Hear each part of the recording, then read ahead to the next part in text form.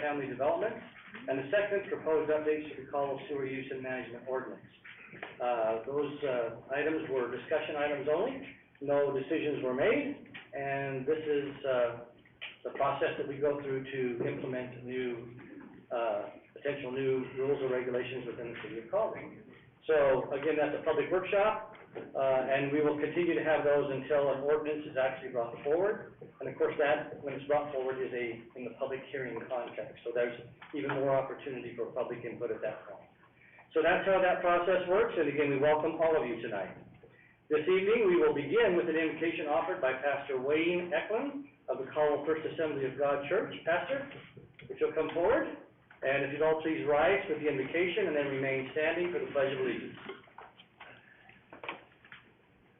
Dear Lord, I thank you. I thank you for people who are concerned about their city. I thank you for people who will serve their city. I ask that tonight great ideas and thoughts would be shared, but ultimately I ask that your wisdom would guide decisions that are made. These people have been entrusted to make those decisions.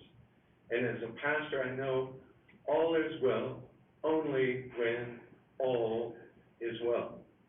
And I know these council members know what I'm talking about. God, I pray tonight, not because I'm naive, but because I'm a man of faith, I pray that all will be well.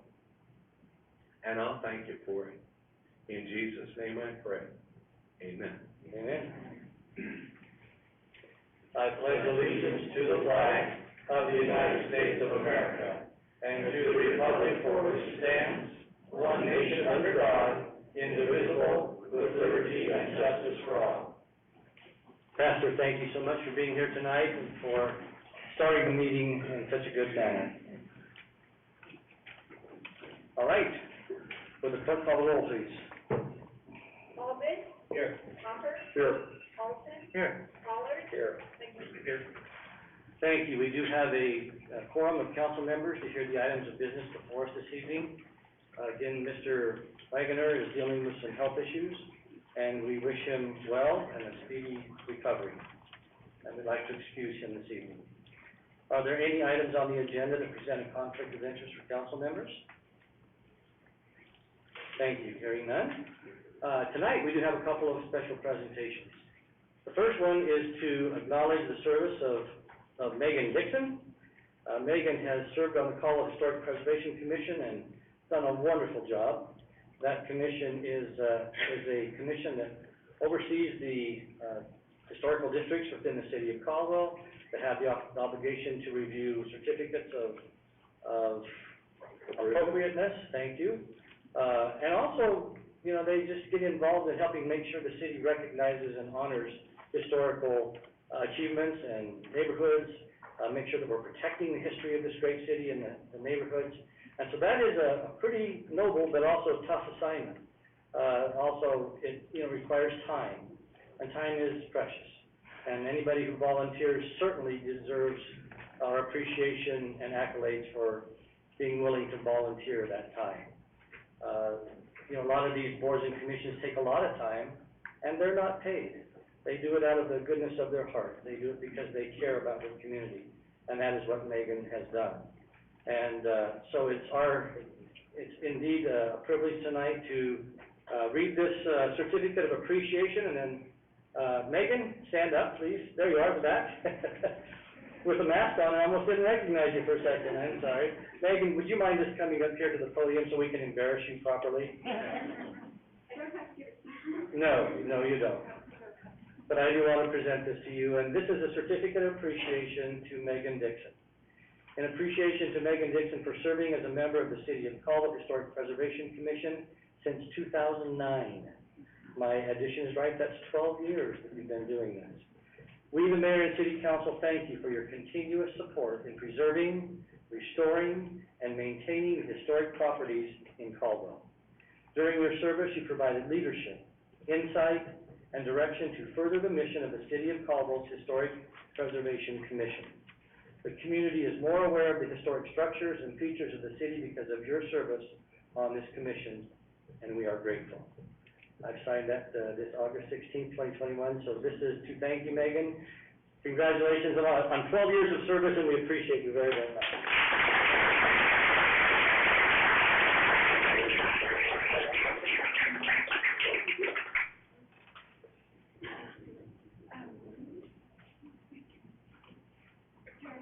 Yes, please, so we can all hear you and get it on the record. I will just say, briefly that I, was invited to join this commission, right, not long after we moved to Caldwell, and had the good fortune to get a house in the Lunenburg district, which is nice and close to work as well. It's been a great joy to get to know people, and to understand how much they care for their houses and their yards. That's a great joy to walk around afterwards and see what they've done.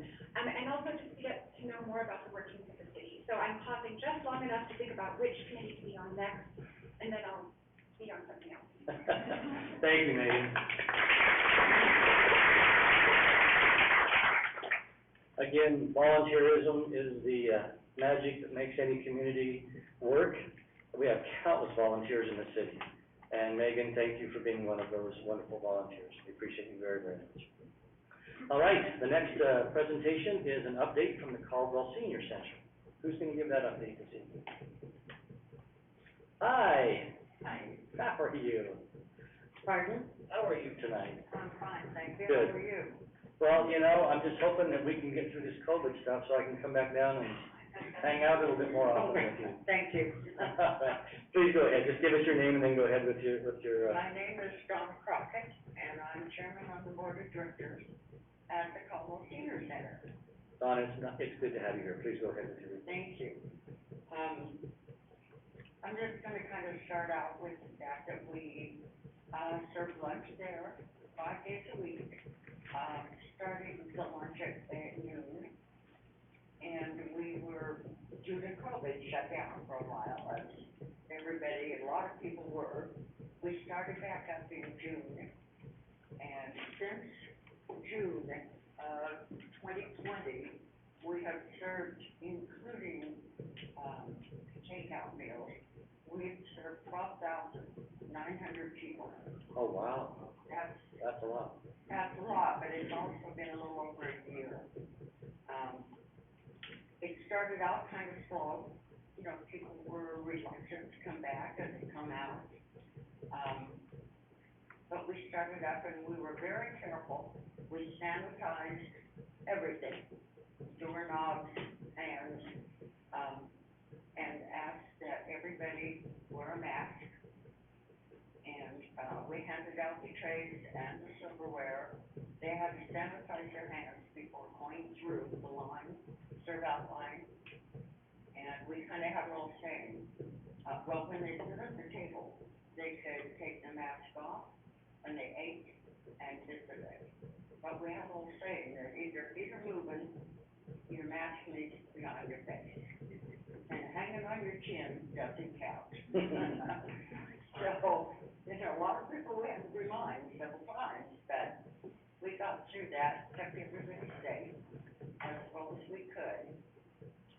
And, our meals are, if you're under 60, it's $5 a meal. If you're over 60, it's $4 on the donation basis. If you're, I'm not sure what, but for younger people, it's $2.50. And if it's a takeout meal, they call in the morning, say how many they want, come and pick them up about 12:30 to 1, and it's $5 a meal. So, and we try to have good and healthy, meals every day, and the food is very good. We have good food. And I know for a lot of people, that's probably the only decent meal they get all day long. Plus, it's the only interaction, with another person a lot of them might get all day long.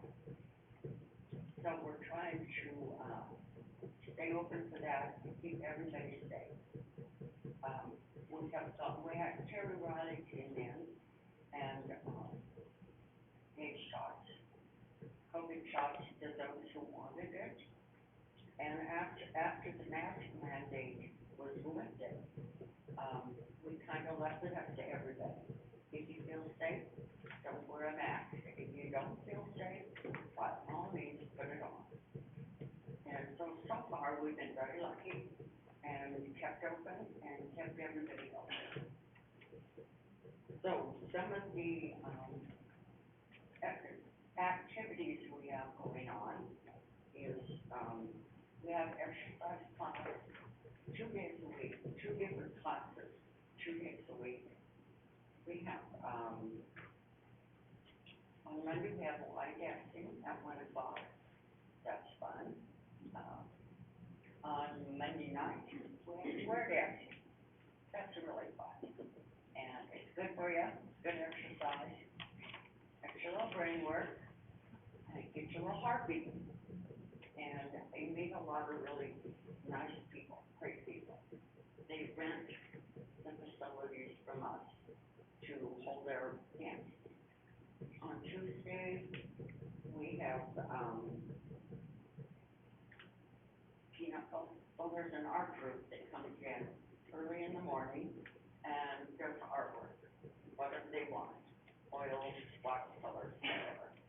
And then, at 1 o'clock, we're at Pinochle. There's a pretty good crowd comes in for the Pinochle. Tuesday night, we have bingo. And that is growing. We started off kind of small. We started bingo back up in August. So that's growing. And this Tuesday night, I'm sure somebody's gonna win $500. So come on down. Might be worth your time. We sell popcorn and pop and candy bars. And the money that we make from the bingo on Tuesday night is turned back over to the center. So it's one of our main, contributors. So, we have music 2 to 3 times a week at lunch. We have, on Wednesday morning, they have a knit and crochet group that you can do whichever you want. The blankets and or shawls that they do is given to hospice or, assisted living, whoever needs a warm hug.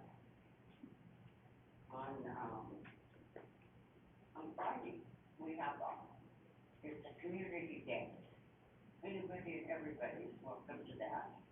And they seem to have a good time dancing. Let's see, I'm thinking. Oh, we also once a month have a foot clinic, for those who, maybe are finding it difficult to reach their toes. We have a group of ladies that come in that do feet, cut nails. We have recently, when we started that out, it didn't take too long, because we had nothing coming in, for our coppers to get a little low, pretty low. And we're in the process now. Monica Estes, who's the treasurer on the board of directors, has applied for a CDBG grant, which is funded through HUD. And she's put a lot of work and a lot of time in on that. And so hopefully, that will go through, and that will go to paying, the kitchen account, the cook. So we are trying to save money on, as you all know, groceries have gone up quite a bit. Our office coordinator behind me, Patty Brackett, she goes out and buys groceries. She looks for sales. She goes wherever she has to go to try and save us money, which does, because I promise you, if it's delivered by Food Service of America, whatever, it's gonna cost you more. So she saves us quite a bit of money by doing that.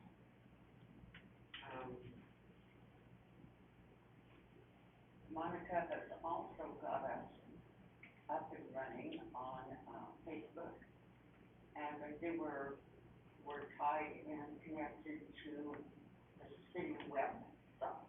Mhm. So it keeps that updated, the menu's on there, and the activities that are going on in the center is on there. I want to invite anybody and everybody, you know, to come down for lunch, good lunch. Or to come down and play bingo, dance on Thursday night, dance on Friday night. You know, we're always open to suggestions. We try and keep a lot of activities, things going on for our seniors or for the community, really. We rent out the space, on weekends. People have found that it's a pretty good place to rent at a fairly, reasonable rent rate. It's been rented out for, we have one last Saturday, we have another one this coming Saturday. People rent them out for showers, anniversaries, memorials, birthdays, you know, whatever. And so we get in a little bit of rent on that. We have a pool room with pool tables. It's open if somebody wants to start a pool tournament. Fire department, police department, we can work that out too. I think there's 5 pool tickets. And it's $1 a person, play all day long if you like. Trying to think if I forgot anything. City of Caldwell and City Council have been very good to the community center, and we appreciate that. We're gonna miss you, Mayor Danforth, because I think you got hard for the center, and so we will miss that. And I just want to tell you, if you ever feel like singing, come on down. All right, good Lunch deal. is on me. All right, well, thank you, Donna, so very much. And we'll make sure we get it on the agenda for you to come back down there and sing one more time before all this is over, okay? All right, thank you. Any questions for Donna? All right, thank you. We appreciate what you do. We certainly appreciate the senior center and the opportunity it gives those members that come down there. It's wonderful, thank you. You bet. All right, our next update is from the Friends of the Caldwell Train Depot. Mr. Dittenberg. Thanks for giving me this opportunity to speak with you. I'll try to make it as short as possible. I know you guys got something that you want to proceed with, and by the look of the crowd here, they're pretty anxious to get on with it too. So as you know, my regular job is managing the Caldwell Housing Authority. From time to time, I find myself dabbling in other things in our community. One of them at this time is advocacy. And it is a great organization that even though we don't do a lot, because the people is only used on a limited basis throughout the month, we do a lot to keep us looking nice, to keep us presentable to the public, and to make it looking for public events and public venues that we need. And so we don't have a great or a huge budget to brag about. We will tell you with the amount of money we don't have, but where we can report is that we have a very active group, a very interested and committed group of people who care about the depot, care about what it looks like when it is open, and does care about whether or not it meets the needs of the community. As you know, in the history of depots, there was no city without a depot, and Caldwell was not a very city without a depot. And so it's nice that we are able to partner with the city to keep the depot open. And we continuously talk about what we can do to keep it open, to generate more interest, more people to come down there. And it's a good thing. So thanks to the city for your support of the depot, and I'd like to thank everybody who helped volunteer there. Thank you. Any questions for Mr. Dittenberg? Thank you, Mike. Again, volunteerism is appreciated. Please thank your board members. All right, that concludes the special presentations for this evening. Is there anyone in the audience who would like to address the council on an item that is not on the agenda? Okay, that moves us then to the consent calendar. These are items that are considered routine in nature. They are normally development agreements or considering concluding actions taken by the city council on previous hearing, budgetary items that were approved, prior to this meeting tonight. So these are all, contracts and things that are routine in nature, minutes, approving alcohol, licenses and things like that that are very routine in nature. Is there a motion for the consent calendar? Mr. Pollard? Probably the only motion I made tonight, but I move that we approve the consent calendar as printed. Thank you. We have a motion by Mr. Pollard, second by Mr. McGee, to approve the consent calendar as printed. Any further discussion? Would the clerk call the roll, please? Pollard? Yes. McGee? Yes. Caldwell? Yes. Hopper? Yes. Olson? Yes. Thank you very much. The consent calendar is approved unanimously. Those items are complete. We would now move to the old business calendar. The first item is a public hearing pursuant to Idaho Code Section 50-1002 for consideration of the proposed budget for the fiscal year beginning October 1st, 2021, and ending September 30th, 2022. I'll declare the public hearing open. Mrs. Mitchell. Thank you, Mayor, Council. You have before you tonight the public hearing for our fiscal year 22 budget. You should have got a handout that looks like this in your packet. If not, I have hard copies, so does anyone want a hard copy to follow along? Okay, all right. So tonight, our budget for fiscal year 22 has expenditures of $107,732,413. It has a request for revenue of $74,976,947. Property tax revenues for $20,298,610. Bringing that total revenues to $95,275,557, and a request to use fund balance in the amount of $12,456,857. Couple items of interest for you. Our expenditure budget this year has an increase over last year's budget of $19,522,711. What makes that up is on that sheet that you got in your packets tonight is a couple funds. So we've got some activities that will be happening in the city. One of the items, an increase in the general fund. And in the general fund, those increases are some capital items of our building for the recreation office and park shop of $3.13 million. 3 additional police cars and an animal control truck at $313,000. And then some additional building there going on in our city. So there's the general fund. We have an increase, a big one, is the ARPA funding, the American Recovery Plan Act of $6.2 million. So that's pretty close to 1/3 of the budget increase. Our park impact fee has an increase of $4.2 million, and that's our beautiful pool that will be coming soon. And with that, I will stand for questions from council. Thank you, Mrs. Mitchell. And again, there have been, up to this point, numerous budget workshops that the public is welcome to attend, and these council members and staff members attended those. The budget process actually starts early in the year.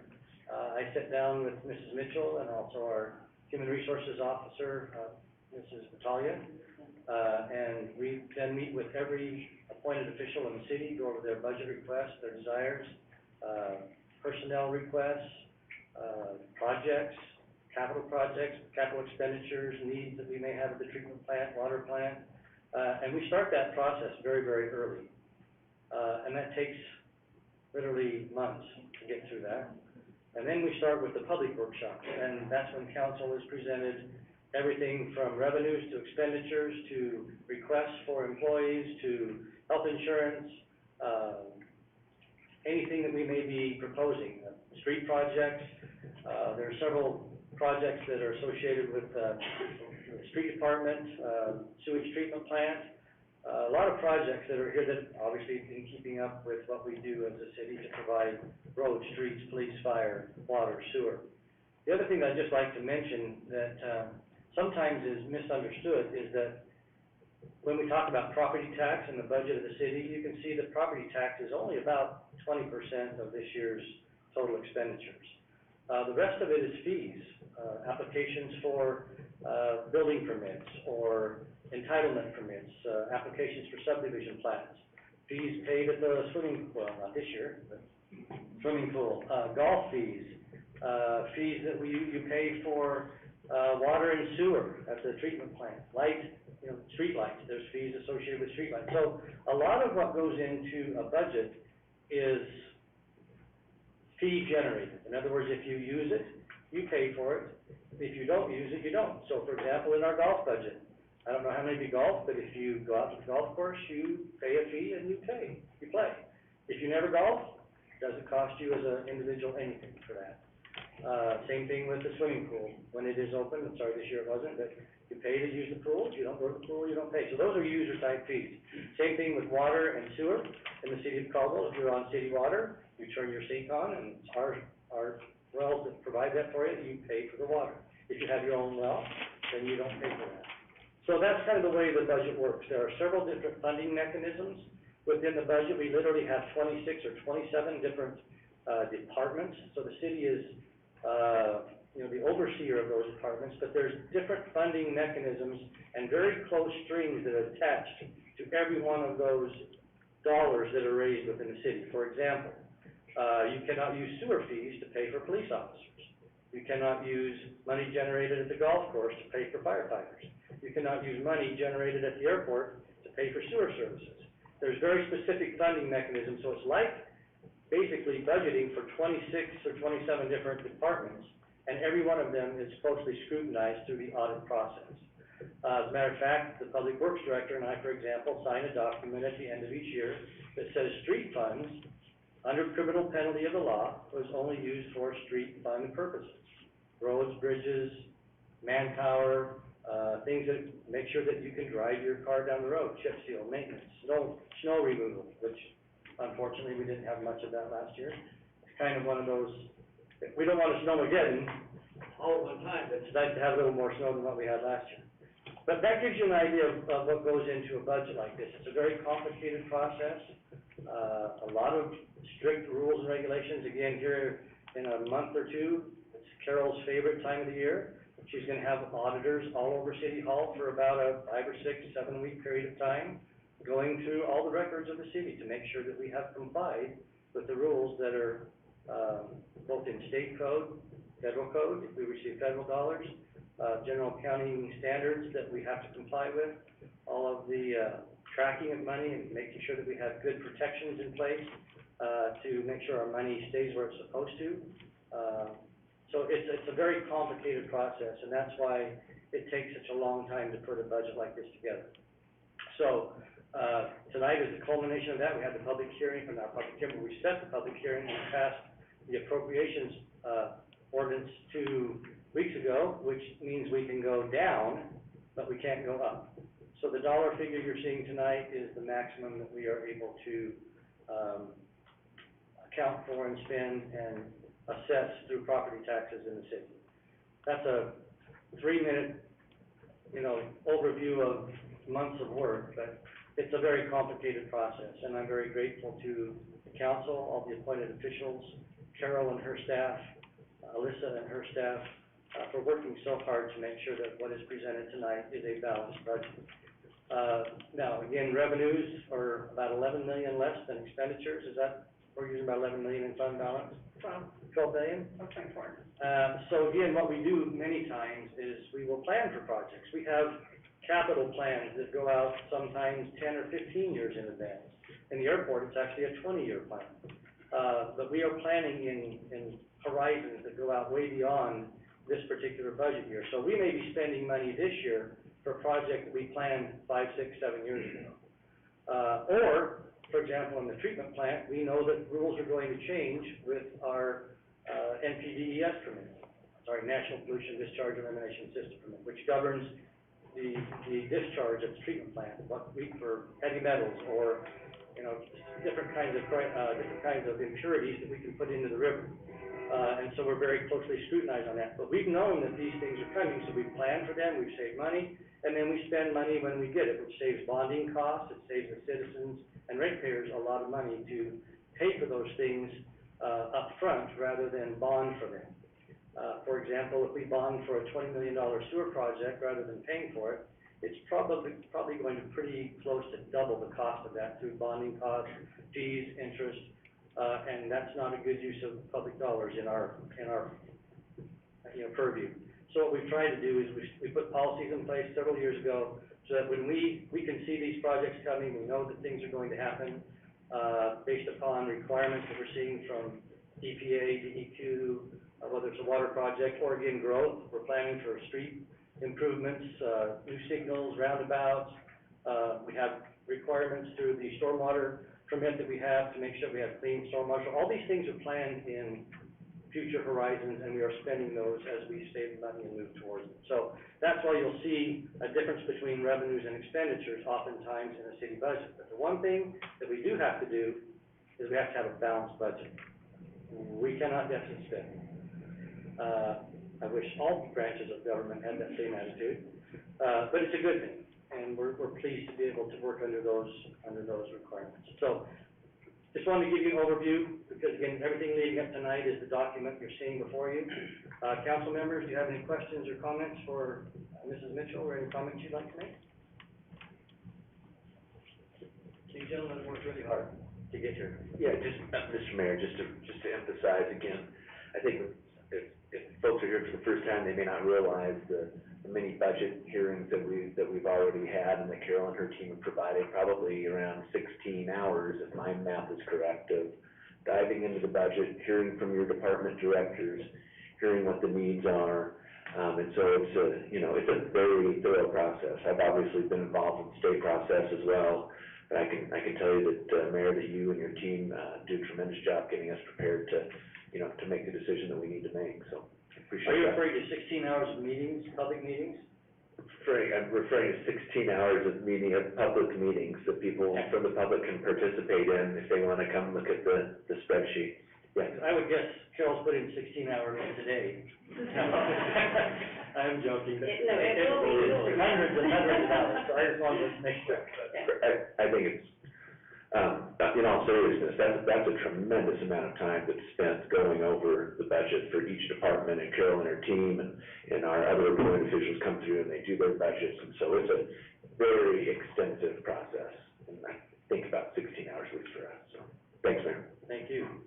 Mr. Carlson. I also just wanted to say in the property tax category, where it's about $20,000 or $20 million, a certain portion of that goes to designated funds, such as the library, streets, and airport, a couple others. But after that, 100% that is left over goes to public services, so our police and fire. And that's one of the reasons that we had the moratorium, to slow that down so that we could help figure out how do we continue supplying our police and fire with cars, with trucks, with personnel. As the city grows, it requires more and more people. And this new state law has reduced our ability to provide those people as readily as what it could have been. So it's an important fact, I believe. Thank you. Any other comments or questions from council? Mr. Mayor? Yes, Ms. Mitchell. Just to tag off of Councilman Colson, on the property tax budget of $20,298,000, $15,517,000 is for public safety. That represents 76.5% of that property tax budget. The rest is for library, streets, airport, recreation, cemetery, and our capital improvement fund. And again, along with that budgeting process and the rules associated with it, we have a property tax levy rate assigned to street. And again, that property tax has to go to streets. We can't take that money and decide, oh, we're going to use it for something else.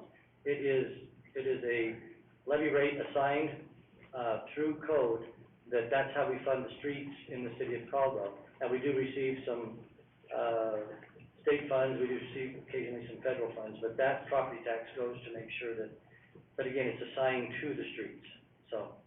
All right, that's an example. Anything else? All right, thank you very much.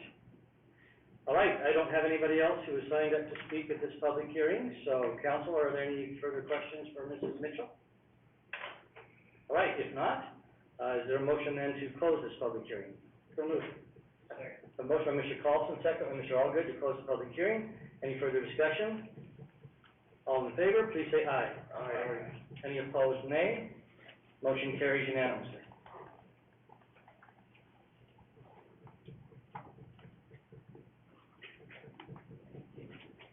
All right, now is the accompanying document that makes this possible for us to have a budget for this upcoming year. It's known as the appropriation ordinance. It's known as Bill number 48, ordinance number 3367. An ordinance entitled Appropriation Ordinance for the fiscal year beginning October 1, 2021, appropriating the sum of $107,732,413 to defray the expense and liabilities of the city of Caldwell, Idaho, for said fiscal year, authorizing the levy of sufficient tax upon the taxable property, and specifying the objects and purposes for which said appropriation is made. Mr. Mayor. Mr. Pollard. I move that we waive the three readings process and consider bill number 48, ordinance number 3367, and its first reading by title only. Thank you. Motion by Mr. Pollard, second by Mr. McGee, to waive the three reading process, consider bill number 48, ordinance number 3367, on its first reading by title only. Would the clerk call the roll, please? Pollard? Yes. Hopper? Yes. McGee? Yes. Allgood? Yes. Carlson? Yes. Thank you. The rules have been suspended. Mr. Mayor, Mr. Pollard. I will sponsor bill number 48, ordinance number 3367, move for its passage by title only. Thank you. Is there a second? Second. Thank you. A motion by Mr. Pollard, a second by Mr. Carlson to sponsor bill number 48, ordinance number 3367, move for its passage on its first reading by title only. Any further discussion? Will the clerk call the roll, please? Pollard? Yes. McGee? Yes. Allgood? Yes. Hopper? Yes. Carlson? Yes. Thank you very much. The bill is passed unanimously, and we will have a budget for this upcoming year. Thank you again to everyone involved for your hard work. All right, the next item then is item number 3, a public hearing pursuant to Idaho Code, section 63-1311A, to consider acceptance of the fees over 5% of the previously charged amount from the Caldwell City Clerk, Golf Department, Planning and Zoning Department, and Recreation Department. Mrs. Mitchell. Thank you, Mr. Mayor, Council. We have before you the departments that are proposing any kind of increases that exceed the 5% state code, and any kind of new fees. So tonight's a public hearing for the Caldwell Event Center, the City Clerk's Office, the Fire Department, Planning and Zoning, and Parks and Recreation.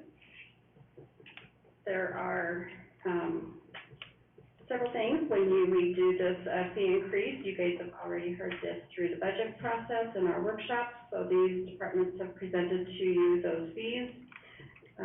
Some of these fees look like they're excessive, but when you have a department like the Recreation Department and you only have a $5 fee and you want to increase it by a quarter or something, it looks like it's going to be a substantial increase, but you know, dollar-wise it's just a quarter, and but percentage-wise it exceeds that limit. So with that, I'll stand for questions. Thank you. And again, these items have been reviewed through the budget process. A workshop has been held discussing all of these fee requests, and again, certainly available to the public if you'd like to see any of those. All of the documents, of course, the budget is always available if you want a copy of that.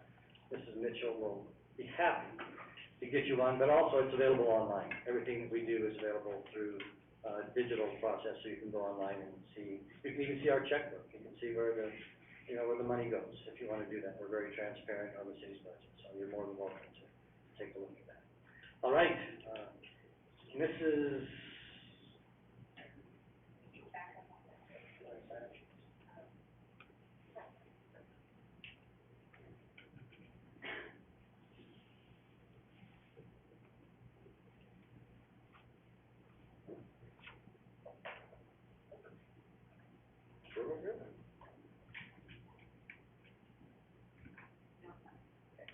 All right, there's There's also no one signed up to speak at this public hearing. Council, do you have any questions for staff regarding the proposed fees for this upcoming year? I would like to make an announcement that I think is important. Golf this year, for the first time in many years, is in the black, which shows good management. The course is in phenomenal shape. Obviously, the course is important to us, so council has always chosen in the past that even if it doesn't pay for itself, to fund the difference in the general fund, because it's important to our community. But it's also good to have it pay for itself, which is what we've been striving to do. And so I just want to let you know publicly that this is a good step in the right direction, and we think that it will continue on in the future. So I just wanted to make that comment. So these fees are intended to make sure that these departments do the cost associated with the fees does pay for the costs that it costs us to put on those services. So, all right, thank you very much. That concludes the public hearing, and I would accept the motion to close the hearing. So moved. Mr. Allgood, second by Mr. Carlson. Any further discussion? All in favor, please say aye. Aye. Any opposed, nay? Motion carries unanimously. All right, that then moves us to item number 4. This is a quasi-judicial? Yes. I'm sorry. Okay. Got another check. Okay. Folks, I've had 2 friends that committed suicide this weekend. And so I have to, and one of them was found by their 10-year-old daughter. Take care of your friends. Thank you, Mike. Please give our love and best wishes and prayers to the families. All right, item number 4 is a quasi-judicial public hearing. This has been continued from June 21st, 2021. A request by Trilogy Development for a planned unit development and preliminary plat for Escalon Park. This is for single-family and multifamily residential development in an R1 low-density residential zone on approximately 118.49 acres. It's including parcels number R34309012 and R34290001B. The proposed PUD consists of 528 total dwelling units on 426 buildable lots, including 392 single-family residential lots and 34 fourplex lots, 136 units, with an overall proposed density of 4.45 units per acre on 118.49 acres. The subject properties are located 1,500 feet east of the intersection of Highway 2026 and Middleton Road in Caldwell, Idaho. I'll explain how a quasi-judicial public hearing is heard. This body serves as the legislative body, but also as the judicial body at the city level.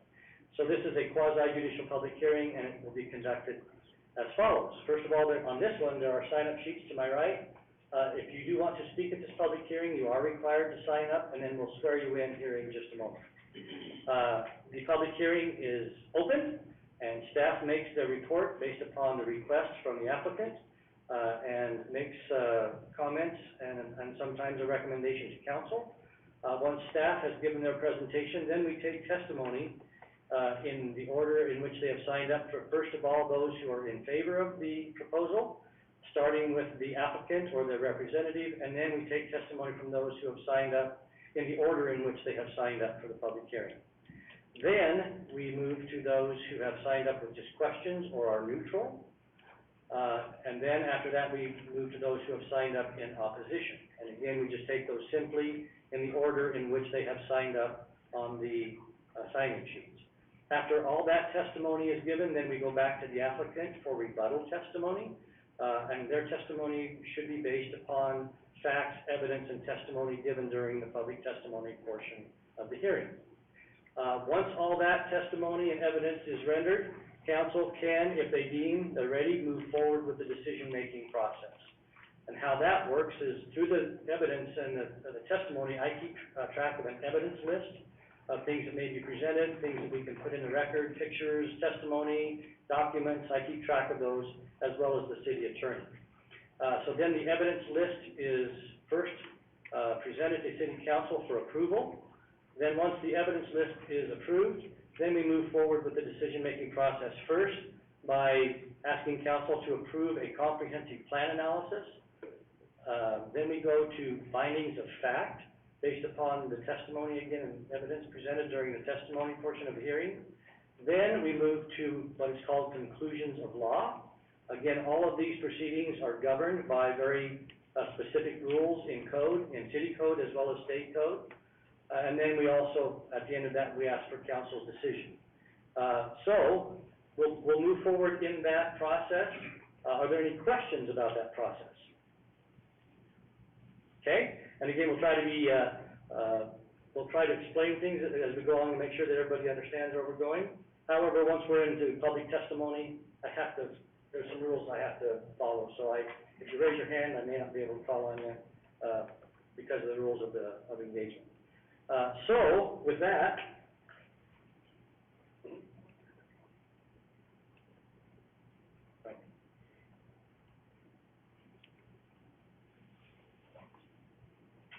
okay. Is there anyone who wanted to sign up to speak at this public hearing but did not have the opportunity to do so? We opened the hearing, but we never started with any testimony. So I don't want to deprive anybody the opportunity to speak at this if they have a desire to. Okay? This is, I believe, the only quasi-judicial public hearing tonight. So if you are signed up to speak at this hearing, which I believe there is only one, and staff, if you would please stand, raise your right hand, and the clerk will swear you in. You swear affirm the testimony you provide tonight, the truth, the whole truth, and nothing but the truth? I do. Thank you. Okay, you've all been sworn in, and again, Ms. Suggs, you know the routine, but when we call you up, if you please give us your name and address for the record, and then acknowledge that you've been sworn in. Okay? All right, I'll declare this public hearing open and ask staff to make their presentation.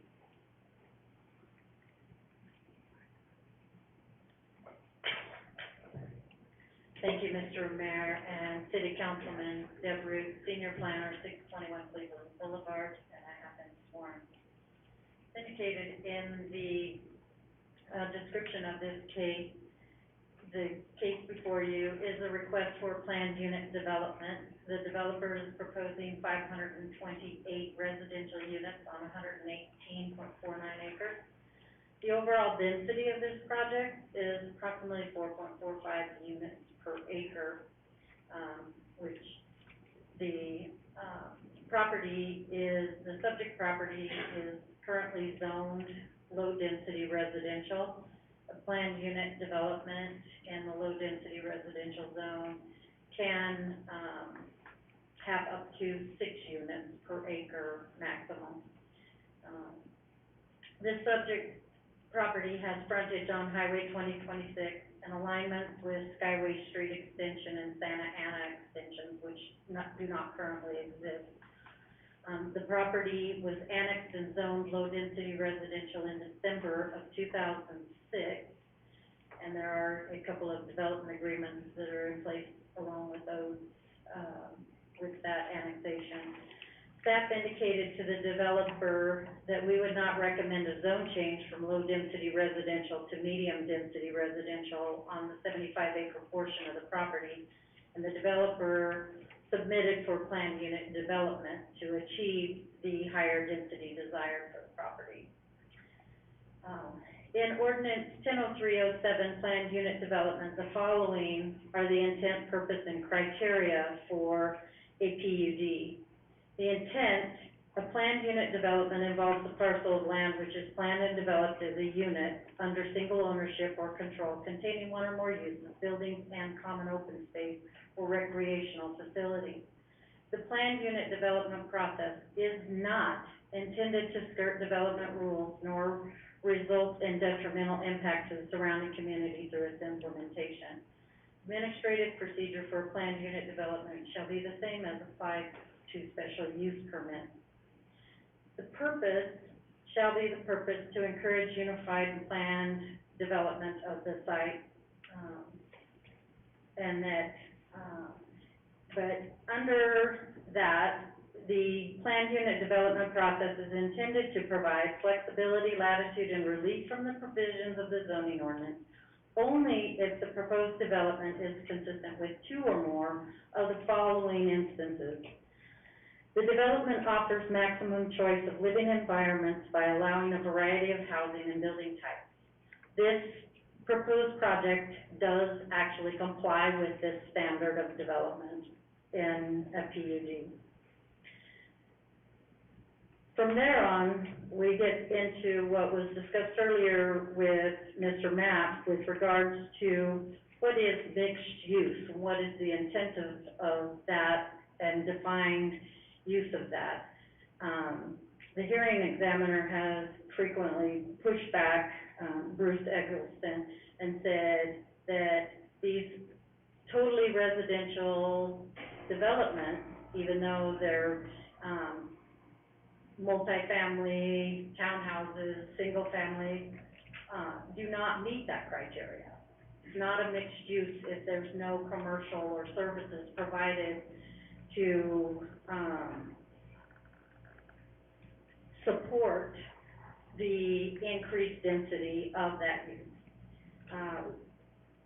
With that, the council has in the past approved, wholly residential developments.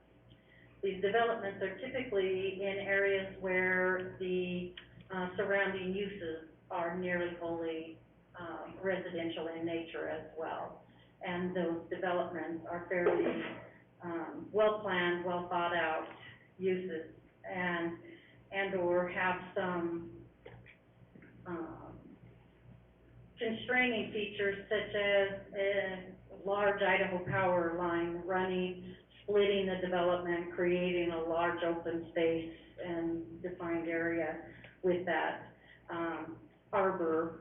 The Arbor development is one that comes to mind, that a large piece of property is somewhat strangely shaped and size and shape with this power line cutting through the center of it. That is wholly residential in nature and therefore, and does not provide any commercial services. Another one that was more recently approved was the El Monterey subdivision, and these are both on R1 low density properties. But the El Monterey is located down off of between Lincoln and Marble Front, and it was between the schools as well, and that also is wholly residential in nature, containing multifamily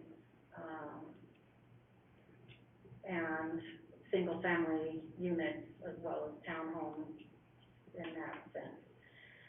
So with that, there are no services, number two, there are no services outside of standard municipal water, sewer, irrigation being provided for this residential use. This area of the city along the 2026 corridor is very deficient in commercial residential services, restaurants, and groceries, shopping, retail, etc. So, dependent upon how the council views mixed use, this development may or may not meet that criteria. Okay, the third criteria is the development provides a layout which preserves the property, utilizes natural topography, geologic features, trees, scenic vistas, or other vegetation. In this case, the developer indicated, well, there's irrigation structures running on this property and that. There's irrigation structures running throughout the city, and in this particular property, the irrigation structures, although the 75 acres is cut in half by the Madden Spur drain, it is not constraining to a well-planned development. And so I do not believe it actually meets that criteria.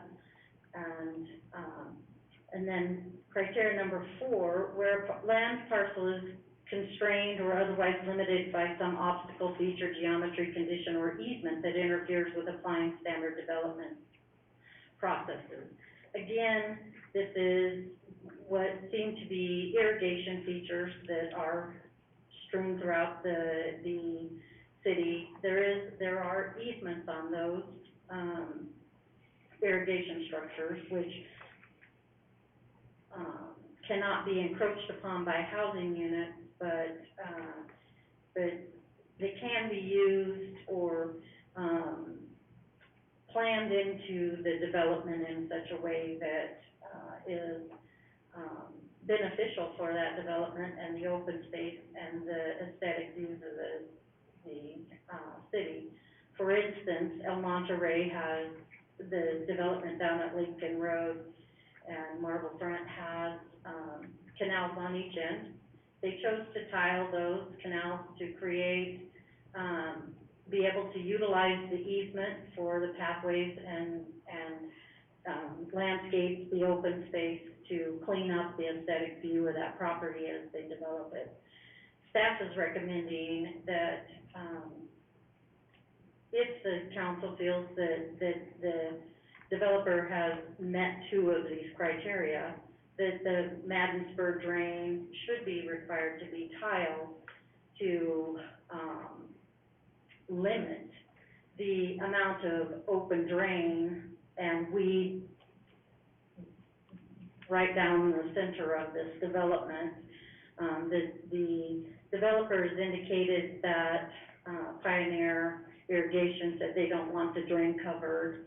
The Pioneers indicated to staff that they just need to work with the Bureau of Reclamation, to process that, and if in fact the Bureau of Rec does not want that drain covered for some reason, then we would like to see that in writing and, know that having 5.5 acres, which is, about what is, the 55, or the 110-foot easement down the Madden Spur drain across this property equates to. So, they cannot landscape those drainages, and so, it really is unmaintained property that separates the middle of it.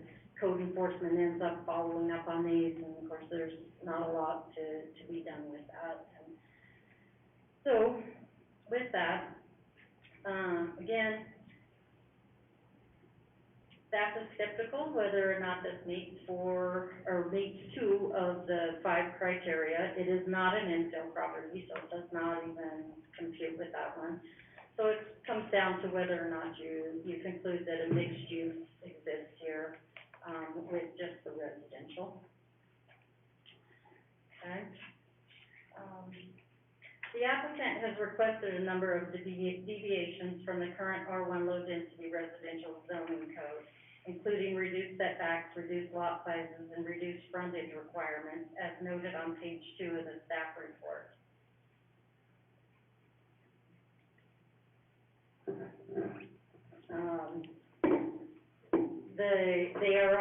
They have also requested that the PUD requirement for additional off-street parking be reduced or eliminated.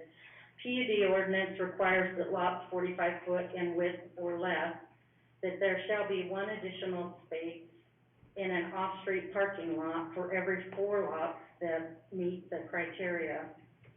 45 spaces are required for the proposed development. The applicant, in condition 10.29, which was added by the hearing examiner, is proposing 25 additional spaces and is showing 33 on the exhibit, but some of them are on street in both outs. So that the hearing examiner indicated that in the condition that those be updated on the plan for the council's consideration. So, those additional spaces are supposed to be located in areas that serve the lots that are less than 45 feet in width. You know, so they need to be near to each of those townhome, narrow lot, facilities there. The applicant did actually, add some parking in an off-street parking lot and then some on-street. The concern that staff has with the on-street parking, and we've pushed back pretty, strongly on other developments as well, is that in several cases that have come before this council, the concern with the existing developments is all the on-street parking and the congestion that's occurring in these developments that are housing more cars and people than what was initially intended in the parking, plan and things. And so, you know, just as we have larger families, extended families and things in homes, we're seeing a lot of parking on the street, congested street, scapes and things. And so, with this being part of the planned unit development, we're pushing back hard on these planned unit developments to comply with the standards that are, provided for in that ordinance at this time. The property also contains areas of special flood hazard along the Mason Creek drain, which shall be addressed at the time of development and will require development permits for those residential lots and potentially design build of the pathway.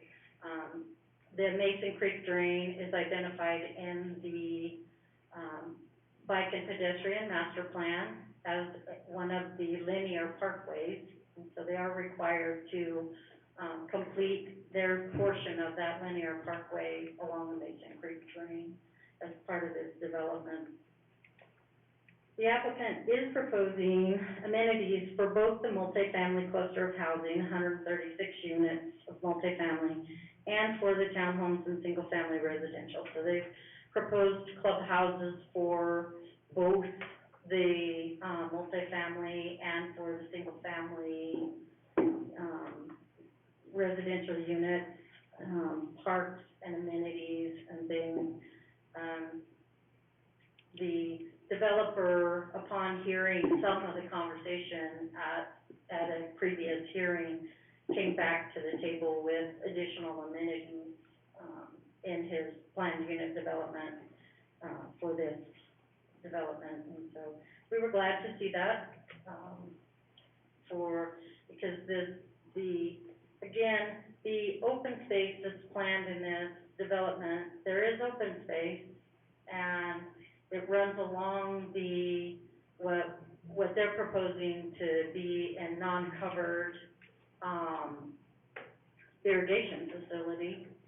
And so you plan your park and open space and your kids' play areas in an area where you have a fairly significant safety concern with the open ditches.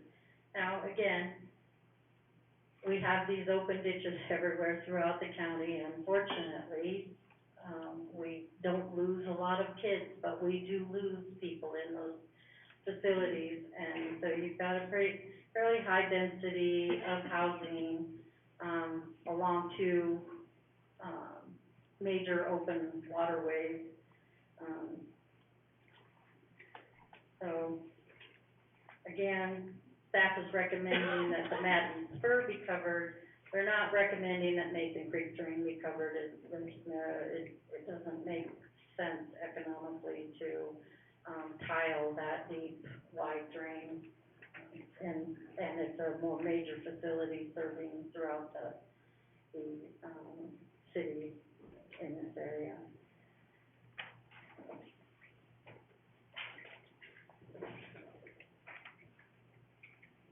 Another issue that is currently at odds with the PUD ordinance requirements is that the development standards for PUD 100307, number 3, development standard, M, access, it indicates that all lots developed for residential purposes shall have frontage along a public roadway. This proposed multifamily cluster of housing units are currently shown fronting private internal streets. A few months back, this council approved the internal circulation ordinance for multifamily units. That multifamily ordinance does not apply in this case to the planned unit development at this time. It is the intent of staff to bring forward a revised planned unit development ordinance and a multifamily ordinance. But at this time, the planned unit development says all lots developed for residential frontage purposes shall have frontage along a public roadway. Staff had several applications that, are reflective of this, and planned unit development applications as such. Had a discussion with the city attorney, Mr. Waterman, and he indicated that one way we can address this while, contemplating these ordinances is to place a condition that for these, developments, planned unit developments that are proposing internal circulation streets or private roads, that a condition be placed that the developer must dedicate the public right-of-way width, so 53 feet, public right-of-way width within this development, should they choose to develop this prior to those ordinances possibly changing. That makes staff's, conditions, things comply with the planned unit development ordinance, and it provides for the developer to move forward should the, council choose. And if prior to a development application for that particular, cluster of housing, should a development application, come after the ordinances are, modified and allow for multifamily to have internal circulation, then the developer could then come back and amend that condition, to reflect the change in the ordinance status for those public streets. Again, it's a workaround of the I don't know if workaround's the correct word, no. No, the attorney's going, no. It's a means of making the, application comply with the ordinance requirements. Okay, and the developer was made aware of this ordinance requirement and the condition that is placed within the conditions of approval. Finally, although not required at this time, staff provided general services review and analysis for the council's consideration. Staff currently does not have a fully developed formula for the analysis and the expected impacts from House Bill 389 for this development. In general, this development is projected to increase the population of the city by 1,679 persons, requiring an additional 2 policemen and a fireman, and at a minimum, another police car. This does not take into account streets, parks, and that, but, library costs and those that are also impacted by House Bill 389. The developer representative did provide a tax revenue projection, pages 91 and 92 of your staff report for their particular development. I had some personal things happening in the last 2 weeks where I was not able to meet with, Mrs. Mitchell regarding that, those projections and how the impact of 389 with that, so I can't speak to that, but, she did indicate that those projections, were trying to, indicate the construction values for property tax and the amount they are projecting will generate tax revenue, and that their formula does not include the 10% reduction to new construction values, but they are trying to provide what potentially could be generated in new construction for safety services with those, with that spreadsheet that is on page 92. In general, staff feels that there should be commercial development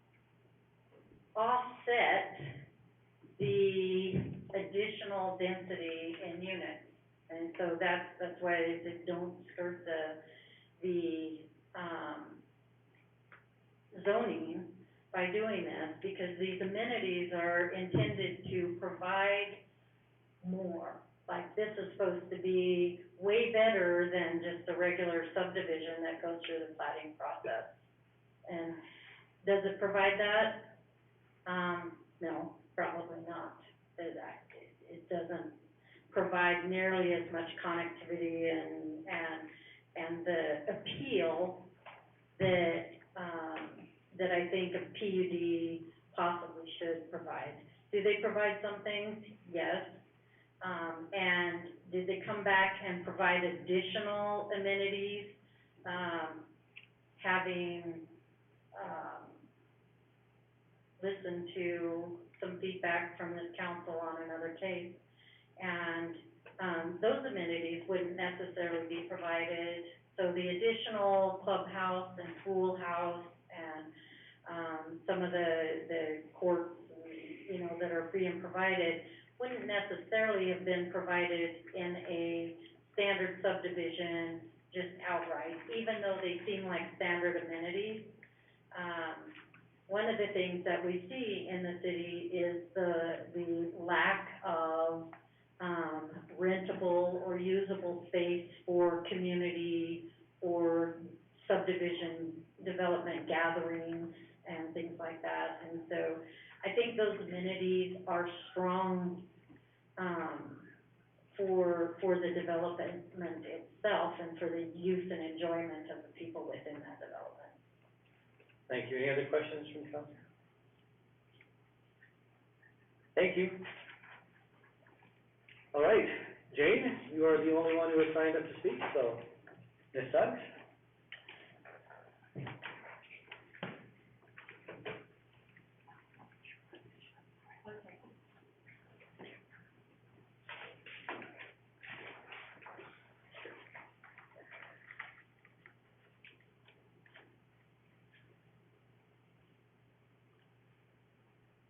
You're waiting for your assistant over here?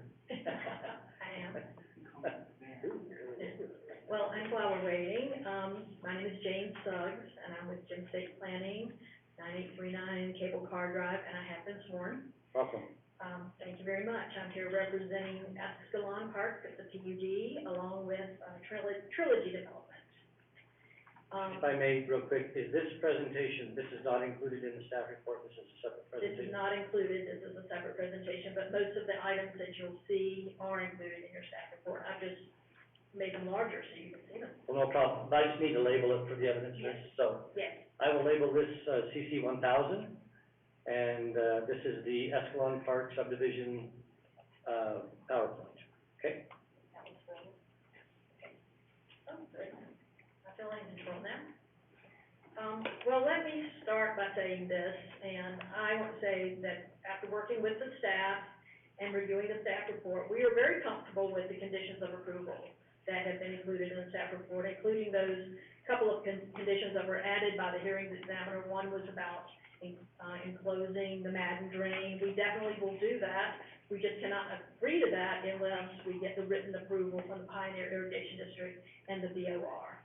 Those drains often actually bring in some subsurface water, so they have to be built with holes in them and surrounded with stone. So there's a certain way to build those, and some of those drains should remain open, some should not. And I'll get to a little bit about that, because we don't plan on making that a wasteland. And also, there was a condition about the parking, and I will explain to you why we decided we could do 33 of those parking spaces, instead of the 43, I think, because we actually have some streets that will have plenty of parking, and I'll talk a little bit about that too. So we actually appreciate the recommendation of approval from the hearings examiner. We had that meeting on April 27th. And I think Deb gave a really good overview. I wish it was a little more positive, but I'd like to do a few highlights and some recap. Okay, we're gonna point this. There we go. Here's a vicinity map showing the property. It's been already annexed into the city. It was annexed with an expectation that it would be developed with residential lots, actually with 8,000 square foot lots. And you'll note that around us are some blue shaded areas, some light blue, and those are already annexed into the city as well. Just over 118 acres and zoned R1. When we came and talked to the city about this at first, we just didn't think that putting 8,000 square foot lots backing up to a highway was a really good idea. So we were thinking about rezoning in, and of course Deb mentioned they didn't really want to do a rezone to R2 to a medium density, but did suggest that we might do something with a PUD, and that's the direction we took. We think it's a good idea given the location and also the geography of the site. Our plan, of course, includes 528 total dwelling units. That will take 5 to 8 years to build out. And that's if we keep going with the market conditions we have right now. Here's our landscape plan. You can see from the landscape plan, and this is the plan that also that Deb showed you, we have 395 single-family lots with a real diversity of lot sizes. And that provides a real diversity in home sizes and home styles as well. 34 fourplex lots. We'll talk about the parking a little bit. Those units would typically require about 221 parking spaces. This is just the fourplexes. We're actually providing 359 parking spaces. So we're providing 2.6 parking spaces for each multifamily unit in those fourplexes. And we talked about the total density of 4.46, which is a bit less than the 6 units per acre that are allowed through the PUD. I believe we do have an exceptional mix of lot sizes and home styles, and this really creates a community. We'll have renters, we'll have home buyers, we'll have singles, we'll have young couples, we have established professionals, we have retirees. I think we have homes that will fit all the demographics, and this is what you really want when you're developing a community, and this is what the PUD does afford you to do. And here is a blow-up of our fourplex area. Starting at the north end of our property, up against to the north side is Highway 2026. We have the fourplexes kind of set up in a gridded pattern. You know, sometimes you see these fourplexes, they come in a dead end, sort of, with fourplexes around cul-de-sacs. We like the gridded pattern. It's a lot like a single-family neighborhood, in that you can kind of go around the properties, and it kind of lays out like multiple houses. Plenty of open space in the middle. And this is really, we think, a very appropriate use to be near the highway. Again, this was envisioned in the past and in your zoning ordinance for residential development. As Deb mentioned, we did some discussion with the staff, and I think it was more discussion with the staff than thinking about other projects, but we had originally started off with a community playground and a shelter. We're adding a swimming pool and a clubhouse. And this will be just for the fourplex residents. So you have 136 homes, they'll have their own swimming pool and a clubhouse for, just like you're talking about, birthday parties and other types of events. And you'll have a professional manager managing those. Oh, and I didn't include this in here, but I want to talk about this idea of these roadways, these kind of pink colored roadways. They are private driveways right now. If it turns out that you don't change your ordinance to allow us to have those driveways, which we see in all the other jurisdictions around town, they provide the easement accesses to public roads. We could actually just develop this as one unit without putting each of the fourplexes in a lot. So the whole lot, which is the fourplex development, could be adjacent to a public road. So there are ways, and I won't call them workarounds, they're just ways that you can develop your property.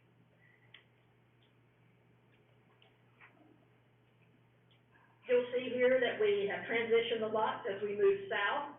We have some alley-loaded lots and some front-loaded lots. So you'll see with alley-loaded lots that that's where we think that there would be, all the frontage of those lots will not have driveways. So there'll be plenty of on-street parking if you want it. Let me let you know from the get-go, every single-family home, alley-loaded, front-loaded, will have a 2-car garage and a 20-foot long apron, I call them driveway aprons. So you can get 4 people to park on each lot. So I don't think we're going to have the issue with so much parking. I mean, of course, when you have just like at my house, you have people parking in the street for a short amount of time. So I think we have plenty of parking. We have 4 parking spaces for every single-family home, and we have plenty of parking spaces in our fourplex development. as we move south, yes, we think that the Madden Drain actually is sort of, actually, I won't call it constrained, it's kind of an opportunity to open up that area for open space. Again, we do agree that if we get the permission, we will enclose that. If not, we will certainly, do whatever we can to keep it neat and clean. We will work with the Pioneer Irrigation District to make sure that we use low-maintenance grasses. That's a 115-foot easement, so of course we don't want it, we don't want it to be trashy. We will do what we can to make sure that it stays clean and stays safe. Again, the hearing examiner added a condition that he'd like to see it tiled, and we agree with that. And that's just something that we don't work out until we get the construction drawings and go through that whole process with the Bureau of Reclamation on the process. So I don't think that's really an issue because we agree with the condition. The open space includes a playground, a picnic shelter, and a half basketball court. We also have, added a little parking lot there because it's close to those homes that are kind of narrower and that are front-loaded. So we have a parking lot there of 15 spaces. They will, serve those lots with a limited parking. And you'll see on Mifflin Street, which is along the north side of the park, we have some bulb outs. That was sort of suggested when we were going through the process with the hearings examiner, just to have some parallel parking next to the park, because people were probably gonna do that anyway, so we thought it would be better to have some of those parking spaces. And of course, we are constructing a regional pathway along Mason Creek. Moving even further south from the park, south of the park, we transition again from front load and alley load product, and then we go down to the standard front load houses, front load lots that you see in most subdivisions. So we've really transitioned from the multifamily to the smaller lots. Some of them are alley loaded to a standard lot. And then this is where we've talked about, this doesn't show it very well because you'll see in the middle there are a couple of lots that look like there's some landscaping to the west of 2 rows of lots, but we've changed that, and we've taken out 3 lots. And we worked with staff on this, because they said, maybe you need to do a little something more, so we are.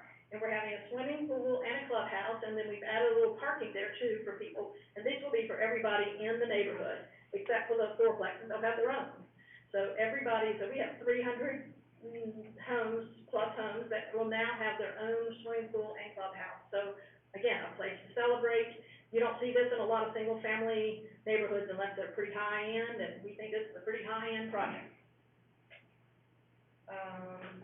Now, we go to the east side of the project, and this is the area that, again, was zoned R1, and we are going to keep the R1 8,000 square foot minimum lot size and try to meet those standards. Well, we will be meeting those standards. So we have 122 of our single-family homes, or about 395, will meet that R1 standard. So again, we've got a great transition. We've got the whole east side of the project that's going to be R1 zone and meet those standards, and then everything else on the west side of what will be Santa Ana, that we'll be building a portion of, will be that transition from the highway down. There is a playground, you'll see in the middle of that, a playground and a shelter there too. And then here's just an example of play equipment and shelters, kind of a pergola, gazebo with picnic tables, a great little gathering space. You see this in a lot of new subdivisions. Here are a couple of examples of some of the homes. We have some alley-loaded homes. These, of course, have the driveways in the back. Again, 2-car garages and some space on an apron so that you can park in front of your garage even. So we have this lot set up so that they aren't just backing up to the alley, but there's room to park.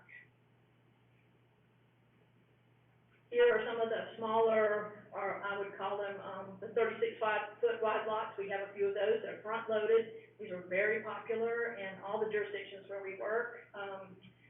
These kind of some of the first to go. They're very, not only popular, but they also range in size from like 1,470 square feet in homes up to 2,300 square feet. So in that style of home, you can get up to 2,300 square feet. Here are some of my favorite little houses, especially that one on the left. These are on your standard 50-foot wide lots. These homes range in size from 1,500 square feet to 2,800 square feet. So again, you've got some good size, different sizes of homes and different sizes of lots. And then, of course, on some of our wider lots, we can get 3-car garages, and these homes range in size from 2,000 square feet to 3,200 square feet. So again, I think we've got a really nice mix. If you're a new coming in and wanting to buy a home, but you don't want a lot of yard, you've got an opportunity there, and we have 8,000 square foot lots. Great opportunity there as well. And then here's a picture of a 4-plex building in Meridian. This is the design we like now. Very attractive, and for the 4-plex with the, low roof line, which makes it, I think, really attractive. The staff report did have something new that Deb talked about, the analysis of service costs for fire and police is what they, talked about. And so I did run a little analysis there. And, a couple of things, these are 2020 levy rates. I also, for each of the styles of product, I did get a number from a home builder that tells me what those values would be. So you can see where there's $350,000, and I've reduced the $125,000 homeowner exemption from every single family home. So that's pretty conservative because there might be some chances that you want to buy a house and rent it to someone, so you wouldn't get the homeowner's exemption. I did not take out the 10% on new construction. That would be something that would work out the budget. But you can see there over at build out, and again, this is 5 to 8 years if we're going like we're going for these homes, we're looking at over $900,000 in tax revenue every year to the city of Caldwell. So I know you don't have that formula worked out yet, but, we just want to provide that information. And I would be very happy to work with the staff, and if there are other things they can tell me about the formula, I'd be happy to work with them.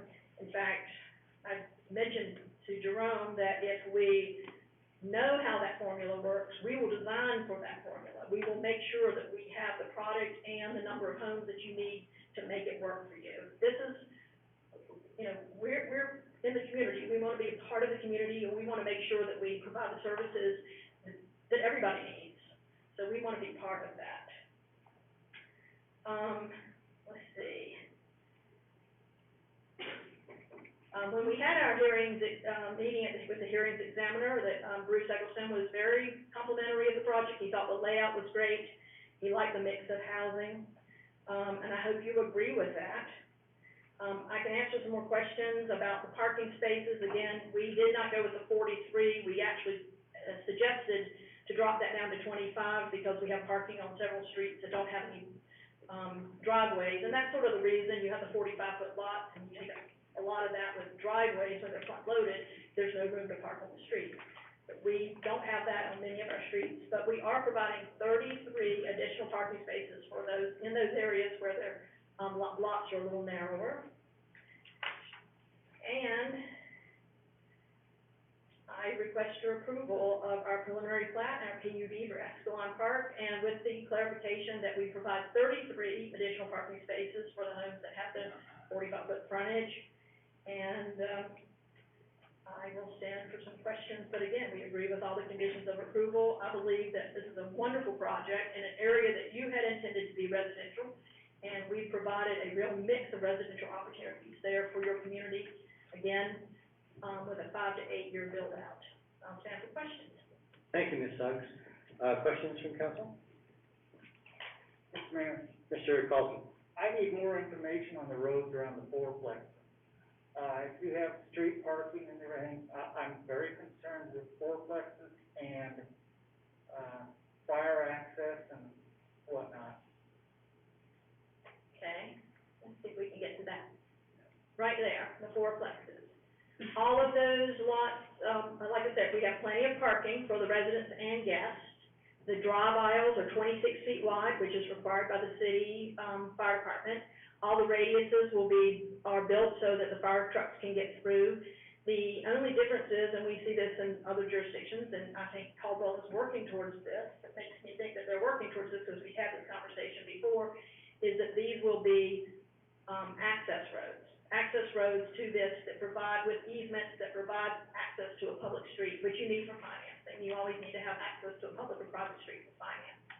So we have those, it's like any apartment complex. You've got them all over the place where you don't have a street going in front of every apartment building. You have drive aisles and people parking, and that's convenient, they park in front of those drive aisles. So, with sidewalks adjacent to the buildings, and then parking, and then plenty of drive aisle width for the fire department.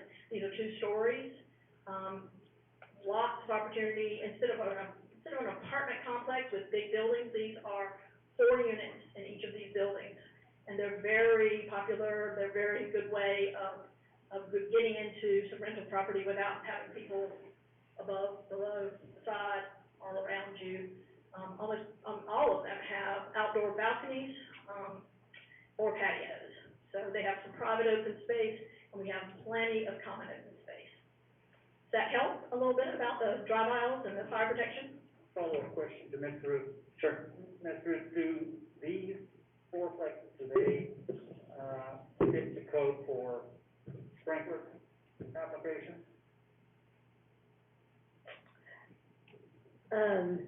I think that the building code is, there's flexibility in whether or not they have to be sprinklered or not, based on how they're designed.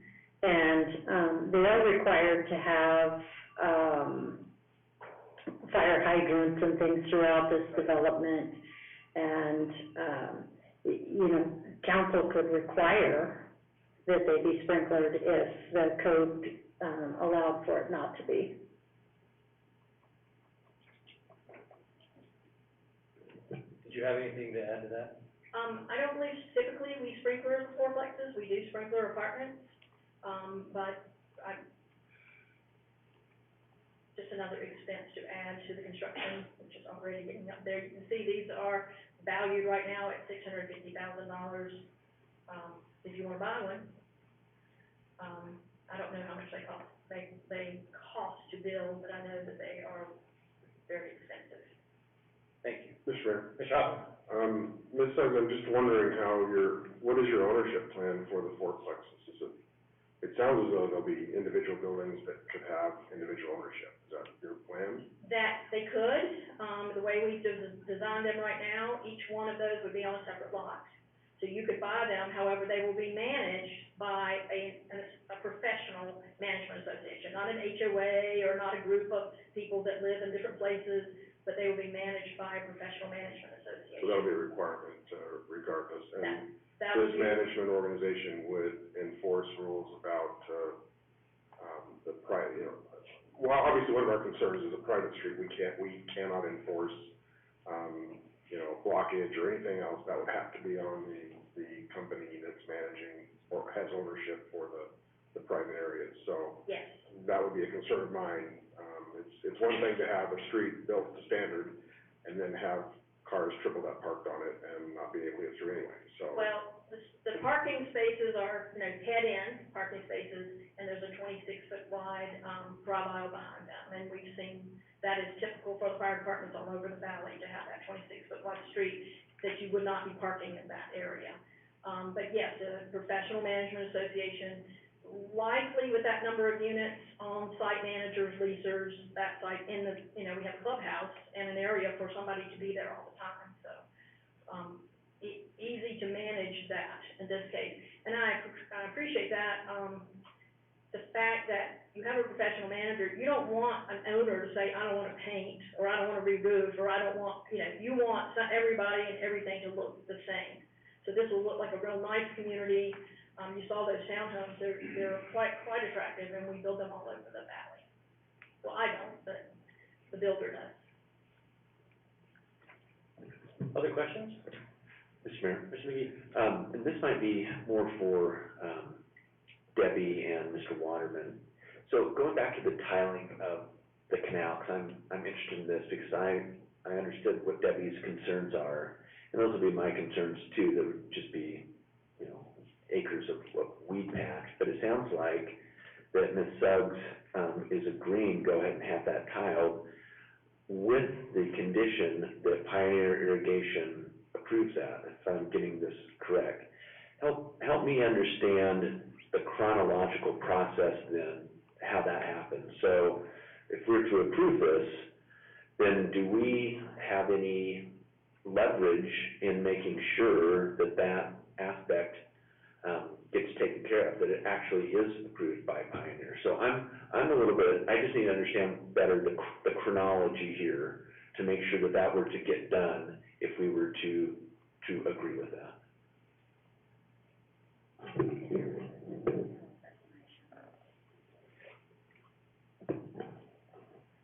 So, Brent Orton, I have been sworn in. The process here would be, Pioneer Irrigation District has a management agreement. They manage this under it belongs to the Bureau of Reclamation. And so what would happen is, really they're dealing with the Bureau of Reclamation. And Bureau of Reclamation, they're gonna have to seek what is called a consent to use agreement for permission to tile that. They'll create plans, send those into the Bureau of Rec, get those approved. The Bureau of Rec's going to consult with Pioneer because Pioneer is their on-site manager of that facility at this point. It can be a time-consuming process to get a consent to use agreement. With the development being hot in the valley, we've seen that take more than a year. And so there is a possibility that it could take some time for them to obtain that agreement. And Mr. Orton, that helped clear that up. So I guess the next question I would have, just to follow up on that, is what do we have, what leverage do we have to make sure that that does indeed take place? Douglas Waterman, I have been sworn in, Mr. Mayor, Councilman McGee. So it would be, if it's a condition of the PUD, then it would be like any other failure to comply and the PUD could be pulled. If the desire is to require something that is contingent on the approval of the third party, what you could do is say, that process has to be completed within a year and a half. Tiling, if approved, tiling be completed within 6 months from that or whatever, period of time is appropriate.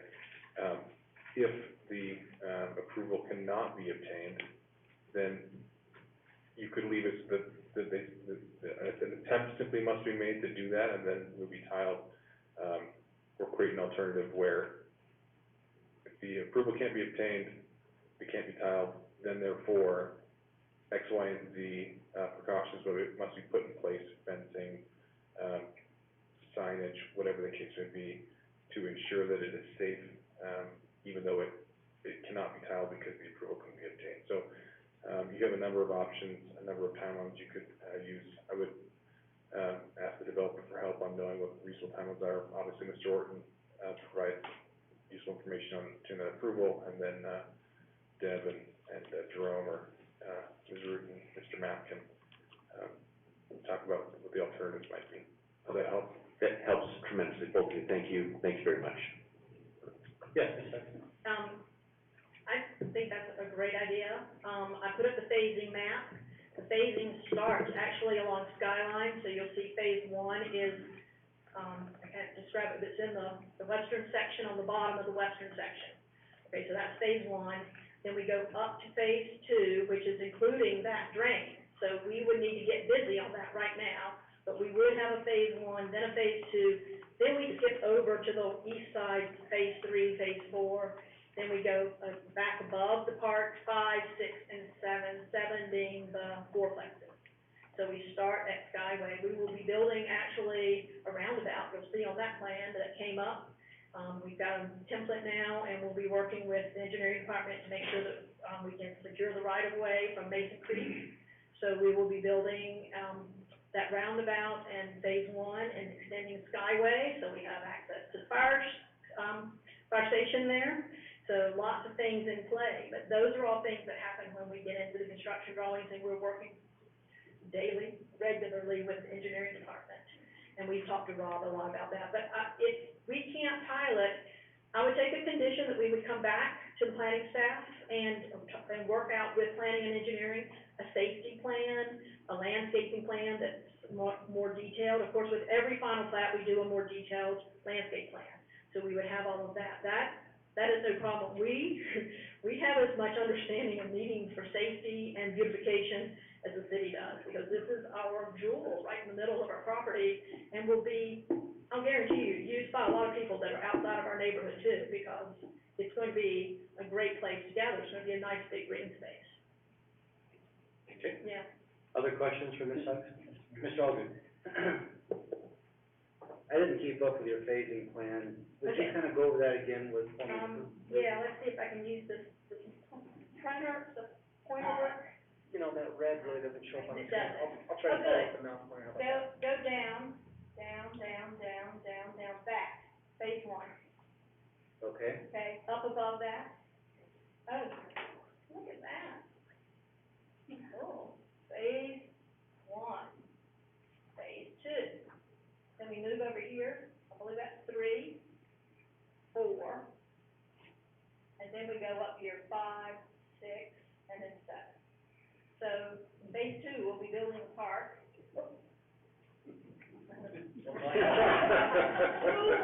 We vaporized 3 people in one. Okay. Technology, what can I say? Okay, so that leads me to my question. Yes.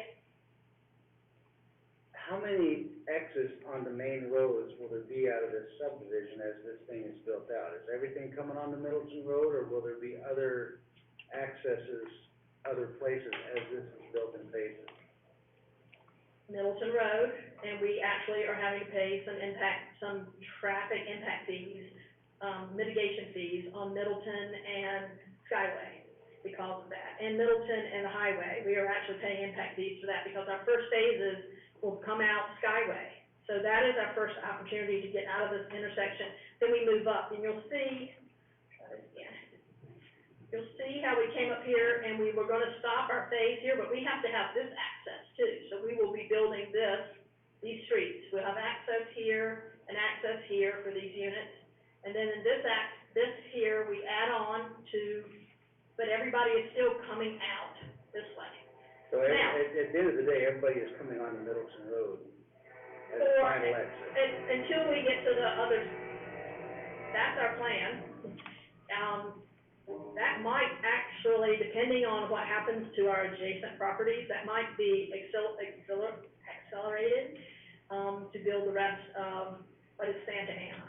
And I think that's what you're getting at, is when are we gonna actually be able to get up here, right? Is Middleton Road, when you come out on Middleton Road, is that gonna be a right only? No, is that a roundabout? Yeah, that's under the Middleton Road study that we performed with, the highway districts and city of Middleton and city of Nampa. It's to be a roundabout. It is, and it's a half-mile connection, so it's a full access. Access is very limited onto Middleton Road, but Santa Ana and, let's see, what's that, Skyway. Yeah, so you got Skyway will make the touch to Middleton Road. And then once Skyway goes all the way through, you got Skyway and Santa Ana.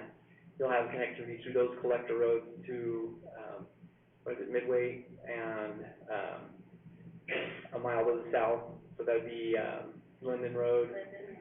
You'll get connectivity to all the Arch Hill roads surrounding this mile. Okay, so we'll have enough access to get out without turning Middleton Road into a parking lot, is what I'm after. Yeah, there may be a period of time during which Middleton Road is the only access, but there's other development applications around this that could ultimately fill that in and finish the road off. While you're indulging me to answer a question, I do want to throw in one clarification as well. On the consent to use agreement, there is a lot of work they have to do with drains, including bridges, crossings, et cetera. It is possible it'll be at their judgment whether they determine to include this all in a single consent to use agreement request or do them separately, but it's possible. They could say, hey, we need a consent to use agreement for all these things. The road crossings, I think, are pretty cut and dry. Bureau of Rec's gonna agree to those, but they are very busy.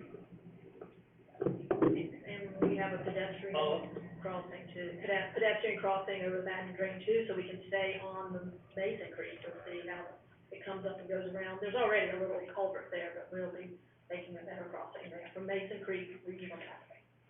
And I just have one last question. you said there'll be a professional manager on site. Is that for the entire project or just the fourplexes? Just the fourplexes. The rest of those homes will be just like any neighborhood. You buy a single-family home, every home will be detached, single-family. There'll be an HOA, but there won't be and that'll be professionally managed possibly, or it will be like other HOAs we have people managing it themselves. But the fourplexes deserve to have a professional management company. So they will have a company that actually manages things for them. All right, thank you. Thank you. Other questions for Ms. Suggs? Mr. Mayor, Mr. Hopper? this is for either Ms. Suggs or Ms. Root, I'm not sure which one of you can answer this, but I'm getting the impression that the Madden drain tiled and made into a park-like amenity is part of the 10% open space requirement. Is that right? Is that what I'm hearing? No, thank you, Councilman Hopper. They actually, the drain, currently, that 5.5 acres of drainage that's, in this, plan is not qualified open space.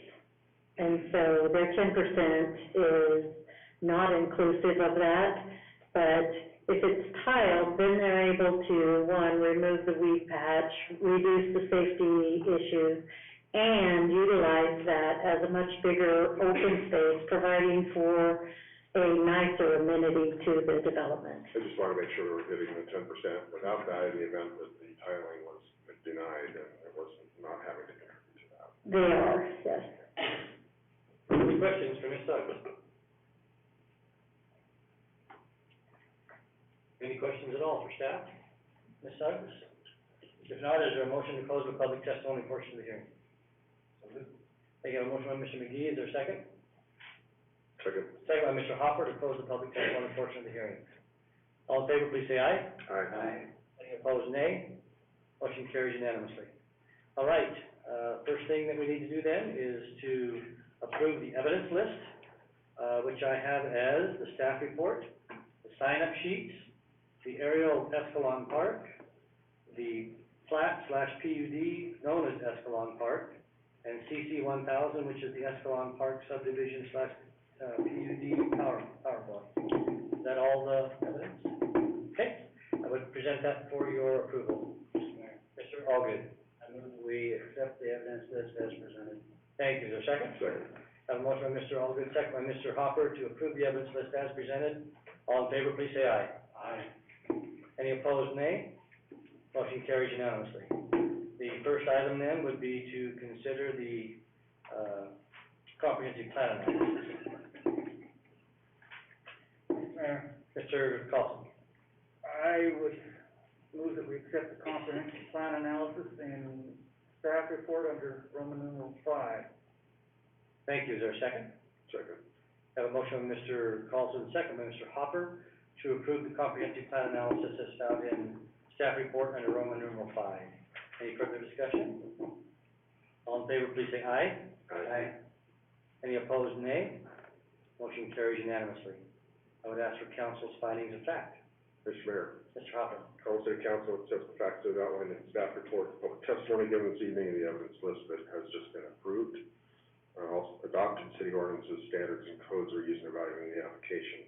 I would add that, based on the testimony by Ms. Root and my own understanding of what mixed use is, that the, application does not qualify as our intent for what a mixed use project would be, and that the other, requirements for a PUD, of a minimum of 2 are not met.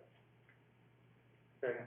We have a motion by Mr. Hopper, second by Mr. Carlson to approve the findings of fact as presented. Further discussion? All in favor, please say aye. Aye. Any opposed, nay? Motion carries unanimously. I would ask for council's conclusions of law. Mr. Mayor, Mr. Allgood. Caldwell City Council has the authority to hear this case. In order that it be approved or denied, public requirements were met, the hearing was legally noticed and posted, and the hearing was held and conducted under the requirements of Idaho Code and city ordinance. Thank you. Is there a second? I have a motion by Mr. Allgood, second by Mr. Hopper to approve the conclusions of law as presented. Further discussion? All in favor, please say aye. Aye. Aye. Any opposed, nay. Motion carries unanimously. Order of decision? Mr. Mayor, Mr. Hopper. based on the findings of fact and conclusions of law, the mayor and city council hereby order case number PUD 20-0000001, a request for a planned unit development and preliminary plat for Escalon subdivision with 528 residential units, consisting of 10, multifamily lots for 136 units, 392 single-family residential lots on 118.49 acres, with the designation of R1 is denied. Okay, we have a motion for denial of the application. Is there a second? Second. Second by Mr. Carlson. Further discussion? Will the clerk call the roll, please? Hopper, Yes. Paulson, Yes. McGee, No. Halton. Yes. Okay, vote is 3-1, and the application has been denied. Just for, while we're still in the public hearing portion of it, this is a quasi-judicial public hearing, which means that until the order of decision is finalized by city council, which would be in 3 weeks at the next city council meeting, if I'm not mistaken, 3 weeks and a day because of Labor Day, then that would be when the order of decision would be brought forward. Then from that point, there's a 28-day appeal period. And of course, any city council decision can be appealed. So during that entire period of time until that appeal period has run, the rules of ex parte communication still come into play. So just want to make that known. So they're available. These gentlemen are not. So, all right, with that, is there a motion for closure of the public hearing? So moved. I got a motion by Mr. Hopper, second by Mr. Allgood. All in favor, please say aye. Aye. Any opposed, nay. The motion carries unanimously. All right, that concludes that item, and then that takes us to item number 5, which is a public hearing. This is legislative in nature, so different rules. This is, you don't need to be sworn in, but if you would like to talk, you do need to have, be able to be signed up on the sign-up sheets to my right. This is a public hearing for the creation of local improvement district number 21-3 for asphalt paving improvements on Uvalde Street between Hurd Avenue and North Montana Avenue at an estimated cost of $52,465, with approximately $42,465 being assessed to the property owners, and I assume the rest is covered by the city? Yes, Mr. Mayor. Okay, thank you very much. I will declare this public hearing open and ask for staff to make the report. Thank you, Mr. Mayor, members of the council. This local improvement district is arising out of requests by property owners. What the state statute requires is that 2/3 of the property owners, or 60% of the, that detail is in your, I'm gonna get that wrong, so I'm gonna leave that alone. But it is, the excerpt from the statute is included in your staff report. But in essence, 60% of the property owners want the local improvement district. The council can approve it.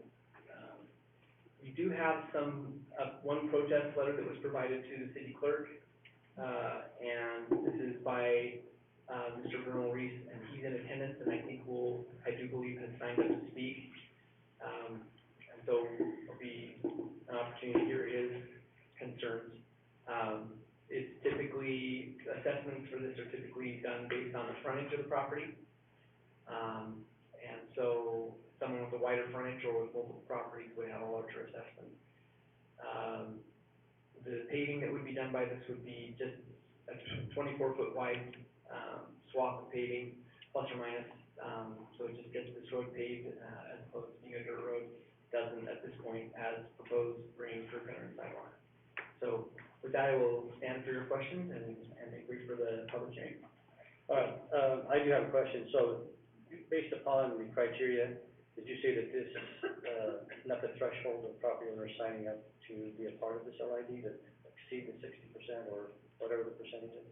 Mr. Mayor, the staff has not provided that to me, so I frankly don't know that. I don't believe we would have brought it forward to you if that had not been the case. Thank you. Any other questions for Mr. Orton? And Mr. Orton, where it intersects with North Montana, going around that corner there, do you stop right at the corner? How do you address that corner on North Montana? Because North Montana is kind of now a through street all the way to Tyler. Mr. Mayor, Council President Allgood. It's, we would do I don't know what staff has designed. We typically would probably not go into North Montana and like make a patch that people would have to drive over. So we'd probably terminate it at the right-of-way line, or at the edge of gravel for Montana, unless Montana is also paving, then we would tie into that. It's just all dirt, everything's dirt. Yeah. Mr. Mayor? Sure, Hopper? Mr. Ortman, I know we do curb and gutter typically so that we can, protect the pavement itself and not crumble on the edges as is wont to do when you don't have a apron like that. Is that a concern here? Is this gonna be a short-lived paving project that'll crumble away? It's a great question, Councilman Hopper. If the shoulders are well maintained, we can save asphalt from unraveling and crumbling at the edge. This being proposed as just pavement is really an idea of balancing the cost for those who would be participating in the local improvement district.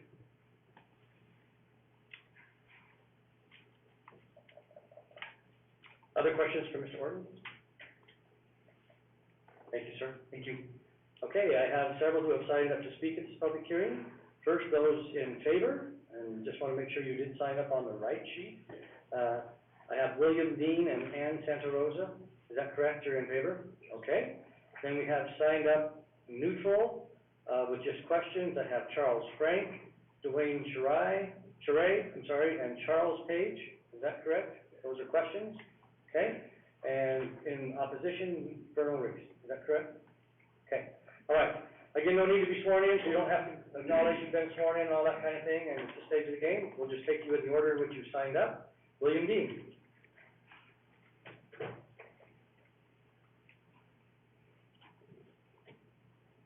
Thank you, Mr. Mayor, Councilman, Welcome.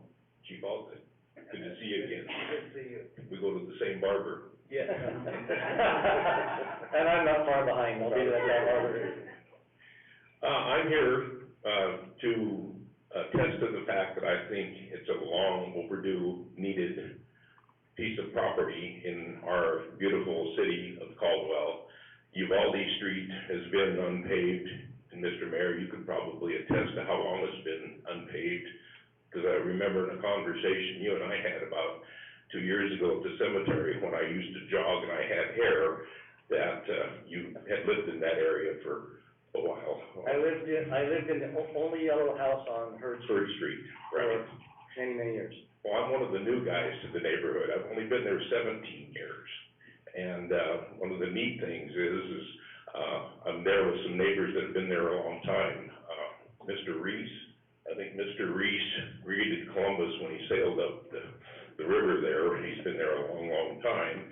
And Mrs. Chaviara, a neighbor, we've been there a long time. We've paid a lot of taxes.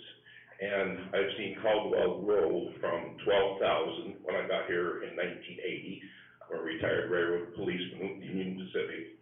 My daughter worked for Chief Allgood, still does work at the police, Elisa Gully. And I'm very proud of my youngest daughter, Ann Santa Rosa, that'll be talking tonight. What I'm looking at is, we've got a lot of retired people there. I'm very much pro paving, but for unlimited incomes. My little duplex that I own there has tripled in taxable value in 17 years.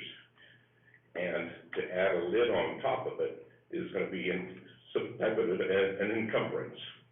And I just wonder if there's any consideration that can be given to any type of help with that, lid, or any other funding that can be thrown in the lid.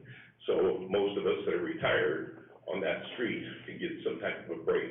We've paid a lot of taxes in the years that we've been there, and we've still lived on a pretty cruddy street. Thank you. I think the answer to that question, the city does pay for part of it, and that type of thing, but I think the rules of the LID are in code. If I'm not mistaken, Brent, would you like to address that? I certainly don't want to dismiss your request, but I don't have the answer, so I'm gonna turn to the guy that does. All right. Appreciate it. Thank you, Mr. Mayor. Yeah, you're exactly correct. The state statute lays out all of the requirements for the creation and execution of a local improvement district, whether it's for street, water, sewer, curb, gutter, and sidewalk. So it's the rules for, how the council must, create this protest hearing as an example. declare the intent to create, et cetera, and close the LID are all set forth in state statute.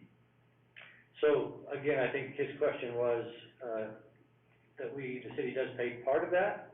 I think his question was, is there any way for the city to pay more than that part of it? And I don't know if that's allowed or not allowed. I don't think it is, but I'll turn to the, attorney and Mr. Orton to ask that question. So, Mr. Mayor, I don't believe there's a restriction in state statute against the city participating at a higher level. Our typical approach is that we provide the design services at the city's cost. We also usually pay for the cost of, if it's crossing through a road or a public right-of-way, we pay for that. A curb gutter and sidewalk, local improvement district, we would be paying for, the sidewalk that crosses the alleys and those things that are obviously not pertinent to a particular owner's property. And that's how we would typically come up with this variation between the total cost and what the owners are bearing. Okay, thank you. I guess that answers your question, and. It does, sir. All right, And I thank you. appreciate it, and again, I am pro paving, just make it cheaper. Thank you. Thank you, Mr. Dean. Anna Santa Rosa?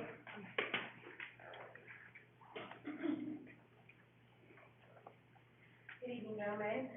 Like you said, my name is Ann Santa Rosa. I am a frontline healthcare worker over at St. Albans, Boise. So if anybody sees the real true devastation of this COVID virus going on, it would be me. The first whole reason this is even on the agenda tonight is because I have a 12-year-old autistic son. There was a mishap where he was out in front of our house and a car was speeding through our neighborhood, which happens on a daily basis these days. He was almost hit about inches from his life. And I took it upon myself to walk to every single one of these neighbors along with all the whole neighborhood street and discuss it with all my neighbors. I got all the signatures. I spent a lot of time talking to Tim King with the city of Caldwell. I've had meetings with him. He's talked to me or reached out to me at least once a week in response to us needing to have this road paved. A lot of the neighbors, when I talked to them, all of them are 100% in agreement to pave this road. Of course, none of us had gotten our certified letters yet stating that it would cost us $50 to $100 more a month in property tax. I know a lot of the neighbors are very upset, we're already paying another extra 40 to 60% in just recent upping of property taxes, that a lot of the neighborhoods they don't feel like they need to have to pay this extra fees for a road that around the corner is not even paying for. In retrospect, my whole purpose of this being on the agenda tonight is my child's safety. I have 3 young children. A lot of the people that are here tonight do not have young children. I have to walk my children to school because I'm within a mile distance of Sacagawea. They do not offer bus stops for Sacagawea. So, of course, I drive my children in fear of them getting hit by all the speeders, the cars. A lot of neighbors are asking me, do you think paved roads are going to stop these speeders? No, I don't, but it'll also get them to stop faster than on a dirt road.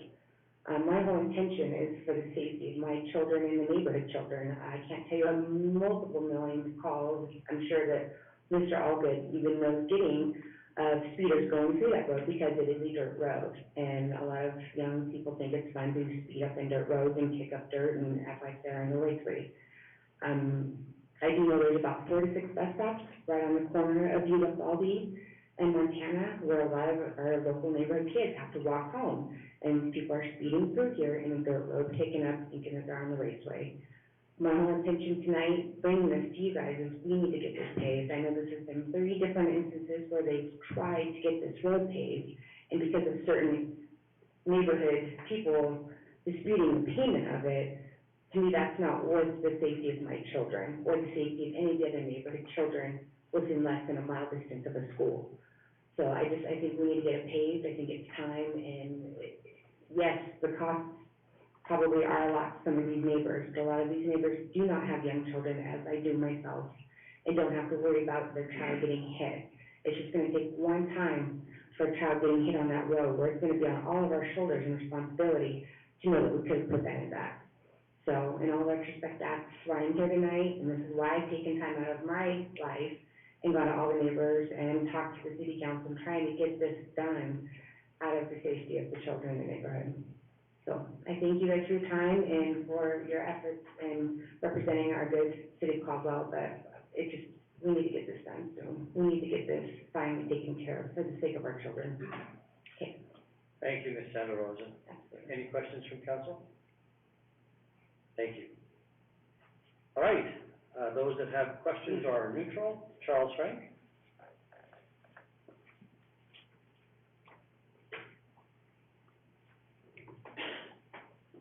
Good evening, Mayor and council members. Charles Frank, on property at 2718 Hurd, which is not actually on this portion of Uvalde, it's across the intersection. So the chief question I have is why my property is included. My frontage along Uvalde, for that frontage, Uvalde is already paved. So I'm not really seeing any benefit or improvement from being included in this improvement district. I've only owned the property a few months, so I'm not sure, what other things have transpired in the past, to how this property became included in this improvement district.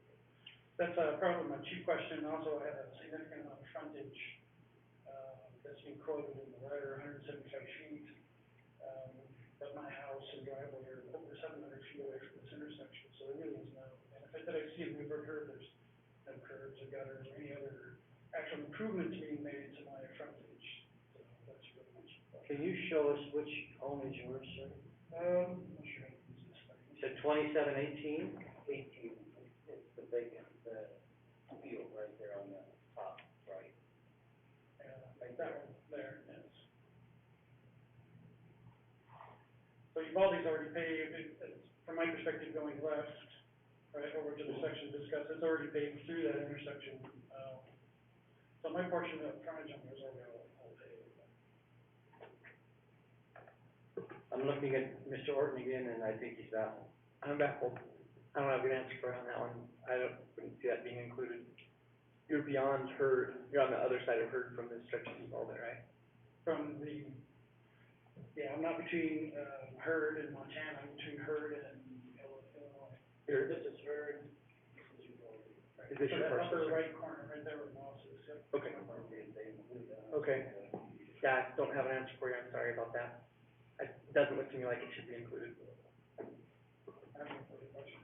All right, we will get to the bottom of that for you, but at this stage of the game, it doesn't appear that it should have been included, I would guess. Thank you. Thank you, sir. Mr. Mayor, if I could, since we're on the topic, but how then would that affect, this decision, considering the measurement may be off? Yeah, it probably would behoove us to go ahead and take testimony tonight and not make a decision and go back and let staff. It would seem to affect the financials on everything. Yeah, it would change lots of different things, so. All right, thank you for that, that information, Mr. Frank. All right, Dwayne, Shrey?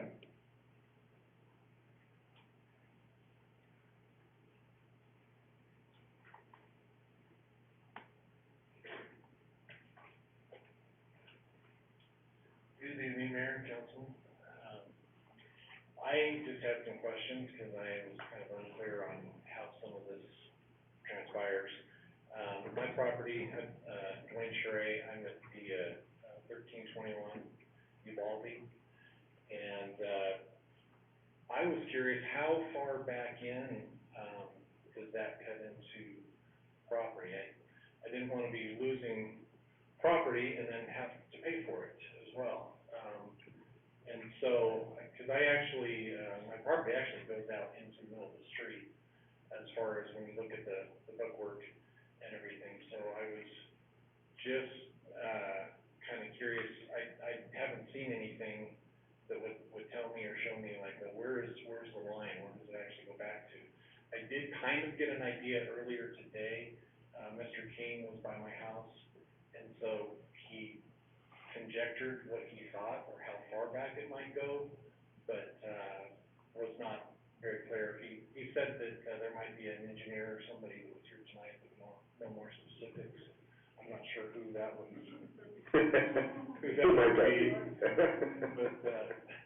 But so I am kind of neutral at this point because I'm really trying to look at the benefits as far as, if I'm losing property back too far, I've got to pay to restructure my irrigation, where my water line, goes, and I've got a big tree in front of the house. I just really need to kind of know how far back, it's gonna cut into my property.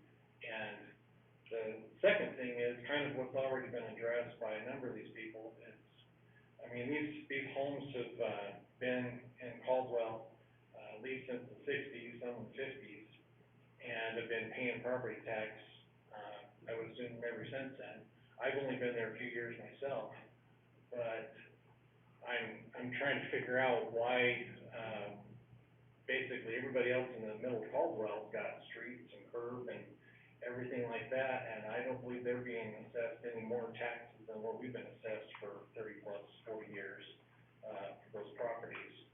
And I can understand with new developments that are going into areas where they're just putting up brand new homes, and there's, you know, laws and stuff and things that would help get proper streeting and stuff like that there, but my concern is, it seems like, street with even, you know, the curb and gutter aspect of it, I know I'd lose more properties on the curb and gutter, but, trying to figure out why we're needing to come up with extra money for something that seems like should have been, we should be included with the rest of Caldwell, you know? I mean, you go down, Blaine or Cleveland or anywhere else, and these homes have had, paved streets for however long, and these homes have been part of Caldwell, I believe, since the fifties or sixties.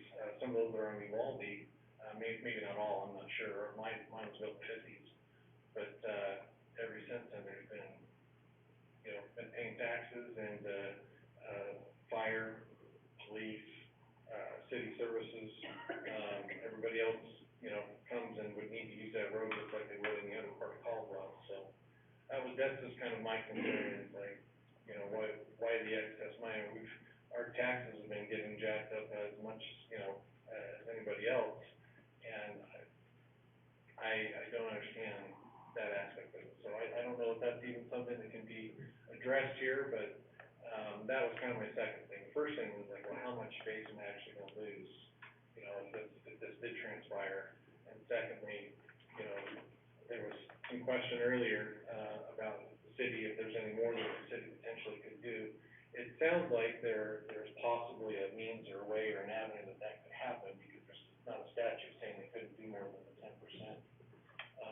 That was in the paperwork that I saw, I think it was about 10% that the city was gonna be, contributing. And so maybe my question would be is, what are some avenues or some, pursuits that we could go after to maybe, request, more additional monies to come into that project from the city? Mr. Mayor, if you don't mind, I'll attempt to answer those questions. So number one, totally empathizing with, you know, we pay taxes for this many years. The way to think of that is probably property taxes we're paying we should think of that in a maintenance mode. You think about these developments, like the one that the city council considered tonight, right? They build those. And so one of the things is that in the history of the city, there's been times where pavement wasn't required by someone who divided up land and sold lots. Now it is required.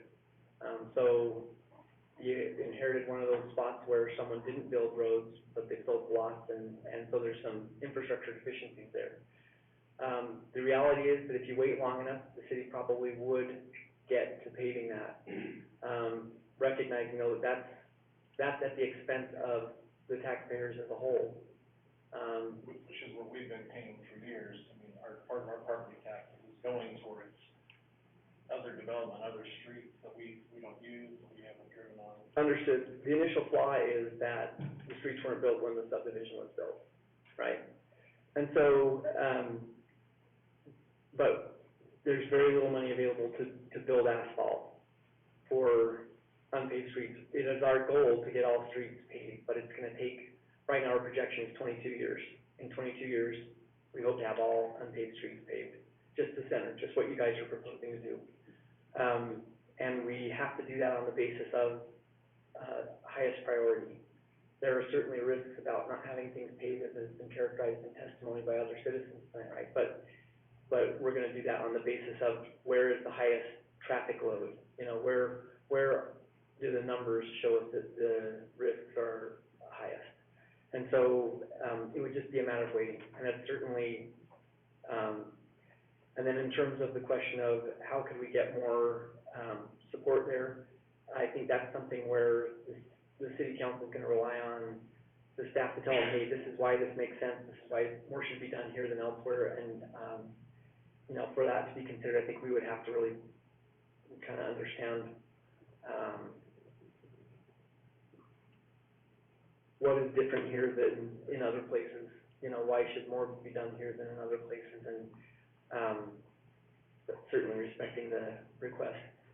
But as homeowners, what avenue would we have, who would we speak with, was there something to request, what avenues do we have available to us to even voice anything in that regard, other than here? Yeah, talking to the staff and so that we can present it to city council. At the end of the day, the city council is the ultimate decision-making authority here. But they would want us to be able to show them, this is why this is the right thing to do here, where it's not the norm, potentially. And let me, Brandon, Mayor, yes? just interject something if I may, Mr. Schray. For example, when we take a look at building, a new roundabout, what is driving that is accidents, deaths, you know, things like that come to the attention of staff and police reports. And so that's the information council uses to determine where to spend their transportation dollars on an annual basis. And so, you know, the easiest way to say is rules have changed over the years, unfortunately. Back when this subdivision was built, my parents lived there. We paid an LID to get, I know my parents paid an LID to get bird done. And so, you know, the rules have changed over the years, which is not your fault. But because of the way funding mechanisms work, the extreme cost of keeping up with roads and streets and so forth, and against a limited budget, as you saw passed tonight. Most of that budget that we have goes to, not most, a lot of it goes to maintenance, chip sealing, fixing cracks in the road, curb gutter sidewalk that's deficient, ADA requirements. You have all these different rules and regulations that council has to weigh when they make a decision. But when it comes to, you know, and again, I don't, pardon the comparison, but there's probably not the accidents and, you know, things on that road, other than what, you know, thank heavens wasn't an accident, but when you take an intersection like, for example, Indiana and Houston, that was high, we were reporting there to accidents, so that was a priority, we went out and built a roundabout there, and it was 1.2 million, somewhere, 1 million-ish, somewhere in there, which takes 2 or 3 years to get, so that just gives you an idea, and it's not an easy decision. I'm not saying yours isn't important, but when you have 280 miles of roads in the city to maintain, and you still have 40 or 50 miles that's not paved, maybe not that much. 20-some miles, I believe, is what it is. I don't want, forget what I said, whatever miles it is, because there's too many numbers rolling around my head. And again, the cost for that. So that's the mechanism, if you want to put ahead, the local improvement district is the mechanism to get it moved up the list. As Mr. Orton said, we have plans, we do have a plan in place to pave roads within the city, and we do make progress on that, but even that is based upon vehicle traffic counts, how many cars go up and down that road each day, does it tie into a major arterial, is it a collector, does it, you know, how much, you know, traffic, and so, those are all things that we certainly could take a look at, and maybe move it up the list. This is the mechanism to get it done right away. If it's not, we can certainly take a look, and maybe it can be programmed in the next few years. Okay, it sounds like there's going to be a reassessment or something, because they were maybe planning for the road to go further when it doesn't need to, apparently. Yeah, evidently that was a piece that we have to take a look at. And that may bring down the cost or something, Maybe it was planned for further than what it needs to go. Who would I get in touch with, or how would I find out, like, where would they actually be drawing the lines? Like, where Brent will have that. Where would my property line end, and just so that I don't know whether to be for or against this, you know. Mr. Mayor, if I can, so I think what you're asking is this construction for this road gonna encroach any further than you already have with what you've got? Now, there's no additional right-of-way purchase, as I understand it, in this at all. So the right-of-way that exists for the road is already there, and it's already road, and we're just gonna pave what's already there. Okay. So you're not gonna, there's nothing. Right away from my property, because it extends out into the street.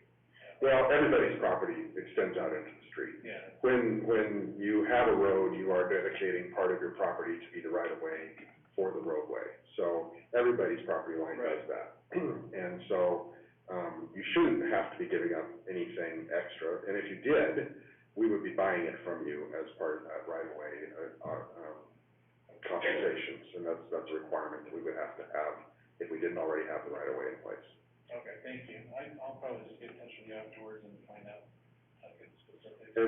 And I know Ms. Mitchell's gonna kill me now, but I believe this is in the urban renewal district. Maybe it doesn't, maybe it's not. Is it too far north? Mr. Mayor, Councilman Hopper, we can turn that later on and check it real quick, but I can't see it real well. There's no one to do it here.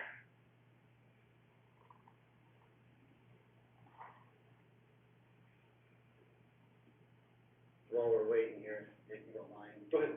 I live in the same neighborhood as all these people, and I live on dirt road, in this dirt road. And the problem we have, if we wanna wait for pavement rather than pay the LID, and I'm not part of the LID where I live, but the problem we have is the traffic's not gonna increase much, there's just not much place to build out there. That's actually incorrect. They're building a brand-new housing development at the end of Uvalde. Montana. Yeah, North Montana, but they also have the exit onto Tyler as well. But, you know, and again, if like they're saying, if that housing development builds out and increases traffic, it may move us up on the scale, or you guys, not me, but, yeah, this LID's probably the quickest way to get pavement in our neighborhood. Thank you for your time. We're still pulling up here. Okay. So, Mr. Mayor, Councilman Hopper, it looks like the urban renewal allocation area does fall short of that spot. Yeah, I thought we probably did. How far does it go? Here's the closest touch there. No, isn't that the new area? No. Oh, no, it's the existing one, you're right. I thought Sacagawea was on it too. Okay, never mind. You're right. All right, and again, sorry that we weren't able to answer all your questions, but we can get some of those answers for you. Charles Page?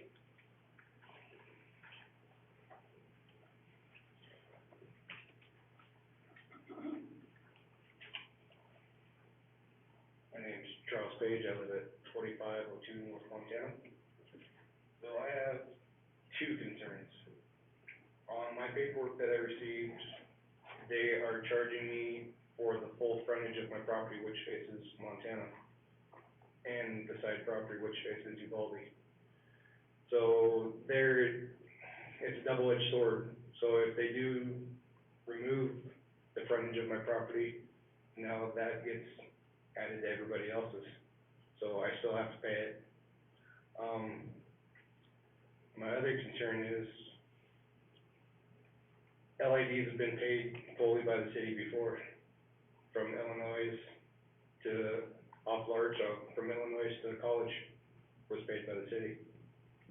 That was not paid by the homeowners. Not aware of that. That was their road, you paid it 4 or 5 years ago. Illinois, Off large, okay. from, I want to say Illinois to college, there was their road. That was not paid by the homeowners, that was paid by the city. Well, that may have been part of our update plan. Yep, that's correct. So why is that being paid for by the city and we're being charged for it? I mean, that's timing. It's just timing. And again, we can do yours eventually, it's just, if you want it done now, this is the way to get it done. That's And just one of my eventually we concerns. can get it done. Yeah. That's where I mean, somebody's been paying taxes on my house for 58 years.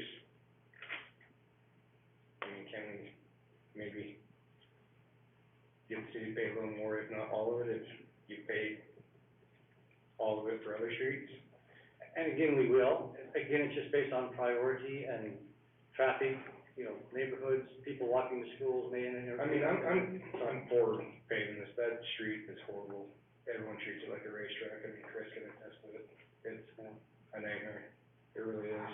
And please don't misunderstand me, I'm not trying to misplace your comments or your concerns or whatever else, it's just that, again, with 20 some miles of roads, that's. No, I understand. That's a big expense, so we just have to try to prioritize those based upon, again, traffic counts, pedestrians, You know, and this, for whatever reason, this has not risen to that level as some of the others, for whatever reason. And I don't know exactly what criteria is used, but we have a, you know, criteria based upon, again, where is it, traffic counts, how many cars, you know, how many pedestrians use it, that type of thing. And so we're trying to get through those things. But again, unfortunately, what we're faced with is policies from 50 years ago when this was developed versus policies now.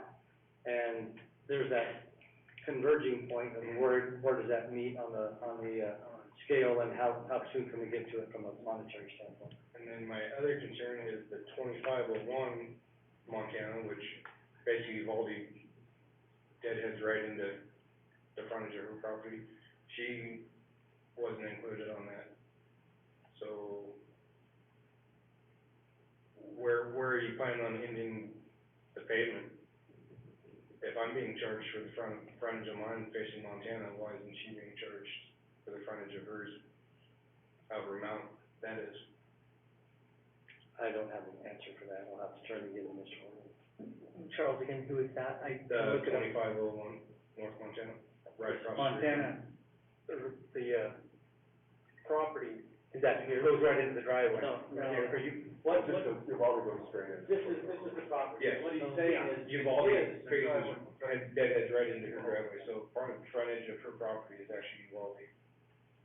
I wouldn't see that normally being included, 'cause it's Here's not, the question, Brian. okay. He's saying that this side of his property on Montana wasn't. Yeah, I'm being charged for the Yeah. frontage of Montana plus Uvalde. And to me, I don't think that's correct either. But once again, that's what I'm saying, that's a double-edged sword Unless for me, because paving.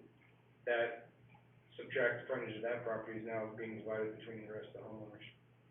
So we're still initially paying for it anyways. Yeah, so, Mr. Mayor, members of the council, and Charles, I don't believe that we should be counting this frontage unless we're paving there. I agree, but the 2501 does face Uvalde goes into it, it's a portion of her property. Yeah, and I would respectfully disagree on that one, just because she's across the street from what I understand is to be improved. Well, that's what I'm saying, where's it stopping at? Where's the pavement stopping? Is it stopping shy of Montana, right on the corner, or is it going? I show in the staff report, the 2501 North Montana is being assessed for 87 feet of. Okay, she told me she wasn't, that's where I'm getting my information from. Yeah. Yeah, she's in here and she's 87 feet. Okay. So this must include North Montana too. That may be, I wish we had a drawing of this in here, but I've been briefed by Tim. Well, and again, what we're gonna do, it's obvious there's a lot of questions, and I apologize for that. So we're not gonna make a decision on this one way or the other tonight. Okay. And so, it's just, we don't have the information, and, you know, we need to have staff go back and do some research, have this piece of property over here that there's a question on, and we don't really have a description of whether it's gonna, you know, why your frontage on the Montana side should be included or And like not. I said, that's just my concern, where the frontage of mine, if they do subtract that, and then the frontage on Mr. Frank's property, that's all gonna increase the rest of ours, unfortunately. Mr. Mayor? Yes. If I could just add too, I've heard a lot of people say, you know, I pay my property taxes for street maintenance, has nothing to do really with the street in front of your house. It's all the streets you use in Caldwell that you're paying your property taxes for. So, you know, it's one thing to say, yeah, where's those property taxes been going? Well, they've been making North Illinois and all the things that you use to get out to a state highway actually usable and maintained and not crumbling. And it doesn't put the onus on the people that actually live on North Illinois with all those other people using it, having to pay for all the maintenance on it. So, yeah, it's a shell game a little bit, but it's, everybody pays a fair share to maintain everything, because the whole system has to work or it breaks down. Mr. Mayor? Yes, Mr. Foster. Where we do have 22 miles of road thereabouts that need paved, we have half a mile or three-quarters of a mile that people are here willing to do that. So with that in mind, maybe we can up the ante a little bit, have staff look into see if it's possible to up the ante a little bit to help out a little more. Half a mile or three-quarters of a mile would be better than not getting any of it done this year, so. And that's certainly the council's prerogative. Other comments or questions? Yes. I, just speaking to the people that are here and have an interest in this, I know that this is voluntary, so we need a certain percentage of people that wanna do it, and I'm hearing a lot of questions. Just wanna make sure that this is something that everybody wants to be done, you know what I'm saying? But it sounds to me like there's a lot of unanswered questions, that people haven't made a decision whether or not they want it to be done, in an LID process, and I mean, I would love for it to be done, but it's voluntary, it doesn't have to be done. So, as you guys, if we put this off to another meeting, which we will be, it's important to know whether you guys want it or whether you don't. I mean, that's the big, that would be the big question. So I think, Mr. Page, what we would recommend is to continue this. I give Mr. Reese to testify, but continue this to the next city council meeting, which is 3 weeks away. Okay. Which gives staff the, chance to go back and just look at first two things, two or three things maybe. Correct whatever the questions are and really come up with a real number by taking out, if we're really not gonna be paving anything over here, then maybe that does lower the price. Or maybe that raises the price if it's, already paved and it was just considered as part of the frontage. So that needs to be determined. We need to determine why 87 feet on Montana are included on this side and how many of the feet on your side are included if Montana is somehow not going to be paved. And so I guess we have too many questions, and I apologize. Yeah, no, and that's. We should have had those I mean, my questions answered. almost $7,000 to pay for this. Yeah. $900 extra a year on my taxes, but I really don't want to pay for it. And I understand that. And again, please, no, we're not. No, I know. We're not trying to make excuses or whatever, it's just, unfortunately, that's some of the things we deal with on a daily basis. So, what we would propose to do is go back, first of all, look at what is the actual frontage that's going to be associated with this. Make sure that you as property owners get a clear picture of what that is, right? So you will be hearing from Mr. King again, and making sure that you understand this completely, all right? And then secondly, correct any misunderstandings about frontages should or should not be included. Answer Mr. Charay's question about right-of-way. I don't think it should take any more of his property. Usually, right-of-way was dedicated at the time of, building permit is issued. I'm assuming it's the same back then as it is now. So the right-of-way is assumably already there, so answer those questions completely for Mr. Charay. And then take a look, as Mr. Carlson, and again, it's a council decision, is this worthy of moving up the list? Based upon the fact that we have a whole house full of people here tonight that really want this done. So maybe there's a way forward there, but that would be council's, choice of, spending those dollars. And they certainly have the authority to do that. And then the last question, of course, would be, do you really still have a majority of property owners from your side based upon the information tonight and then whatever Mr. King gives you? Do you still want to move forward, or do you want to make your case to the traffic commission and try to get it moved up that way? Or, there's other options available to you if the financial piece of it is more than you feel comfortable in doing it. And that's a big number. Yeah, And so I don't blame you. it's a really big number. But does that sound okay to the folks in here that are, we're looking at? I can answer some of these questions that he's asking in regards to, there is not gonna be any property, according to Mr. King, taken off of anybody's property. They're just gonna pave what the dirt road is on Uvalde. It was never supposed to go under Heard or Montana. It was just that one little stretch on Uvalde that was going to be done because all of the development at the end of Uvalde is gonna be produced in the 6 big homes. And so again, I believe that, I truly do, but I want it to come from the mouth of a city spokesperson. Right, absolutely. You know what I'm saying, to assure, and I trust you completely. Right. I just wanna make sure that we have a city representative that conveys that to every person that's interested and will be affected, so that, you know what I'm saying, that we have a basis, in fact, to do that with. But I trust you completely, I'm sure that's what he's saying. So, okay? All right, Thank you, sir. Mr. Reese?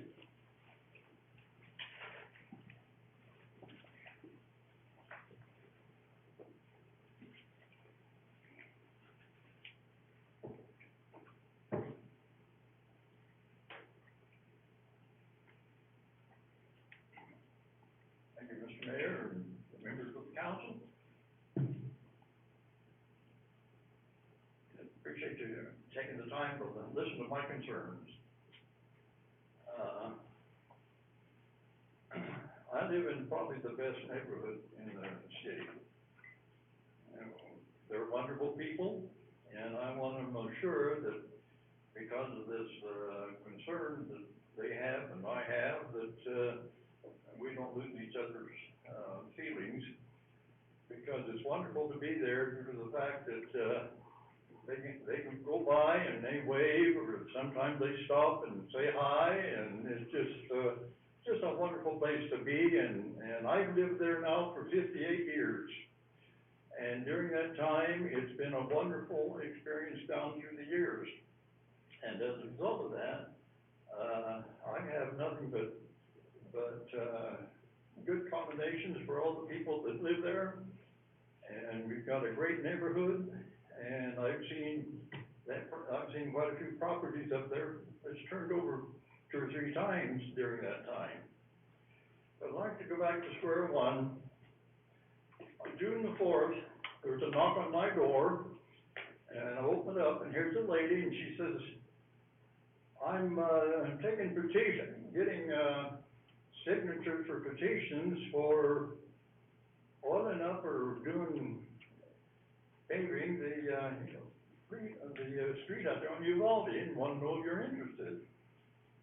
I said, well, I don't know. What's the cost, and what are they going to do? She said, well, we don't know that yet, but we're going to have a meeting and get the information for you, and pretty soon, when you get notified, well, you'll get all the answers to that. I said, well, that's great. In that case, I'll sign the petition. I heard nothing until the 22nd of July. And that was a letter from you people saying that they was going to hit me now if this goes through. They want between $16,000 to $18,000 for me to pay for their road that I'm never going to use. The condition hit me was, okay.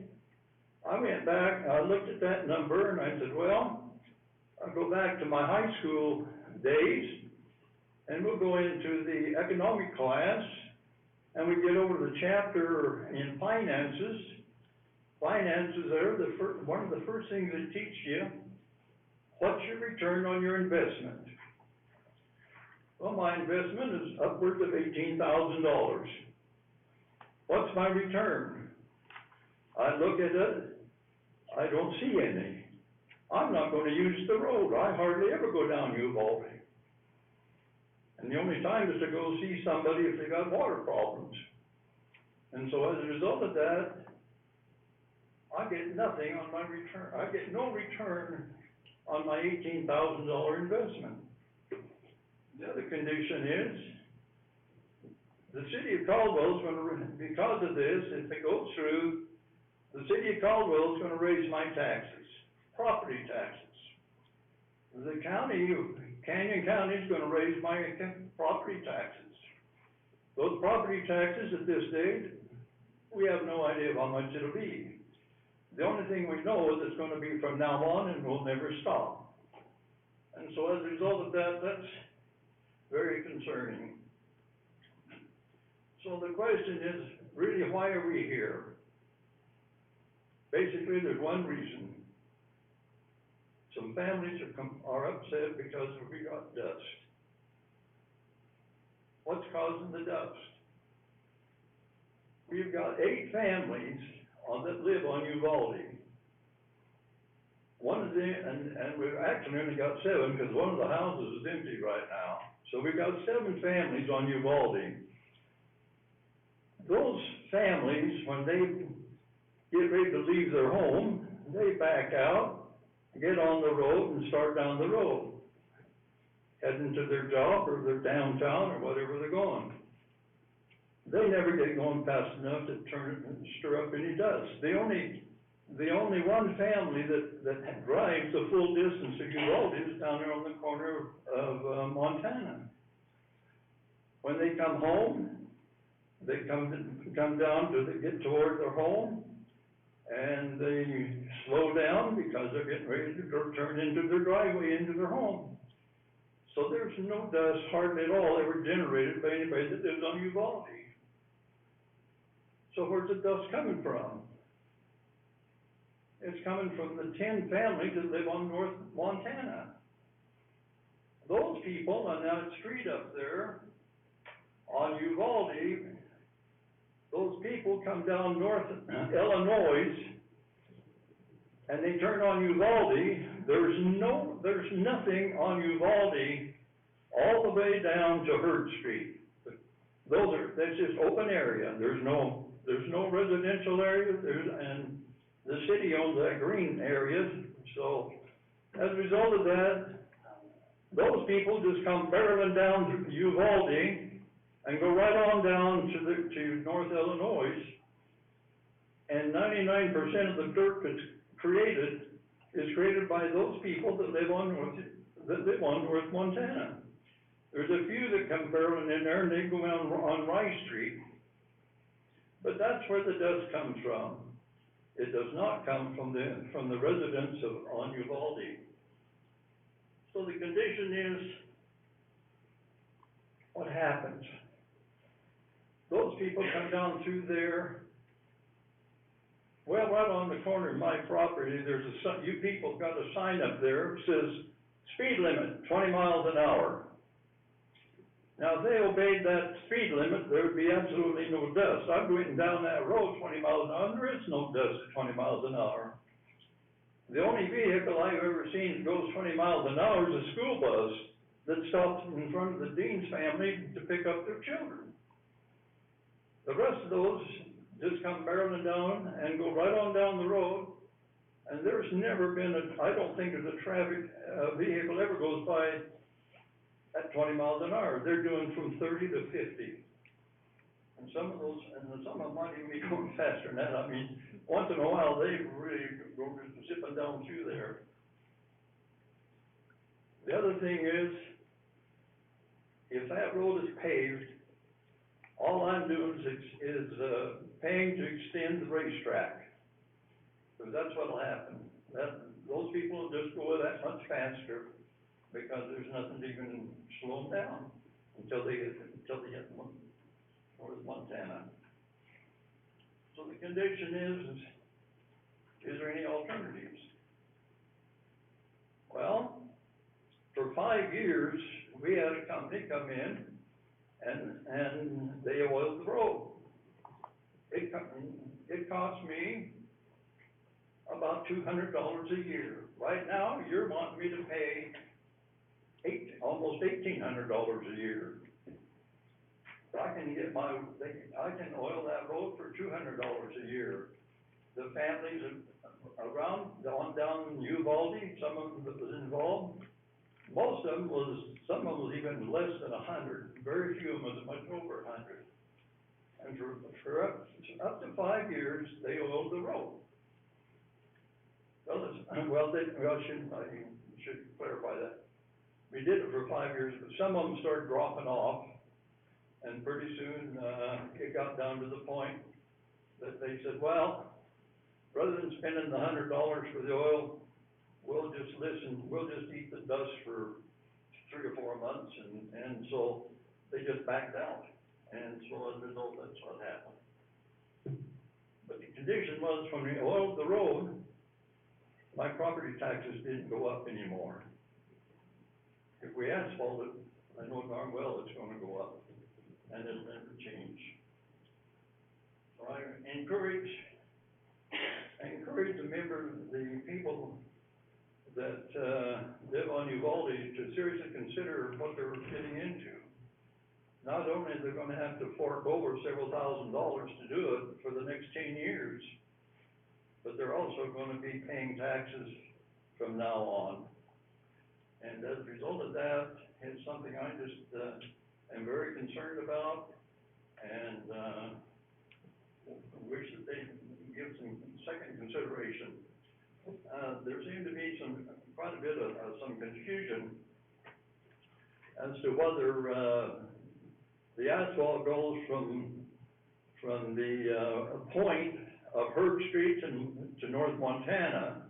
Or is there that jog that they put adding in, and they're going down Hurd Street and then going down North Montana?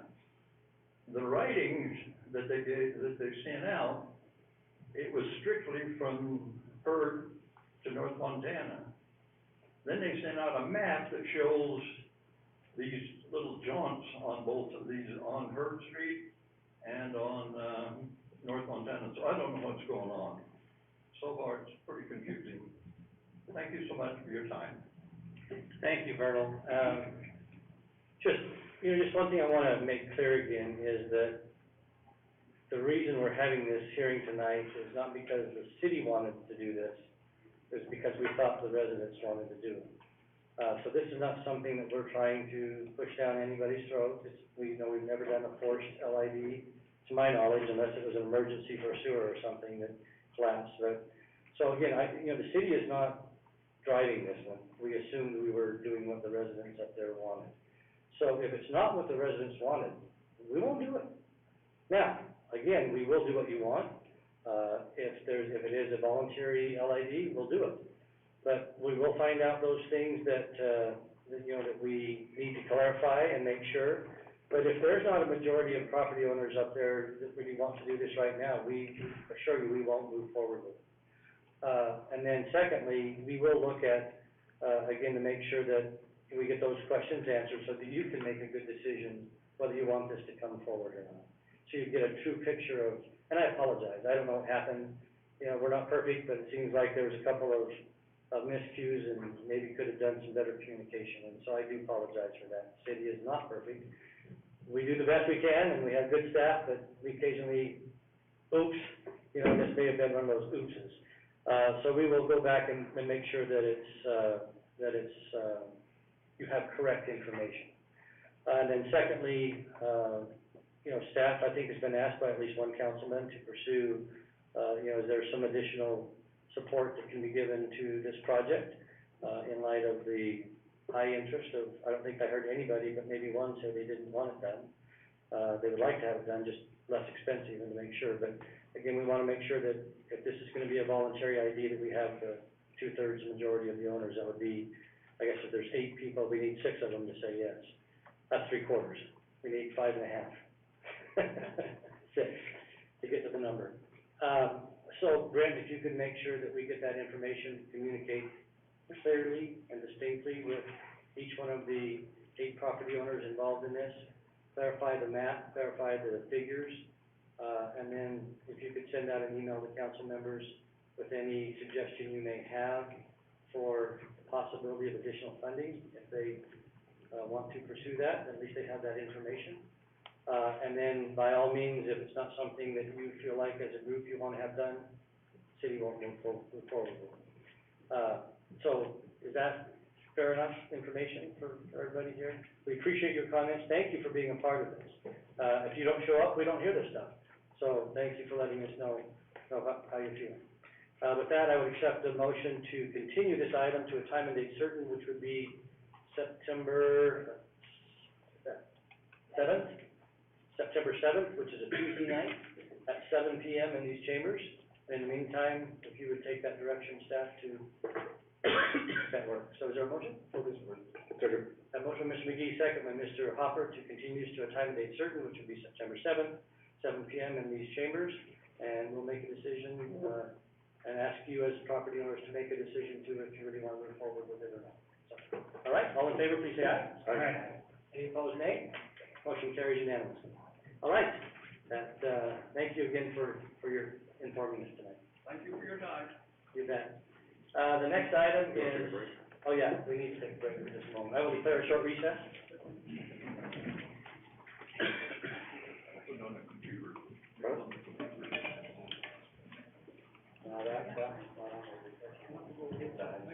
Yeah, it's just continued with the hearing. Get on their wavelength or something.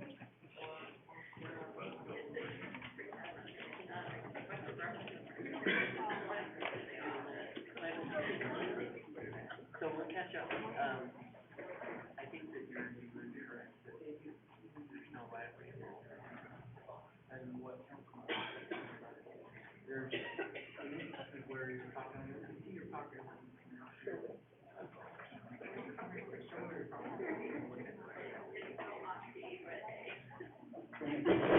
Franchise.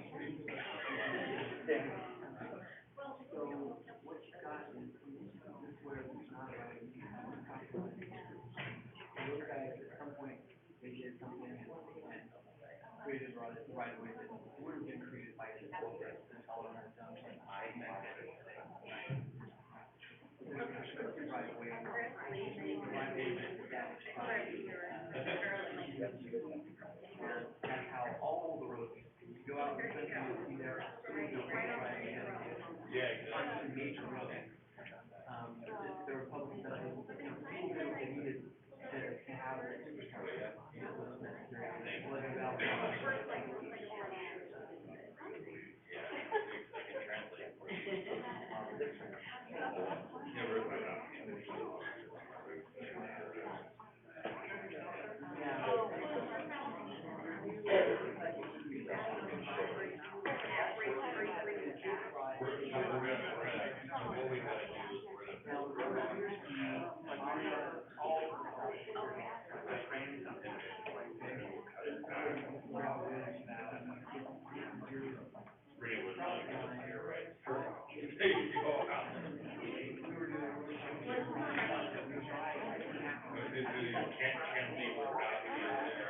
I was thinking like,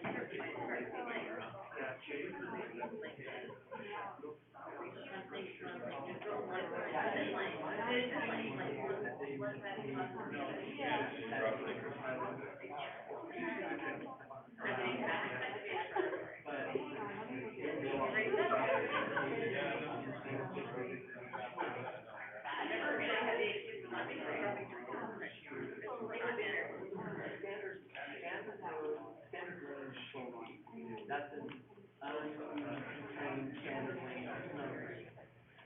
And so what we typically will do is of asphalt. Few standard lanes. That's what I do.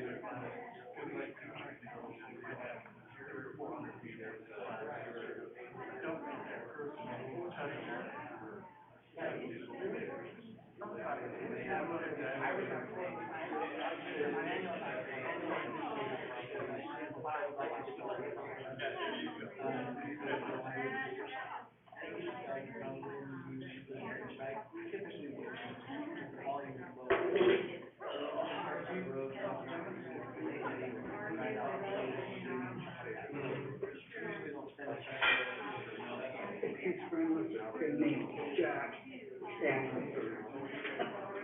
carrying something.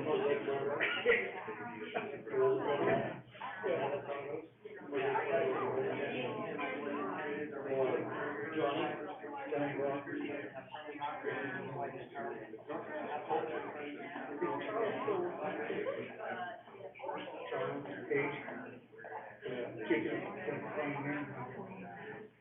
We had a water department shooter.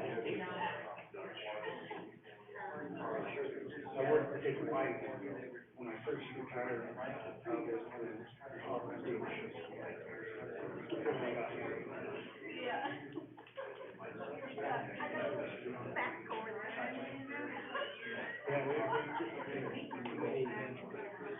Too many questions, I think, bad poetry.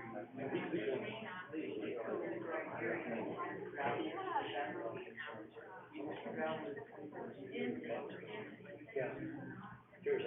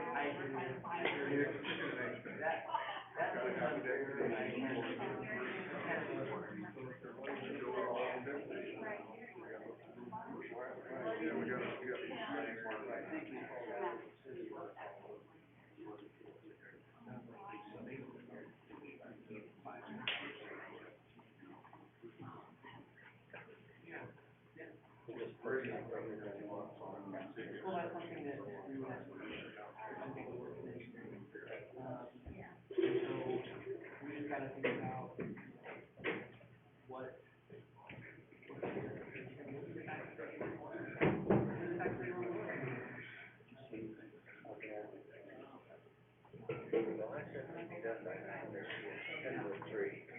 So my agenda is not this. Yeah.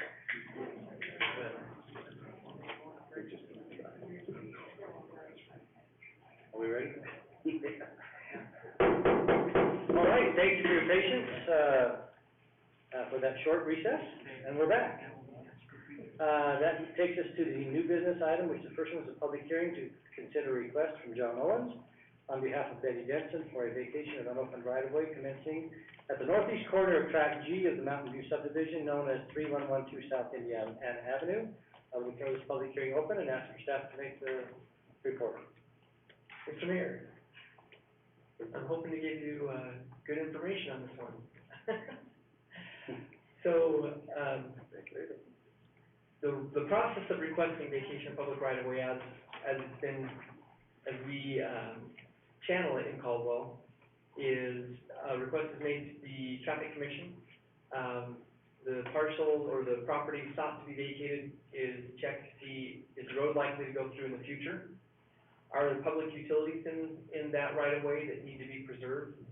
Usually if there are public utilities, we would say, hey, don't plan on this being vacated unless you're willing to relocate those public utilities. And sometimes that's worth its folks. In this instance, you can see the city-owned public utilities, the water, the sewer here, the storm drainage layer here. You can see some of those, that's actually pressure irrigation there. You can see there's no, infrastructure in this public right-of-way. And let me zoom out a little bit and just show you what, it dead ends into this property. This is already a fairly small block. So, this is one of those instances where it really looks like that right-of-way isn't destined to serve a public purpose in the future. And so, with that, it does appear to me to be an appropriate candidate for the council's consideration for a vacation. With that, the notifications that are required under state statutes, which is Idaho Code 501306, tells us how to make these vacations. There are other sections that pertain to highway districts and how they must pursue the vacation of public right-of-way. But I will stand to council's questions and we can proceed with the public hearing. What is staff's recommendation? Staff's recommendation is that it's an appropriate candidate for vacation. Thank you. All right, again, this hearing has nobody signed up to speak at it.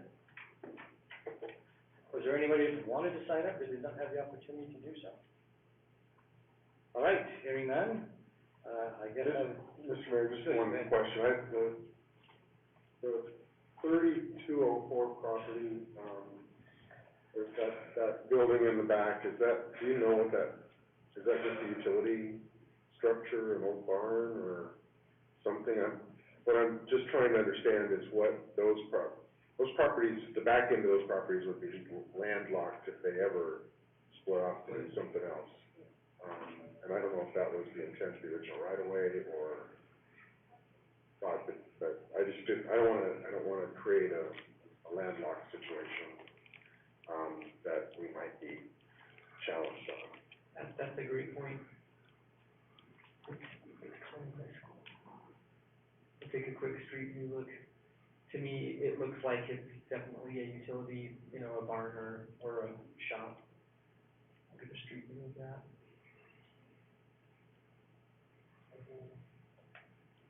There's just kind of long and narrow properties there that wouldn't have any other. How are you doing there, Brian? I am now officially seasick. I've not yet begun to navigate.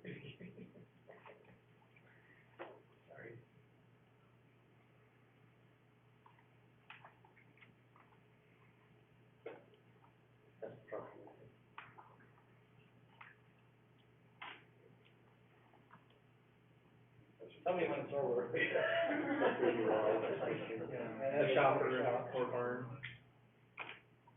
So that's a great point, from Hopper. So what we could do, looks like this parcel probably has sufficient frontage that they could create a driveway back to a parcel back here and a flag lot, and/or, create an alley or a special right-of-way to get back to this parcel. But that's certainly an appropriate, important concept I'm good. these guys wish to look at, so. Thank you. Any other questions for Mr. Horton? If not, is there a motion to close this public hearing? A motion by Mr. Allgood, second? Second by Mr. Carlson. All in favor, please say aye. Aye. Aye. I know it's getting late, but. One eye, three Aye, abstentions. more than one eye. All right, thank you. I believe that was unanimous, and the public hearing is closed. So I assume bill number 50 and bill number 51, Grant, are the companion documents associated with that, correct? Mr. Mayor, I apologize, I missed that. Bill number 50 and number 51 are the companion documents associated with that vacation. Yes. Thank you. I will read bill number 50 by its title only and ask for council's consideration. This is brought forward with a request to waive the rules and pass it on its first reading by title only. I don't believe there's a summary, correct? No. Okay. Bill number 50, ordinance number 3369, an ordinance of the city of Caldwell, Idaho, reciting petition for vacation of right-of-way between South Indiana and Ohio Avenues and East Beach and East Spruce Streets, reciting that appropriate notice was given of public hearing, determining that vacation of said unopened public right-of-way be in the best interest of the city of Caldwell, and that said public right-of-way shall be vacated, providing an effective date. Mr. Mayor, Mr. Allgood. I move that we waive the three reading rule and consider bill number 50, ordinance number 3369 on its first reading. Thank you. Is there a second? Motion by Mr. Allgood, second by Mr. Carlson, to waive the three reading process to consider bill number 50, ordinance number 3369 on its first reading by title only. For the clerk, call the roll, please. Allgood, Yes. Hopper, Yes. Paulson, Yes. McGee. Mr. Mayor, Yes. before we vote on this, there are two bills, one right-of-way that I can find. Ooh, am I missing something? One says, Oh, one's unused easement. vacating the easement, the other one's vacating the right-of-way. Okay, gotcha. Yep. They're, oh, I gotcha, never mind. Okay. All right, the rules have been suspended. You have bill number 50 before you. Mr. Mayor, Mr. Allgood. I'll sponsor bill number 50, ordinance number 3369, and move for its passage. Thank you. Is there a second? Second. Second by Mr. Carlson. Excuse me, the clerk call the roll, please. Allgood, Yes. Hopper, Yes. Paulson, McGee. Yes. Thank you. Bill number 50, ordinance number 3369 has been approved on its first reading by title only. Bill number 51 is for the easement associated with the vacation of right-of-way that we just approved, and so I'll read it by its title only. Again, brought forward a request to pass it on its first reading by title only. Bill number 51, ordinance number 3370, an ordinance of the City Council of the City of Caldwell, Idaho, reciting petition for vacation of an unused city easement at 3120 South Indiana Avenue, determining that vacation of said unused city easement be in the best interest of the City of Caldwell, and that said unused city easement shall be vacated, providing an effective date. Mr. Mayor, Mr. Allgood. I move that we waive the three reading rule and consider bill number 51, ordinance number 3370 on its first reading by title only. Thank you. Is there a second? Second. Thank you. Motion by Mr. Allgood, second by Mr. Carlson to waive the three reading process, consider bill number 51, ordinance number 3370 on its first reading by title only. The clerk call the roll, please. Allgood, Yes. Hopper, Yes. Paulson, Yes. McGee. Yes. Thank you. Bill number 51, ordinance number 3370 is before you. Mr. Mayor, Go ahead. I'll sponsor bill number 51, ordinance number 3370, and move for its passage. Second. Thank you. A motion by Mr. Allgood, second by Mr. Hopper to sponsor bill number 51, ordinance number 3370, move for its passage on its first reading by title only. Will the clerk call the roll, please? Allgood, Yes. Hopper, Yes. Paulson, Yes. McGee. Thank you. That bill has passed. Move this to item number 4 under the new business calendar, which is a public hearing to consider the proposed corrections and modifications amending Article 04, Chapter 7 of the Caldwell City Code. This is pertaining to the workshop that was held prior to the city council meeting. Please go ahead, Mr. Williams. Mr. Mayor, members of council, considering that this has been presented in a public workshop previously, I would just ask for any questions that the council has, or if during testimony by the public, there are, questions that we answer them at that time and not rehash them. I forgot all that stuff. Let me go ahead and start all over. Do you have a PowerPoint? I was hesitant to reveal my 37-slide PowerPoint. Don't have. Okay. Anyway, this information was just presented at this evening to council. I don't know if any of you were here for that. It was presented. There's no one who has signed up to speak at this public hearing. Is there anyone that wanted to, that did not have the opportunity to do so? Okay. All right, if there is not, is there a motion then to close the public hearing? A motion, Mr. Carlson, is there a second? Second by Mr. McGee to close this public hearing regarding sewer, amendments. Would the clerk, let's see, no, we don't need that, just all in favor, please say aye. Aye. Any opposed, nay? Motion carries unanimously. All right, the next item then is to consider bill number 45, ordinance number 3364, amending Article 7, Chapter 4 of the Caldwell City Code. This is the exact same item, this is the bill, associated with it. Any further comments? Okay, I will read this bill by its title only and ask for council's consideration. It's been brought forward with a request to waive the rules, pass it on its first reading, and in this case, to approve the summary for publication. This is known as bill number 45, ordinance number 3364.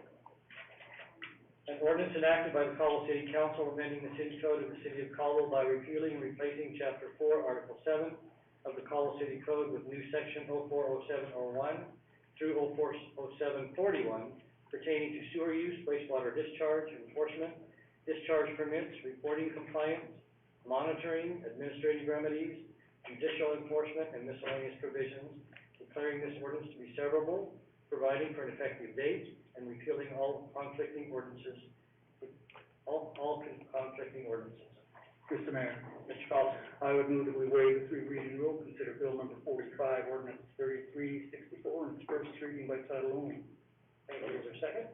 Mr. Hopper? Okay, we have a motion and a second to waive the three reading process, consider this bill on its first reading by title only. Will the clerk call the roll, please?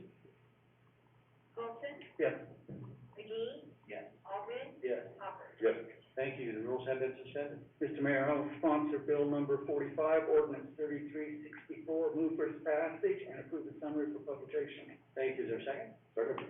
A motion by Mr. Carlson, second by Mr. Hopper, to sponsor bill number 45, ordinance number 3364, move for its passage on its first reading by title only, and approve the summary for publication. Will the clerk call the roll, please? Colson, Yes. McGee, Yes. Alden, Yes. Hopper. Yes. Thank you. This ordinance has been passed unanimously by the Caldwell City Council. All right, the next item then is another public hearing, legislative in nature, case number 08-2108, a request by the Planning and Zoning Department to amend Chapter 10, Article 12, City Center Zoning District of the Caldwell City Code with the new designation of Central Business District. I will declare this public hearing open. Again, there are sign-up sheets to my right over there, if anybody wants to sign up on those. And Mr. Matt.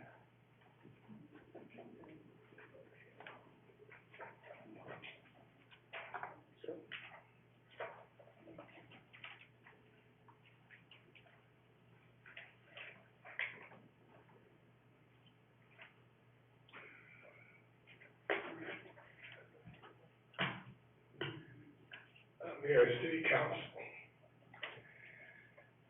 thank you again. What we're going to discuss this evening is chapter or Article 12 of the zoning ordinance. It is currently identified as City Center Zoning District. We propose to modify that with Central Business Zoning District. Let me provide a little bit of background. About 2 years ago, we had a city council meeting where we were discussing land uses in the city center.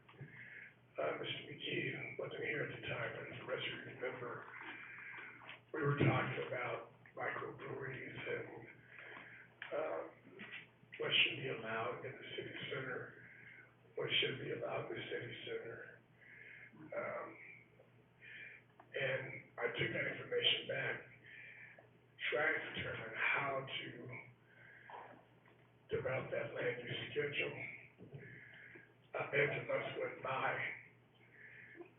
we found some discrepancies within the zoning ordinance, within this land use category. Continued, it came to the point where we realized that there are a number of inconsistencies throughout the city ordinance. To begin with, is that the city center was identified as the complete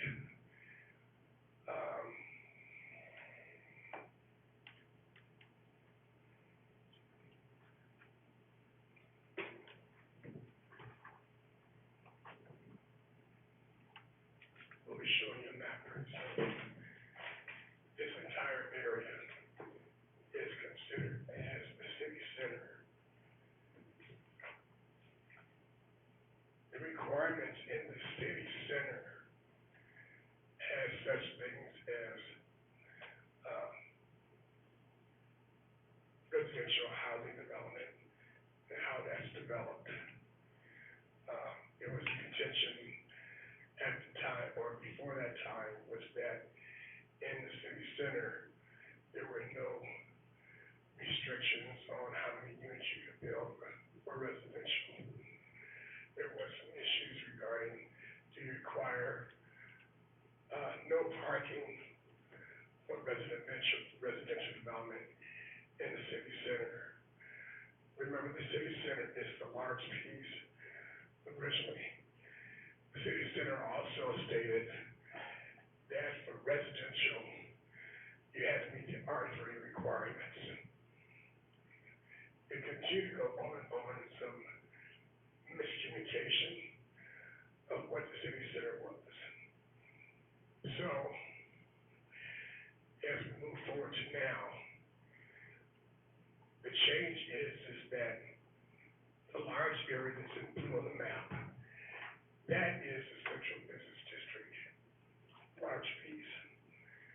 From the central business district, you go to the next size, which is the city center, smaller piece.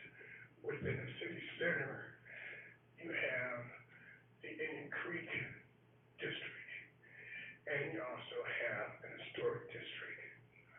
So I just want to get that background laid out for you.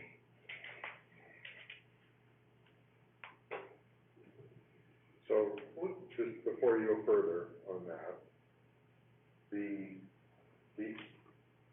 central business district is the zoning layer for the area, is that correct? Or are you proposing 3 different zones now, where there was just one?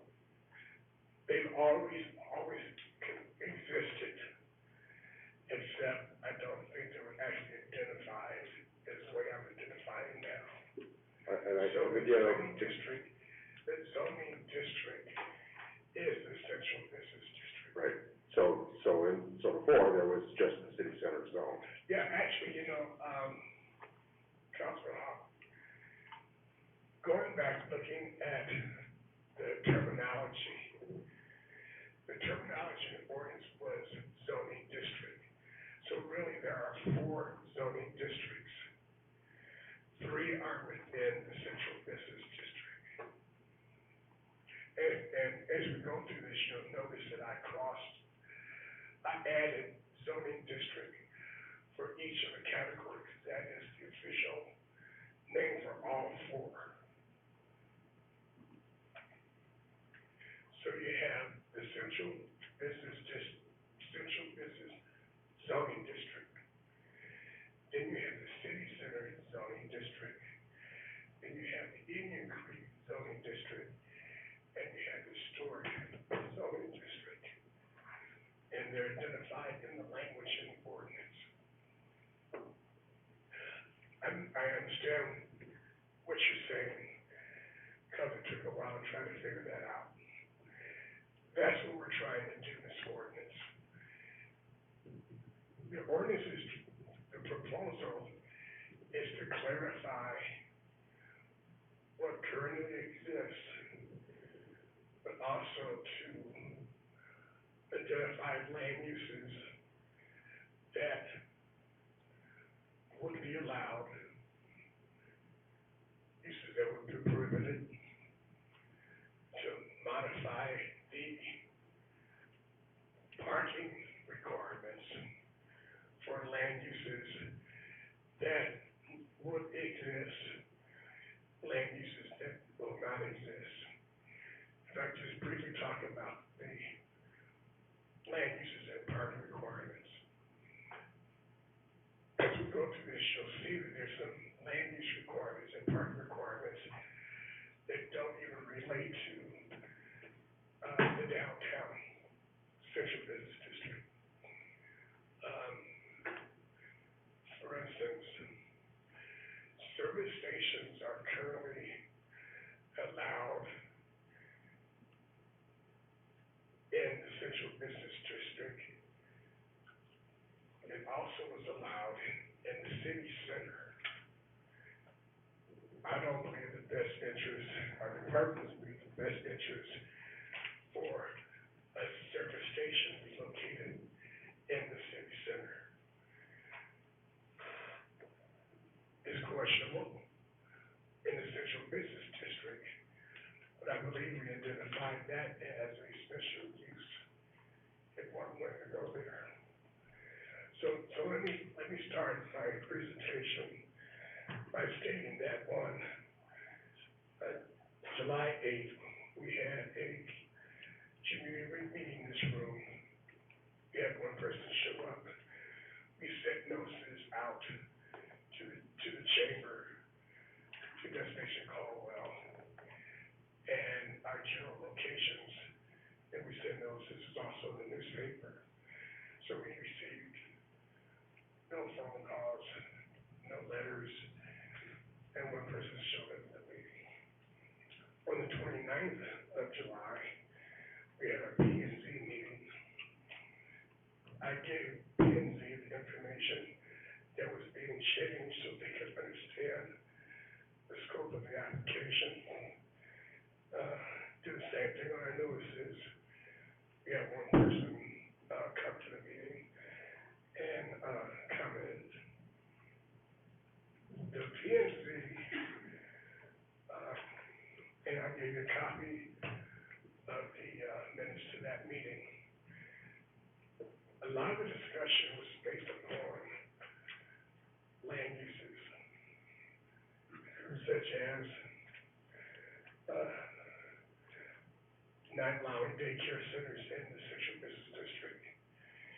Questions regarding why aren't bars located in the central business district and the city center? Why is there a food requirement for a drinking establishment? Why are there no food trucks allowed as part of a entertainment venue such as live entertainment?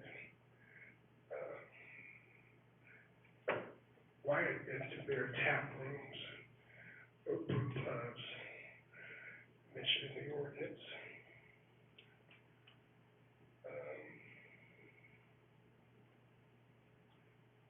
The central business district should be expanded from the boundaries that they are right now.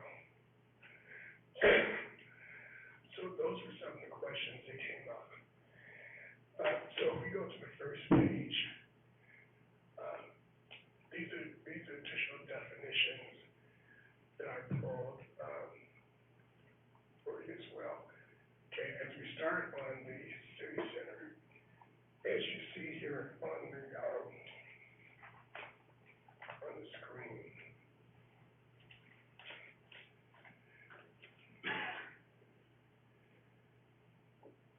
one of the things that I'm looking at is, as staff, we go through this ordinance, as you know, all the time.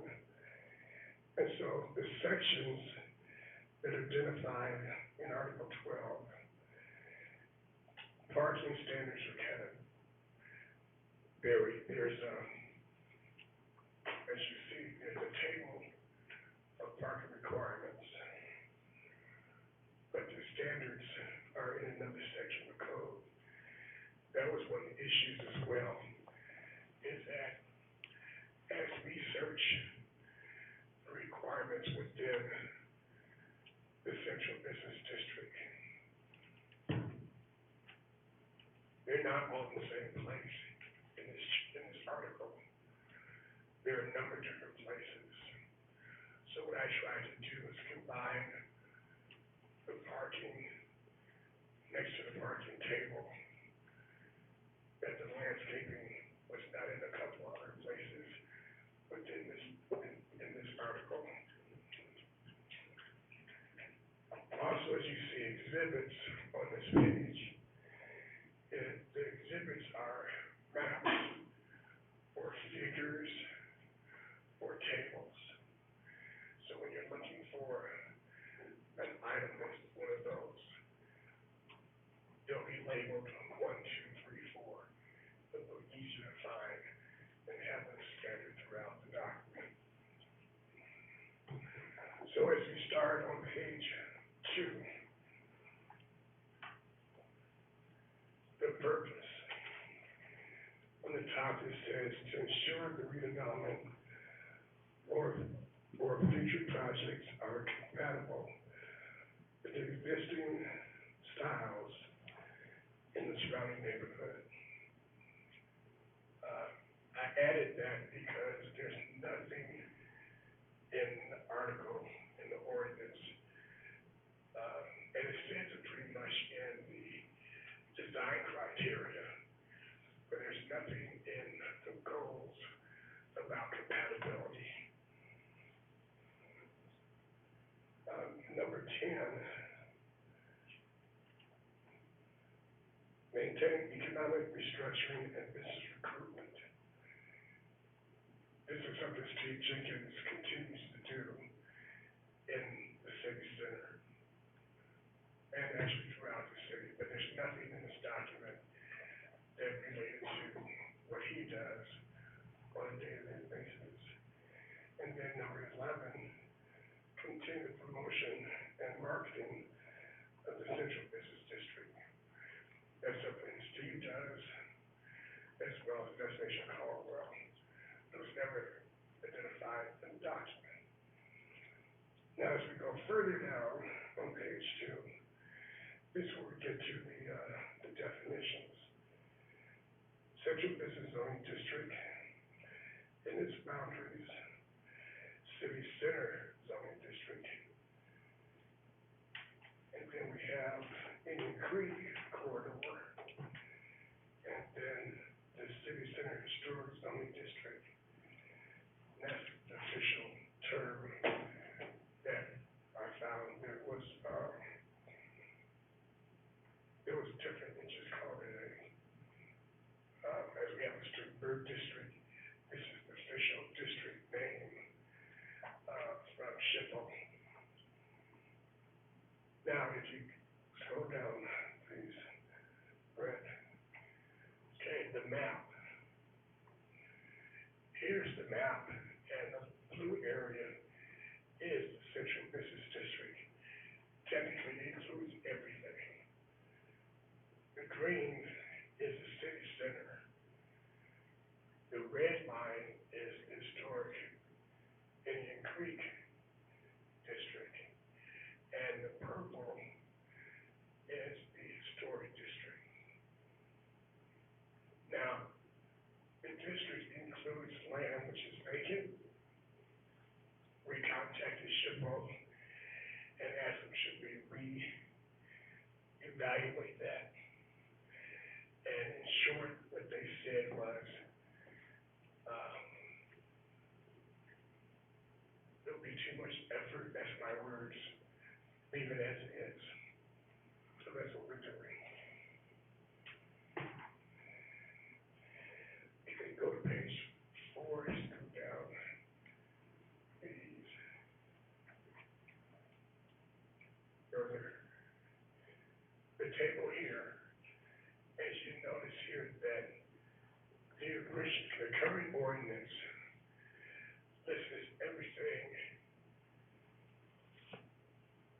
that basically is in the zoning ordinance in the central business district.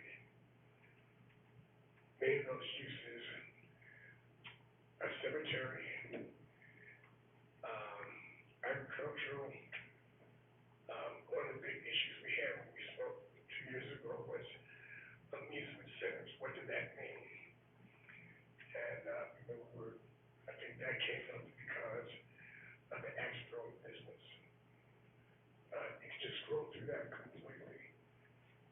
They have that information. And go to page 7.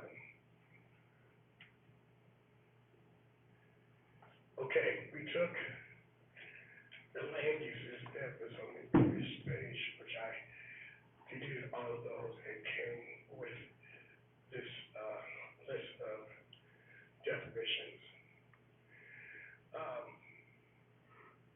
Artist studio, auction house, it said auction, what kind of auction are we talking about?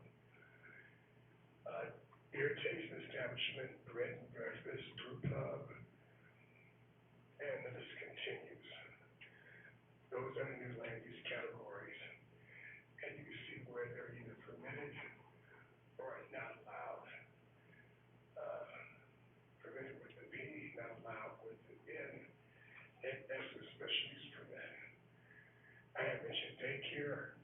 We have daycares as a special use permit in the city center, smaller piece, and the central business district.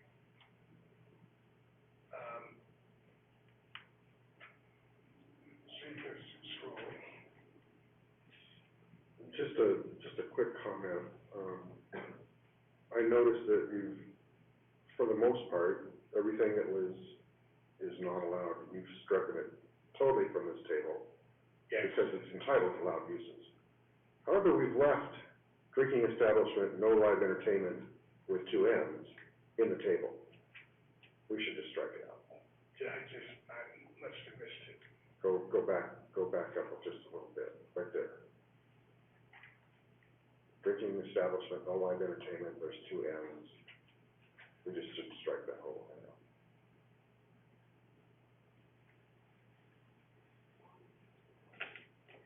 Yeah, that's supposed to be stricken out, correct.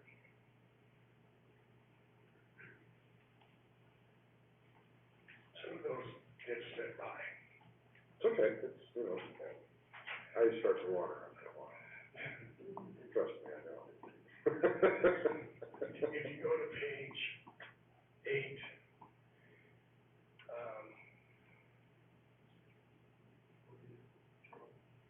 other way, I think, I just wanted to show them, on page 8, we have entertainment, entertainment arts, and entertainment outdoor. And we have a definition for that. Exclusive tobacco retail. One question came up, are you allowed vaping businesses? I said no.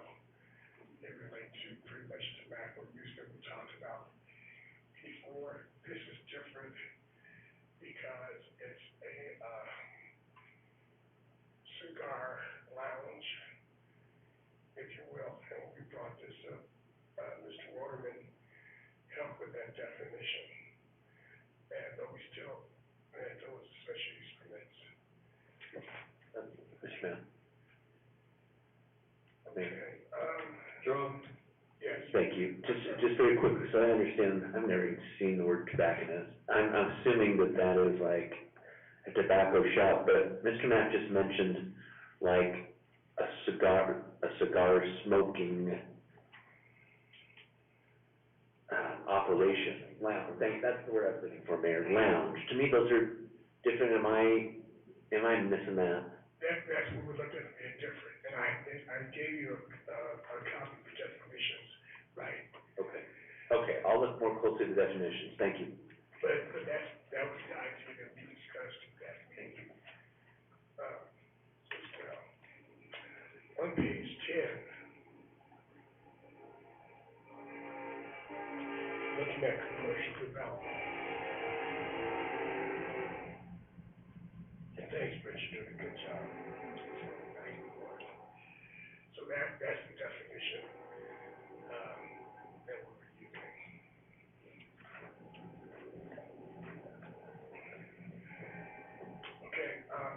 to one of my challenges, is exhibit 10-12-03. It's on page 10. And here I'm just looking at commercial uses. And here's the reason why. Okay, we've got the city center, which basically is zero setbacks, generally on everything. With the central business district, which is a large area, we have residential uses that are adjacent to other residential uses. So, as I looked at this, was that when I talk about commercial standards, so if you're doing a commercial building in the central business district, these would be the setbacks that you would be required to meet. And so I gave the option, and I'll explain to you what 1, 2, and 3 means. I gave the option that for minimum setback, it could be 10, or it could be 0. That would be based upon the use. So, for instance,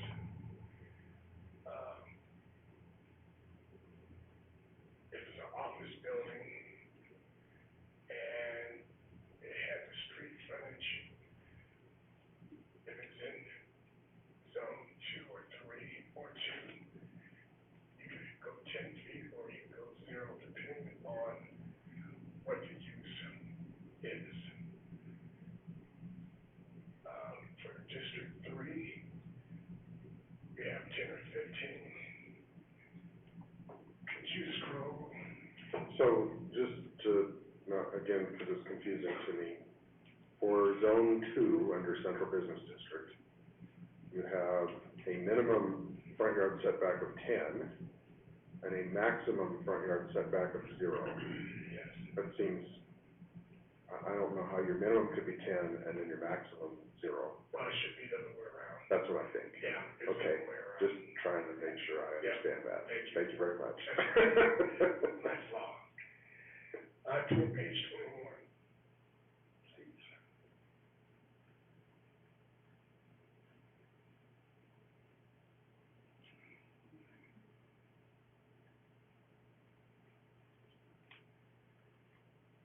Okay. This is what I've been working on. I originally had 4 zones and I've broken down to 3. Zone 1 is the central business district. Zone 1 is the city center.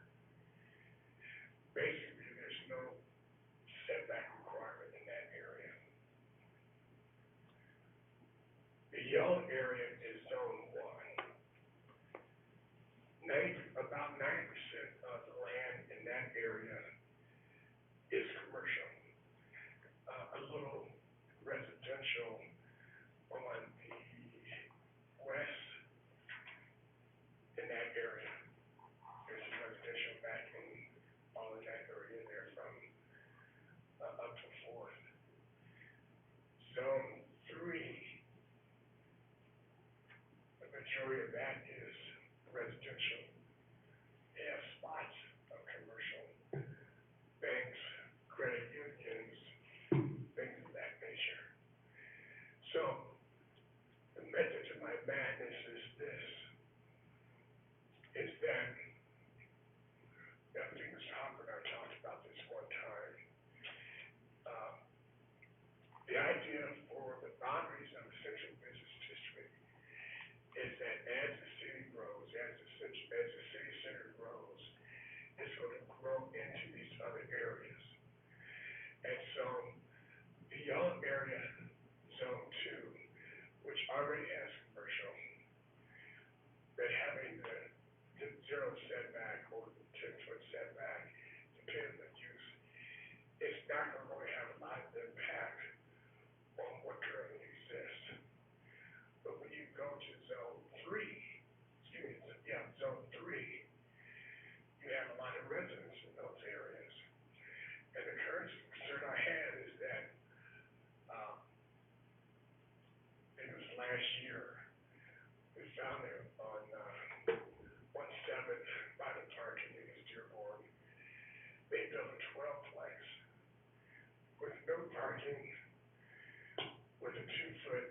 setback completely around the structure. And we already have inquiries from people who live in the area about what happens when the residents move into that development. And so, we wanted to be, more aware of the impact of more density in those established neighborhoods. Now, I know that we want to grow, but that takes time.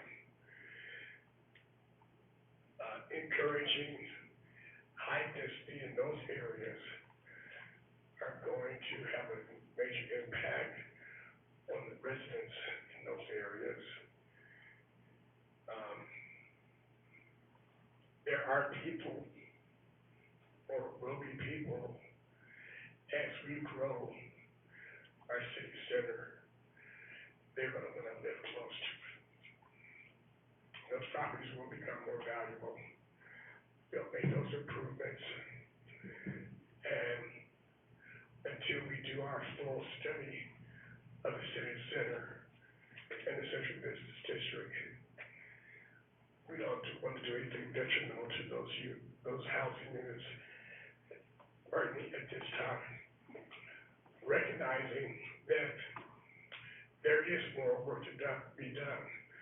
We're just trying to deal with the inconsistencies that we're dealing with right now in the ordinance, which makes it very difficult to manage.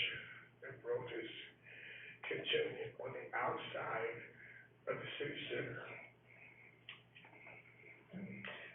Yeah, Jerome, it's a difficult problem because the intent of this initially was that we would see these kinds of things transition away from residential into either much higher density residential or very commercial operations. The challenge that we have is that we have a lot of people turning houses into commercial buildings, and that's not how we want it to develop, because then that becomes a very difficult density problem for us, both commercially and residential. So, we need to figure out how we get it transitioned appropriately. Yeah, it's going to be painful in any transition, but people will want to live close to downtown, and just converting houses into office space is not the way to do that either. And the other thing that we're going to have to look at outside of all of this is that we've kind of identified the area between the railroad tracks and Chicago as opportunities for high density residential as well. And that can be close to downtown, but there is no zone standard that supports that there today. So we got to figure that out too.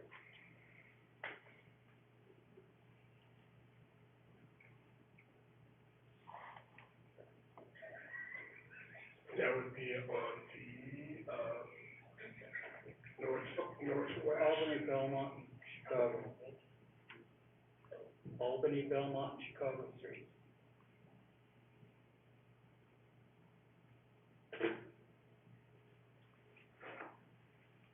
Thank you.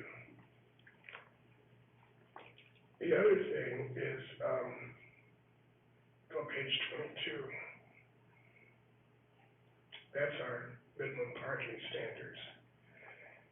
We did not change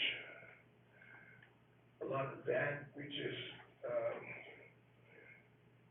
looked at uses which are not going to be in the city center, deleted that and added to them. For instance, on page 22, as I mentioned, artisan, craftsman, especially small food products and storage, not storage, but not, and processing. I gave you an article from Downtown Business, I think it's called, how those are type of uses that are going into downtowns. We have one, metal mellow.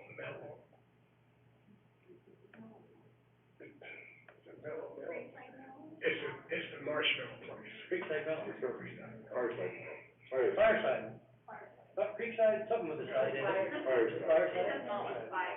Yeah, it's not, the mellow part of it's right. You're both right, it's Fireside Knoll, but they're changing the name to Creekside Knoll.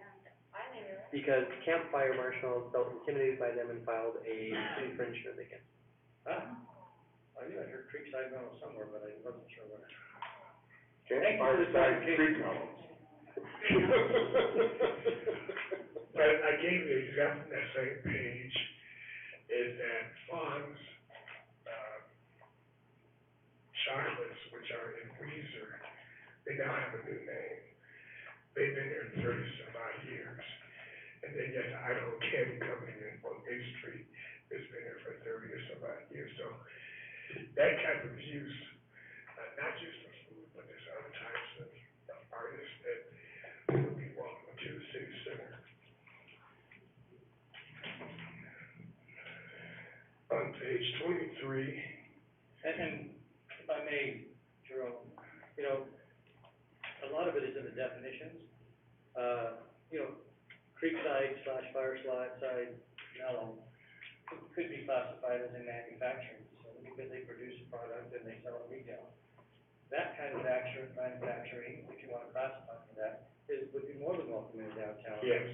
But what you don't want manufacturing is a pistol manufacturer or a you know, onion production manufacturing, you know, fireworks manufacturing, you know what I'm saying? So it's all, manufacturing is a very broad definition, so you'd want to make sure that your definition, because you do want, I mean, I've seen some wonderful chocolatiers who, you know, produce their chocolate on site, and that could be considered manufacturing, you know, so just we want to make sure we're clear on the definition side. Agreed. I'm gonna move a little quicker here. Just make a note, page 24 talks about residential impacts. We talk about signage.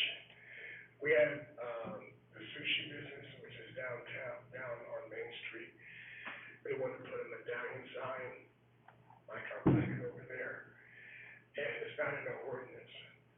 And I told them, we're working on that change, so that's in there now, in the sign. When you look at page 25, 26,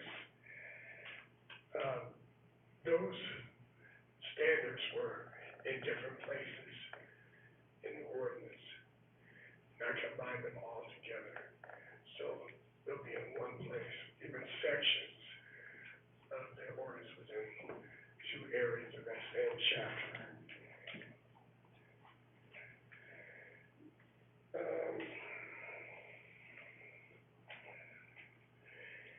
Here's an example that I misplaced this in the original document I sent to you on page 30. These are landscaping standards. The current ordinance identifies 14 sections of the landscape ordinance that pertains to landscaping in general. I basically broke it down to 2 ordinances. One is a landscape ordinance. The other one is our tree ordinance, adopted by this council in 2019. There's no need to list all these code references when you have an ordinance that tells you everything. So that has happened through this document. And then finally, we have outdoor seating, which has changed to outdoor dining.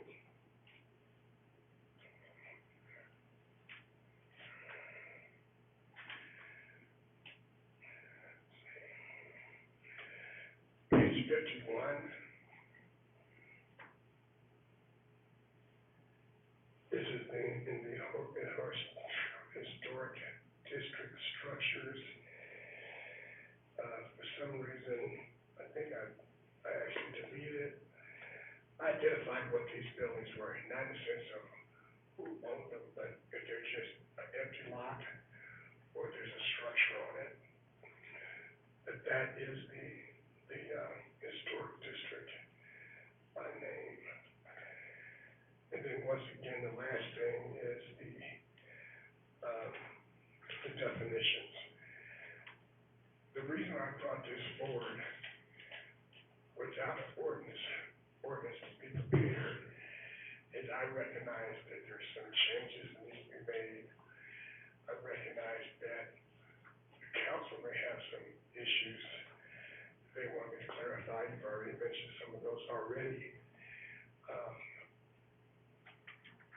After this meeting tonight, I'm prepared to go back through and make those changes and have Mr. Waterman work with me on preparing the final ordinance. But I believe this is necessary to identify those concerns.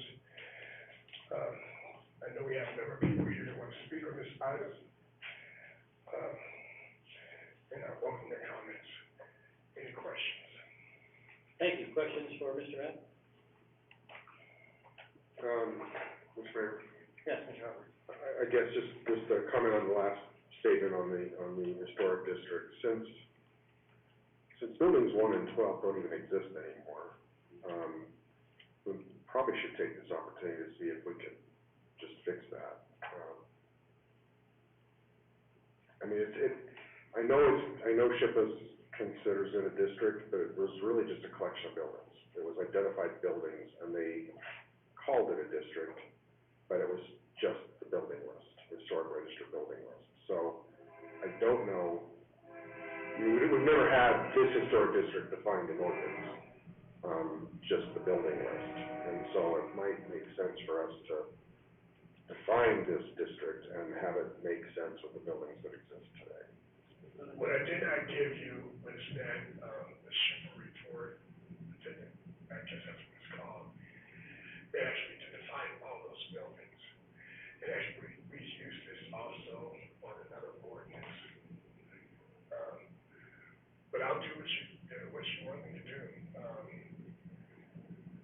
It's what we recognize as a city as our historic district. Yeah. SHPA has their parameters. We want to define the buildings that currently exist, or you want the buildings or the lots, because 10 and 9, or no, 4,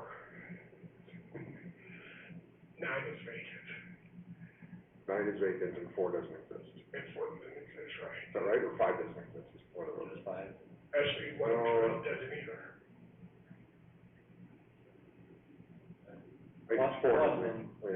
Yeah, I think it's 4 that doesn't exist. That's it. We can clear that up. Again, what I don't want to have happen is historic district standards applied to the Creekside development parcel, in a partial way. That just doesn't make any sense to me. I can do that. Thank you. Any other questions for Mr. Matt? Just one comment. And I noticed in here that all your drinking establishments, it says must serve food. Yes. Is there any quantifiable factor on that in your description? I have to clean that up because, we've discussed that popcorn and pretzels is not food. No, and that's what I'm getting at. We had a, years ago, we had a bar, we had an ordinance similar to this. We used to have a lot of dive bars downtown. The alcohol only, we said you gotta serve food, so they put in a couple of toaster ovens and sold frozen pizzas, or at least offered them for sale. I won't mention any names, but they're still around. Anyway, and so 10% of their menu, 10% of their revenue, whatever, there should be some quantifiable factor there, because you're right, pretzels and peanuts are not serving food. And what we discussed too is that, food trucks would not qualify as, you know, as foods. And we've had discussions about that in our, economic team meetings. Some people think it should, some people don't. And so, that would be something that would like to hear back some direction from council. We've already had a person that came in and wanted to set up a barbecue pit, well, grill, to say, well, they're providing food. What we talked about was that it has to be a functioning kitchen, and so they have to provide food in that way. But we haven't really defined, we know it's not pretzels and popcorn, but I'll have to put that definition in here. If you have anything you want to share, I would appreciate it. Thank you, Mayor, thank you, Mr. Knapp, and just kind of piggyback on what Councilman Aldred was saying, I don't envy what you're trying to do here, because it's very complicated, right? You start talking about ovens and pizza ovens and toasters and a popcorn maker and things like that, and I guess where I'm a little bit, confused and a little bit concerned too, is that we're grouping, feels like to me that we're grouping wine shops, cider shops, microbrews and all that, and we're kind of comparing them to a dive bar. And my experience is the opposite of that, right? These are typically much different facilities and much different businesses than, I mean, there's one that I'm thinking of that I suspect some of you are as well, and they're just not like that. And so, I mean, I know we say we must serve food and we gotta put some more parameters around that, but it's a slippery slope, and you've got a challenge there to try to define that and try to determine that. And I've got some ideas. I would need to formulate them a little bit more, but that's gonna be a challenge, I think. Mr. McGee, I listen to a number of different types of drinking establishments, the brew pub, the tap room.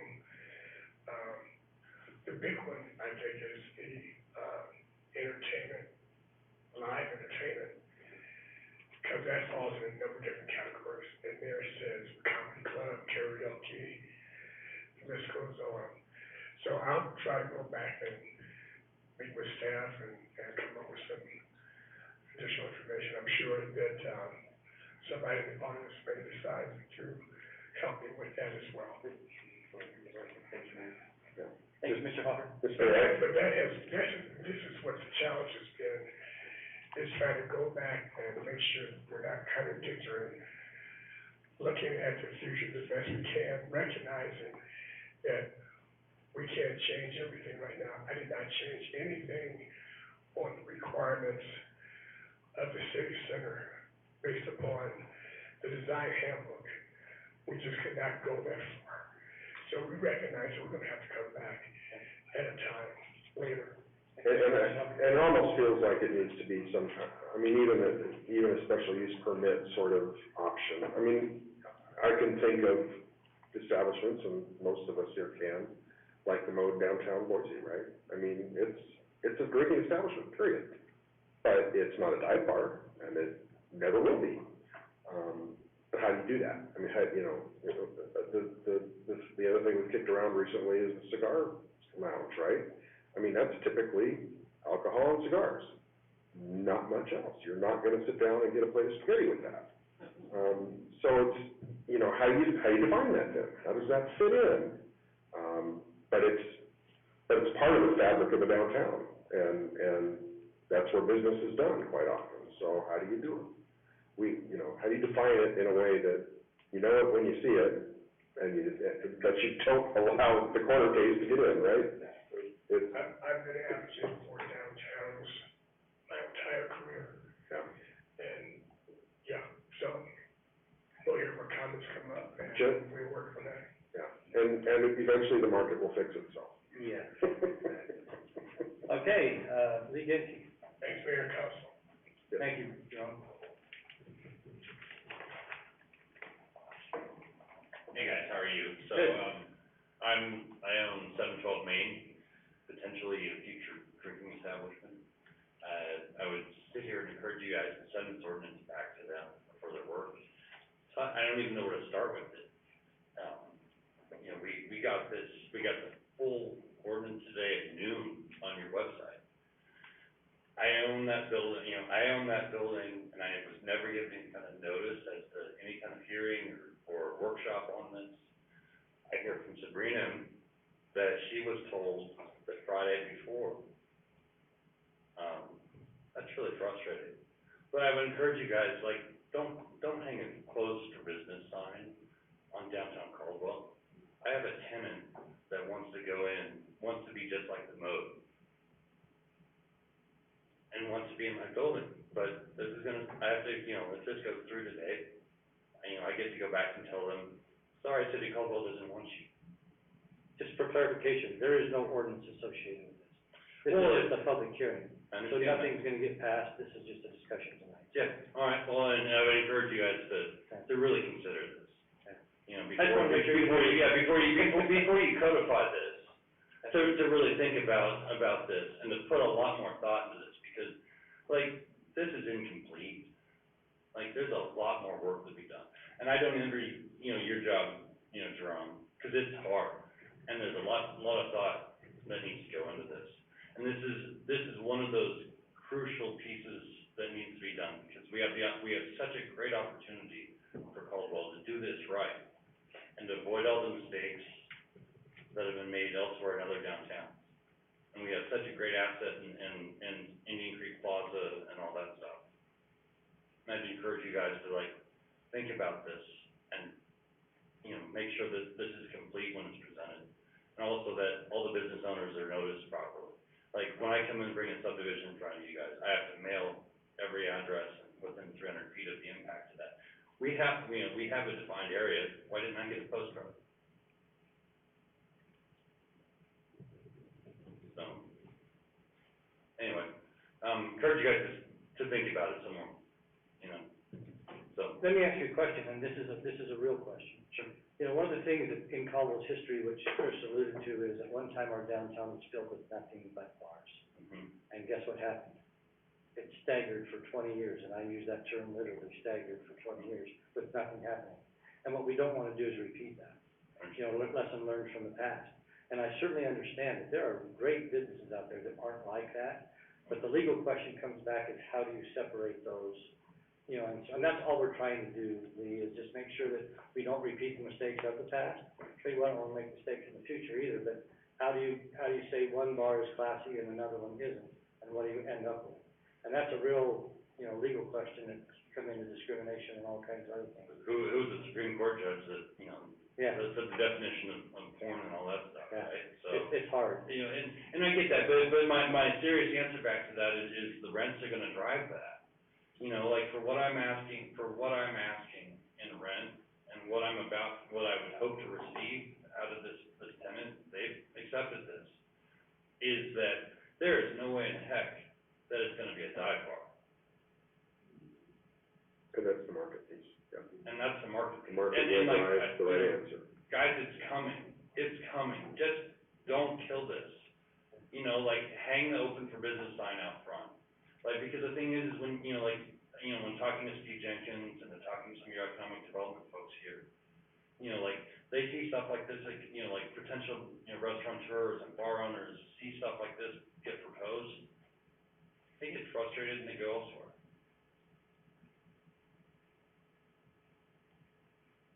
So, like, I would encourage you guys, like, Caldwell has such a great future in front of it. Let's stop staring at our shoes. Let's look up at the sun and imagine what we could be, not backwards.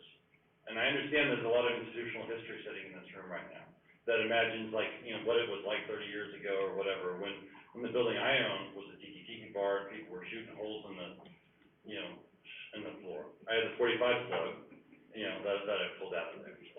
I know. That was your 45. No. They had 112 people, not much happening. So I get it, guys, but it's coming, but be imaginative and be expansive in your thinking, because it's here. Thank you. Any questions for Mr. Genke? Thank you, sir. Sabrina? Thank you, Mr. Mayor. Sabrina Minshaw, 106 South Kimball, CEO of Destination Caldwell. So, first of all, I absolutely applaud the need to try to clarify and be consistent and restructure some of the ordinances so we can all collectively know what we're implementing, right?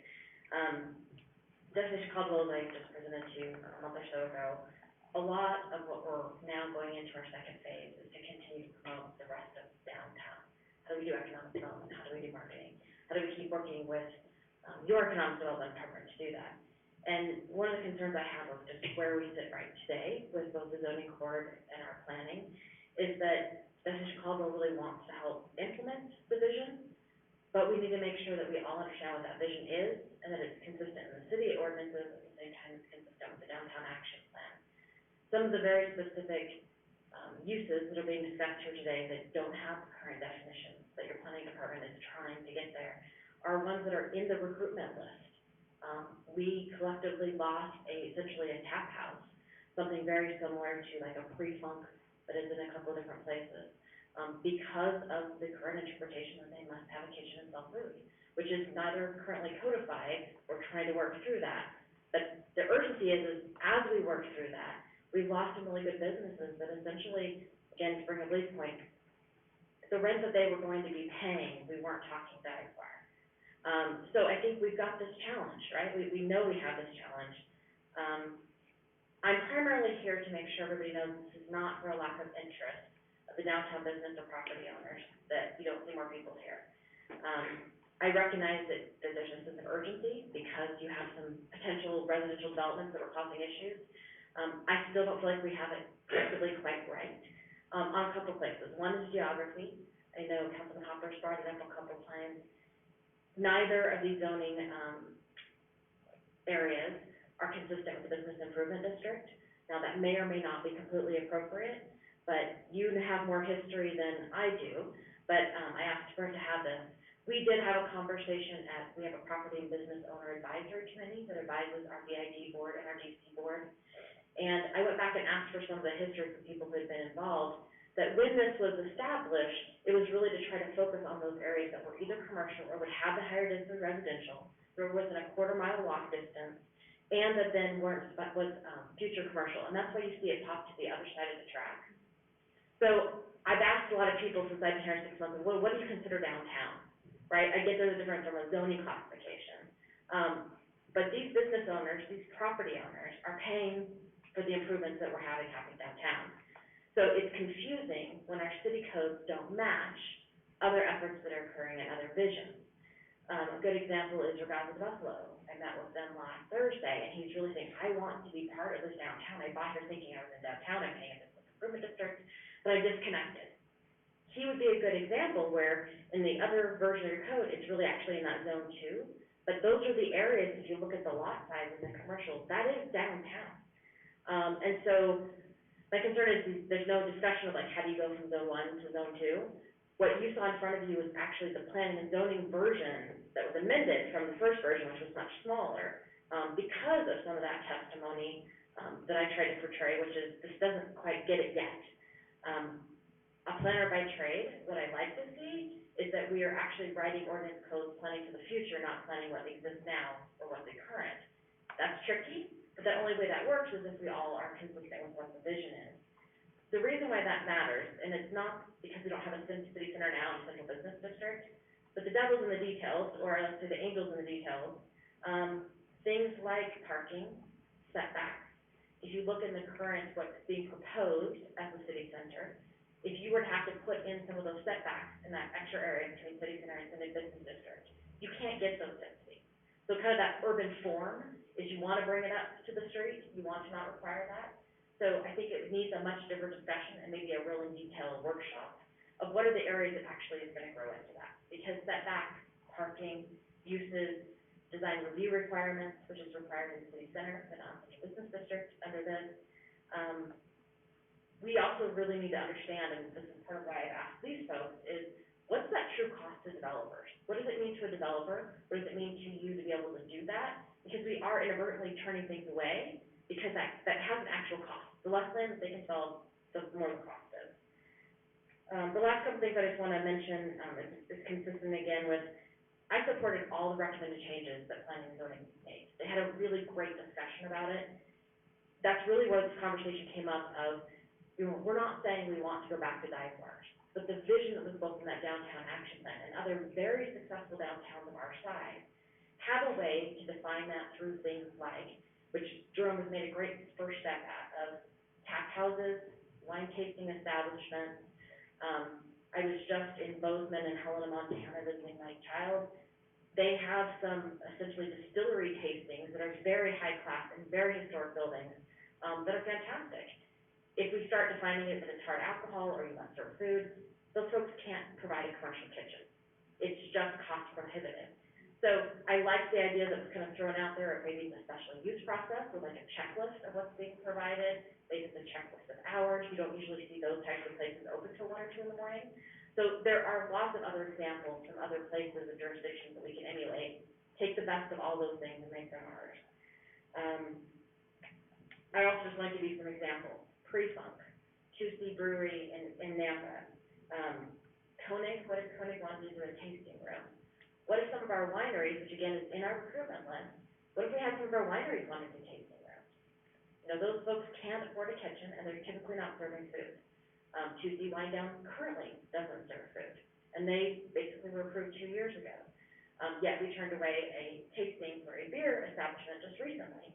And so consistency is one of those things we all have to get on the same page about how do we get that vision. I guess just I'll leave it with a metaphor. I kind of feel like it's one of those things that to a hammer, everything looks like a nail. And so by trying to solve the problem of parking and where do we do and don't want residential, we may be creating unintended consequences because we haven't been intentional enough and really reached out at least to the development community and the property owners to say, how do we achieve this vision without going backwards, right? Because I think we all can describe what it looks like and what it feels like, but I'm not sure our code reflects yet what it looks like and feels like. So I appreciate being engaged. I do think we need to give more notice when we're having special meetings, and we need to make sure we understand it in a way it can be described so our business owners can understand.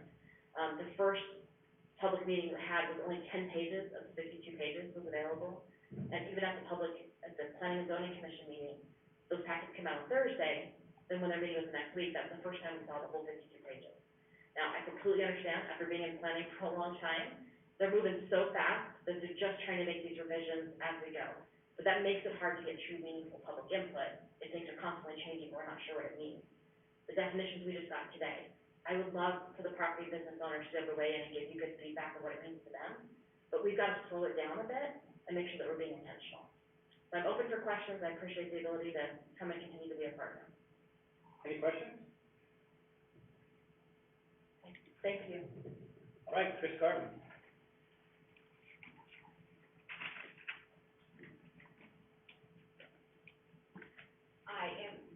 I am Chris Garman. I wrote down the address of the building, which is 718 Main Street. I own number 7, whatever the historic little map there was earlier. I'm number 7, which used to be Maddie's Plaza and is now Oaks Brothers Marketplace. Yep, there it is. Beautiful roof.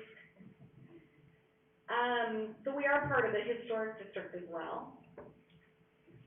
So, honestly, I'm gonna leave all the really smart stuff to people like Sabrina on the codes and zoning and stuff. I just wanna give you like a basic overview, from my very uneducated, naive owning a building, okay? But notice is always important, so I would just reiterate that for sure.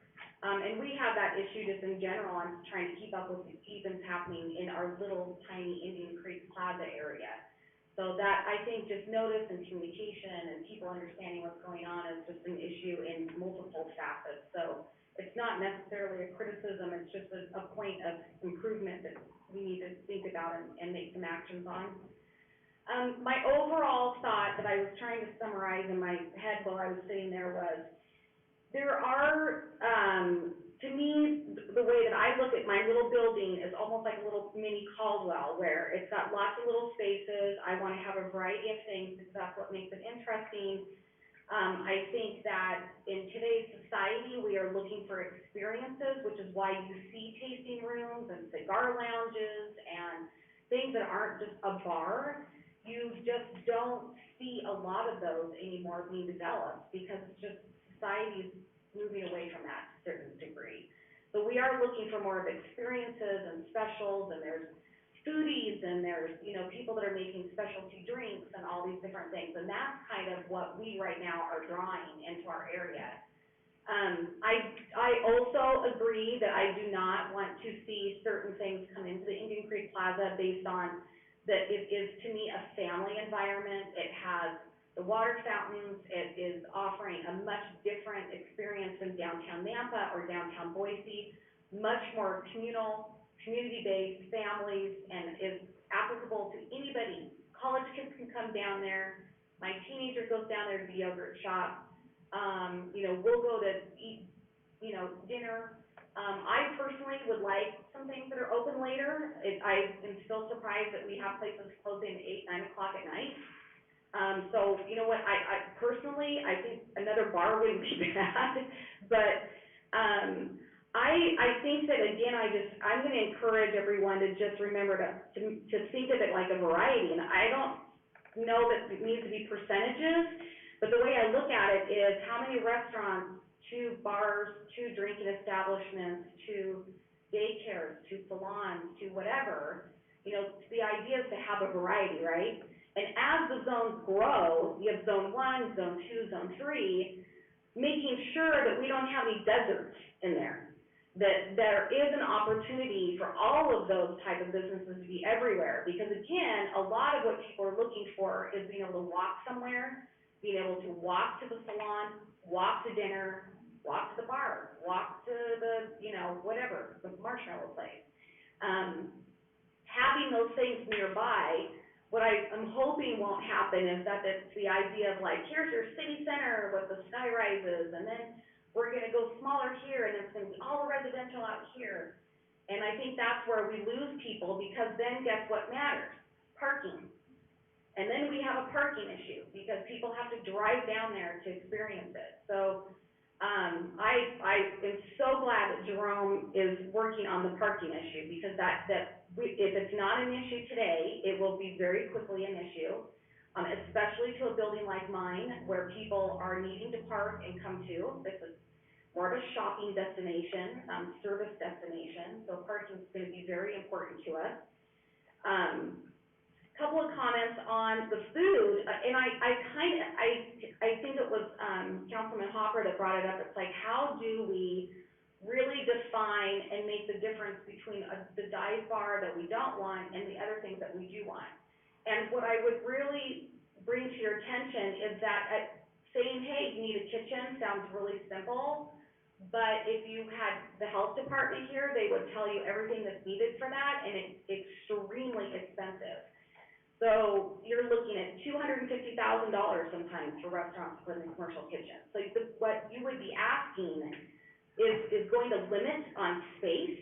A lot of those buildings down there, they don't have the square footage for that, especially in the historic area. And so it's a cost issue, it's a space issue, and so somehow just, you know, I don't know what the answer to that is, but I'm just bringing that to your attention.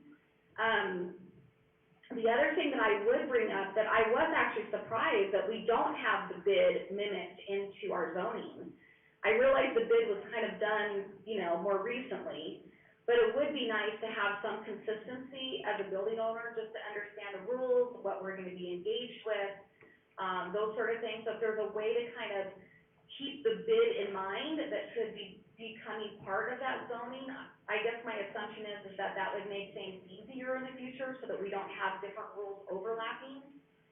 And really what the bid and what Destination Caldwell's mission is in my mind, is the mission of our building. Like exactly what they represent is exactly what I'm going for, you know. Something different, something farm to fork, something unique, you know, there's gotta be a reason to get people out of their couch and come down and actually experience downtown Caldwell and hopefully Oaks Brothers Marketplace. And I would also say that when we're talking about what makes the civility I do think we have to be very careful, and I think, Mayor, you brought that up, whether it's, a legal issue or not, is really the food the answer? You know, is that really the thing that makes things civil? You know, any way that we write that, there's always an opportunity of somebody to come in and tweak that a little bit. So I think kind of thinking about, the design review can help with that. I think you talked about entertainment, those sort of things, so. The other thing I would also mention would be that a part of the destination Caldwell are the wineries, and so I would like to see a better definition for the wineries in support of that. That's something very large in Cannon County that we market, and that brings us a lot of tourism and activity. So to make sure that we're not hindering their ability to participate in our downtown core. So just things that were important to me was a variety of businesses, ease of access, walking, which will help eliminate parking needs, overall for people definitely living down there. Looking at the geography, the map, including the BID, giving us notice, and that's it. And thank you for hearing me. And I just want you guys to know that I'm about 3.5 hours from being up for 24 hours. So if we go out for breakfast at IHOP or something, then I'll be up for a whole 24 hours. You're doing good. Well, we don't have an IHOP, so there you go. I know. I thought about that. I was thinking, what is open here? We're all closed, but that's good. Again, good family community. Thank you so much for listening to me. Thank you, and thank you for everything you've done with, former Maddie's Caldwell. I'm working on it. Thank you. It's very nice. Thank you. Mr. Mayor, Yes, Mr. Hopkins. I just would mention that, the BID is not a creature of the city. We help administer it, but it's self-imposed, if you will. So it can do whatever it is, and to tie it to an ordinance or an ordinance zone probably isn't so wise, because it can morph into something different. So, I understand your comment though on what needs to be consistent, and I think Sabrina, you're on the right track. How do we include all of those BID members in a way that they do all feel like they're part of downtown? And we'll certainly help where we can with that, but it's not something that we ordain or anything like that. So, we'll just be here to help best we can. Other questions or comments? Okay, again, just as a follow-up, this is a public hearing only. There is not even an ordinance associated with this yet, other than a draft. So there's no action to be taken by the city tonight. It was simply informational. And so please get your comments back to Mr. Matt. We encourage you to get your comments to Mr. Matt, also Ms. Root. And we'll continue working this over. I think there were some comments about notification, so I don't know what the process was or how you notified people, but certainly I think reaching out is, maybe that's why reach out to the chamber to hope they would get it out and others, so, but I don't know what happened there. Again, not making excuses, but I just, whatever we can do, we need to evidently do it better. Thank you. I'm sorry, we will work on that. Okay, I will let you know that for sure that, we sent out the ordinance, last Thursday. Kurt Geyer sent it out on Wednesday last week. And it's somewhere in cyberspace. And so, no excuse, just fact. Well, I've heard that cyberspace eats homework. I think my granddaughter has used that excuse once, I think. Not sure. So, all right. That's everyone who has signed up to speak tonight, and so is there a motion? I would move to close this public hearing. Have a motion second, by Mr. Walker, Mr. McGee. Thank you very much. All in favor, please say aye. Aye. Any opposed, nay? Motion carries unanimously. Next item is pursuant to Idaho Code 21002, consider acceptance of the budget amendment for fiscal year 2021, and set the public hearing for Tuesday, September 7th at 7 p.m. Thank you, Mayor, Council. Welcome.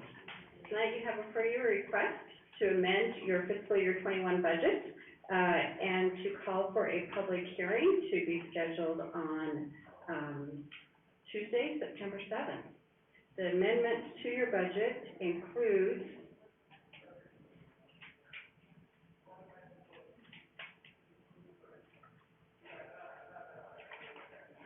a request Sorry, to, yes, I'm letting them file. sorry. It's a request to amend your budget to appropriations of $109,862,893. Revenues to $79,951,603. There is no amendment to the property tax, so bringing our total revenue to $98,935,782. With an increase to fund balance use of $10,927,111. So with that, I will stand for questions. Thank you, Madam Mitchell. This is, again, a housekeeping item that we do every year at this time. It's required by law to go back and do this.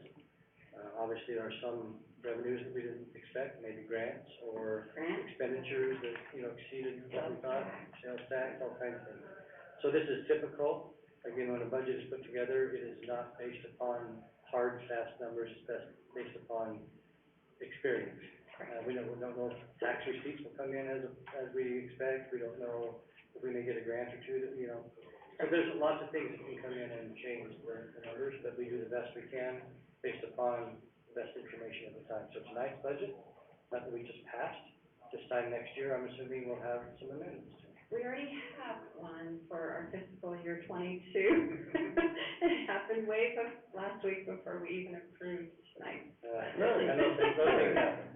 Mr. Mayor? Yes, Mr. Alvarez. I would accept the, move to accept budget amendment for FY 2020-21 and set the public hearing date for Tuesday, September 7th, 7:00 p.m. in these chambers. Thanks, is there a second? Second by Mr. McGee. Further discussion? All in favor, please say aye. Aye. Any opposed, nay? Motion carries unanimously. The next item is to consider resolution number 27121, declaring the minimum price for the conveyance of certain real property and intention to convey the same to Kenyon County. Again, this is in, keeping with the agreement we had and discussed at the previous council meeting to, this is the property for the new fairgrounds. So Mr. Waterman? Mayor, Council, that's correct. I won't, if you discuss the specifics of the purpose and that kind of thing, I won't go into it.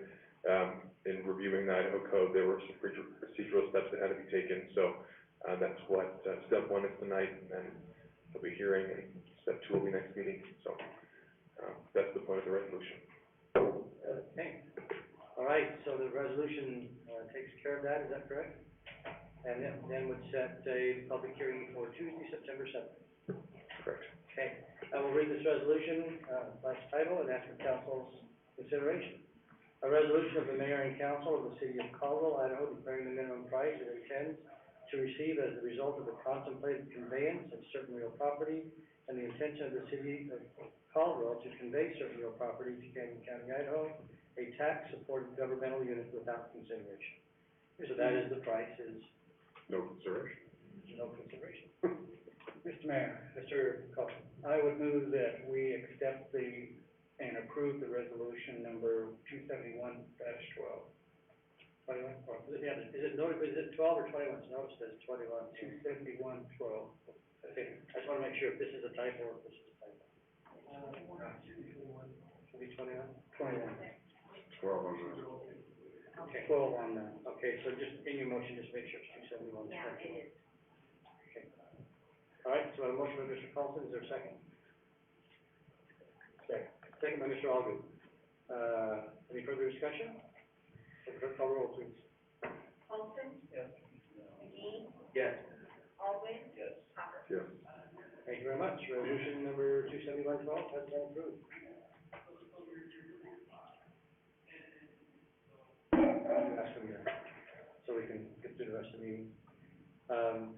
The next item is to consider bill number 46, ordinance number 3365, amending chapter 3, article 1, 030151 of the city code pertaining to salaries of elected officials, with request to waive the rules and pass on the first reading by title only. Again, this is, only can be done in election years. This is an election year. This is when, the opportunity for council to consider those salaries.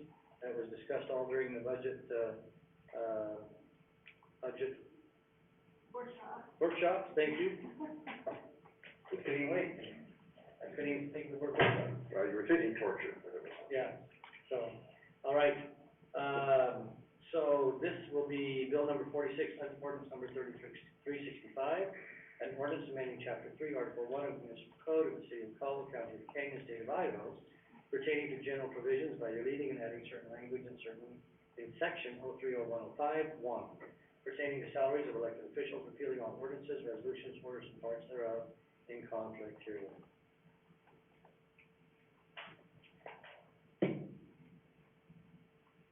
Is this a change or is this the same as last year and the year? It includes the raises as discussed in the, hearing, but also the adjustment from the mayor's salary as discussed. Correct? Correct. Yeah, so there are changes, so it's just a slight increase on the one side and a slight decrease on the other side. On the council side and the mayor's side. Okay? Is that correct? Okay. Well, that was easy, you got off with nothing. Yeah, thank you. It is brought forward with a request to pass it on the first reading by title only. Mr. Mayor. Mr. Allgood. I move that we waive the three reading rule and consider bill number 46, ordinance number 3365 on its first reading by title only. It doesn't appear to be a summary attached. Thank you, and again, let me get a second first, is there a second? Second. Thank you, and again, mayor commencing January 22, the mayor shall receive a biweekly salary in the sum of $3,262.72, and the council shall receive, each member of the council elected office shall receive a biweekly salary in the sum of $392.06, and don't spend that all in one place. You are rich now, according to this new, Buy me a new truck. So I just wanted to get on the record, because that is a dollar figure. So, again, we have a motion and a second, by Mr. McGee, with the clerk call the roll, please. Alden? Yes. Hopper? No. Alton? Yeah. McGee? You don't want to give himself away. I always vote no. I know, you always do. Always do. Okay, the rule's been suspended, you haven't voted for it. Hasn't voted yet. We haven't got. Mr. Mayor, I don't believe you can suspend the rules without a unanimous vote. If the motion was to suspend the rules, then it failed. No, not true.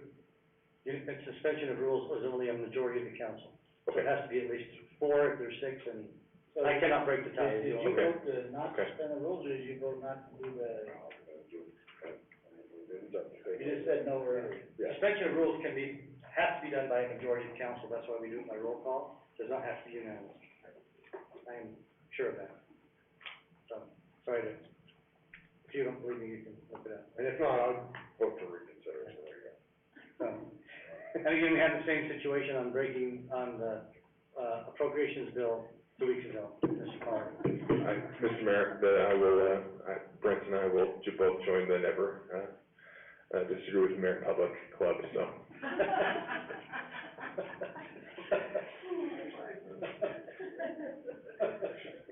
Okay, so, I believe we have a yes, which means the motion passes 3-1, you have the bill before you. Mr. Mayor. Mr. Alden. I'll sponsor bill number 46, ordinance number 3365, and move for its passage. Thank you, is there a second? Second.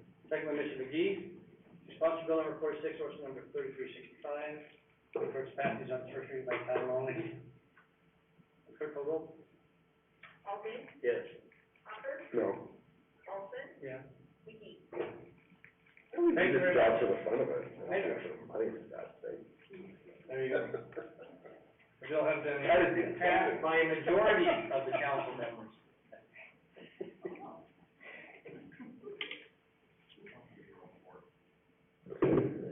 Mr. Mayor, I apologize. I think we're probably both a little right. the Idaho code says that, ordinances shall be read in full, unless one half plus one of the members of the full council shall dispense with the rule. So, in this case, the full council is 6, and so we need 4.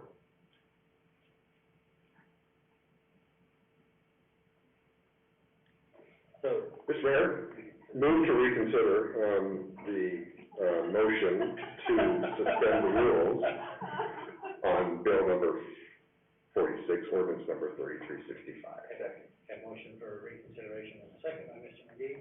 All in favor, please say aye. Aye. Okay, let's start over again. Mr. Mayor, Mr. Hopper. I would move to consider bill number 46, ordinance number 3365, amending chapter 3, article 1 of the city code pertaining to salaries of elected officials,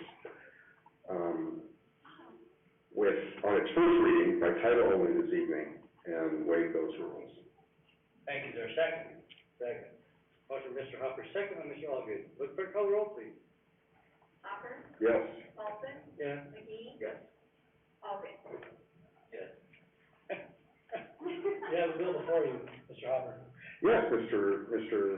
Mayor, I would sponsor bill number 46, ordinance number 3365, and move for its passage. On its first reading by title only. On its first reading by title only. Thank you, is there a second? Second, Mr. McGee, I'm sorry, look for roll, please. Excuse me, Hopper, No. Now you can vote, Mr. Sponsor bill, no. Colvin, Nobody's ever done that before? McGee, Yes. Allgood. Yes. It's getting late. It is. Okay.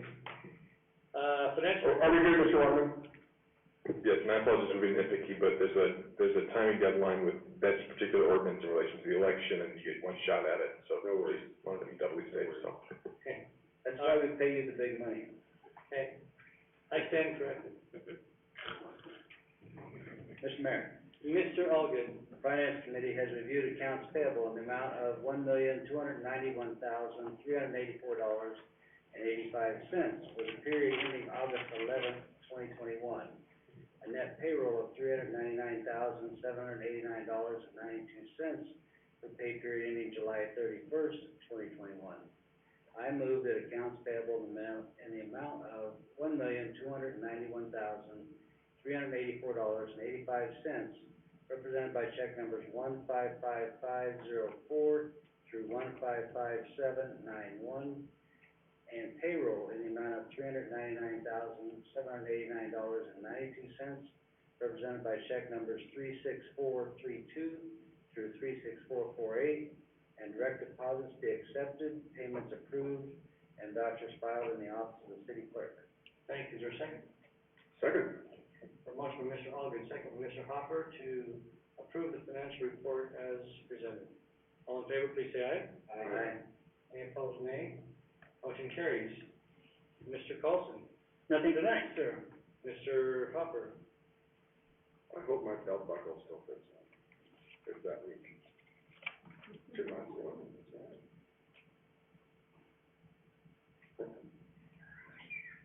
Mr. Allgood. Be quick, sir. Wednesday at 3:30, 10 officers from around the state are receiving the Medal of Honor from the governor. 4 of those officers are from Caldwell Police Department. I will be there. And pretty proud of our guys and girls. Yeah, 3:30 at the State House. Like I said, 4 of our officers, something pretty courageous, and will be receiving the Medal of Honor. Might need the snacks and all that. Sergeant Amber Walker is one sending out the notice, but. You need a tag along? 3:30 on Wednesday, yes. You want a tag along? I'm already gonna be over there. Okay. But I'll see you there. All right. Okay, thank you. Yes, you bet. Mr. McGee? All right, real quickly, I can't believe nobody mentioned this. Week of Caldwell Night Rodeo. Where the cowboys are, there was something going on. Buckle. I know, but you didn't say it. I knew what you meant, but it was code. It was code. It was code. Anyway, that begins tomorrow night. I'm sure that it will be, well attended. And as much as the rodeo was not held last year, I think people are anxious to get out and see that, so I know the board is anxious, to get it underway, which actually, to be honest with you, slack starts tonight, so they are actually already underway. 2 nights are already sold out. Yeah, Friday and Saturday. So it is a great week for the city of Caldwell. We will see lots of people. As you know, I do serve on the District 3, Magistrate Commission, and with the changes in the legislature and also one retirement, we will be interviewing 12 candidates to fill 3 magistrate positions, over the next 2 days. Anybody wants to take my place, you're more than welcome to. No, it is interesting, but it's long days of interviews, and so, by, 5 or 6 o'clock on Wednesday evening, there will be a decision made, regarding who those 3 new magistrates will be. Again, just a thank you to everybody for getting the budget done. Mr. Knapp and Ms. Root, thank you for your work on the ordinance amendments. There's a ton of work that needs to be done, and it's not easy, and thank you for everything you do. Mr. Waterman, don't ever correct me in public again. I'm teasing. Always correct me. Tell Brett to do it. And with that, I would accept the motion to adjourn. Motion second. Second. All good, and Hopper, all in favor, please say aye. Aye. Any opposed? Oh my gosh, it's late. Check it out. Did you learn anything? Oh, yeah. Goodbye. It was way too late to be in that good of a mood. Yeah. You know that? I don't either. I do. Doug's the man. Right fix it.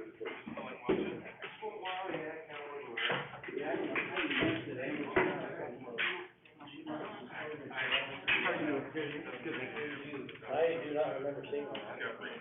Someone like a sugar baby on the chair back here. As many emails as I did, I'm gonna head out. Sounds good. We've got You guys lunch. right. Yeah.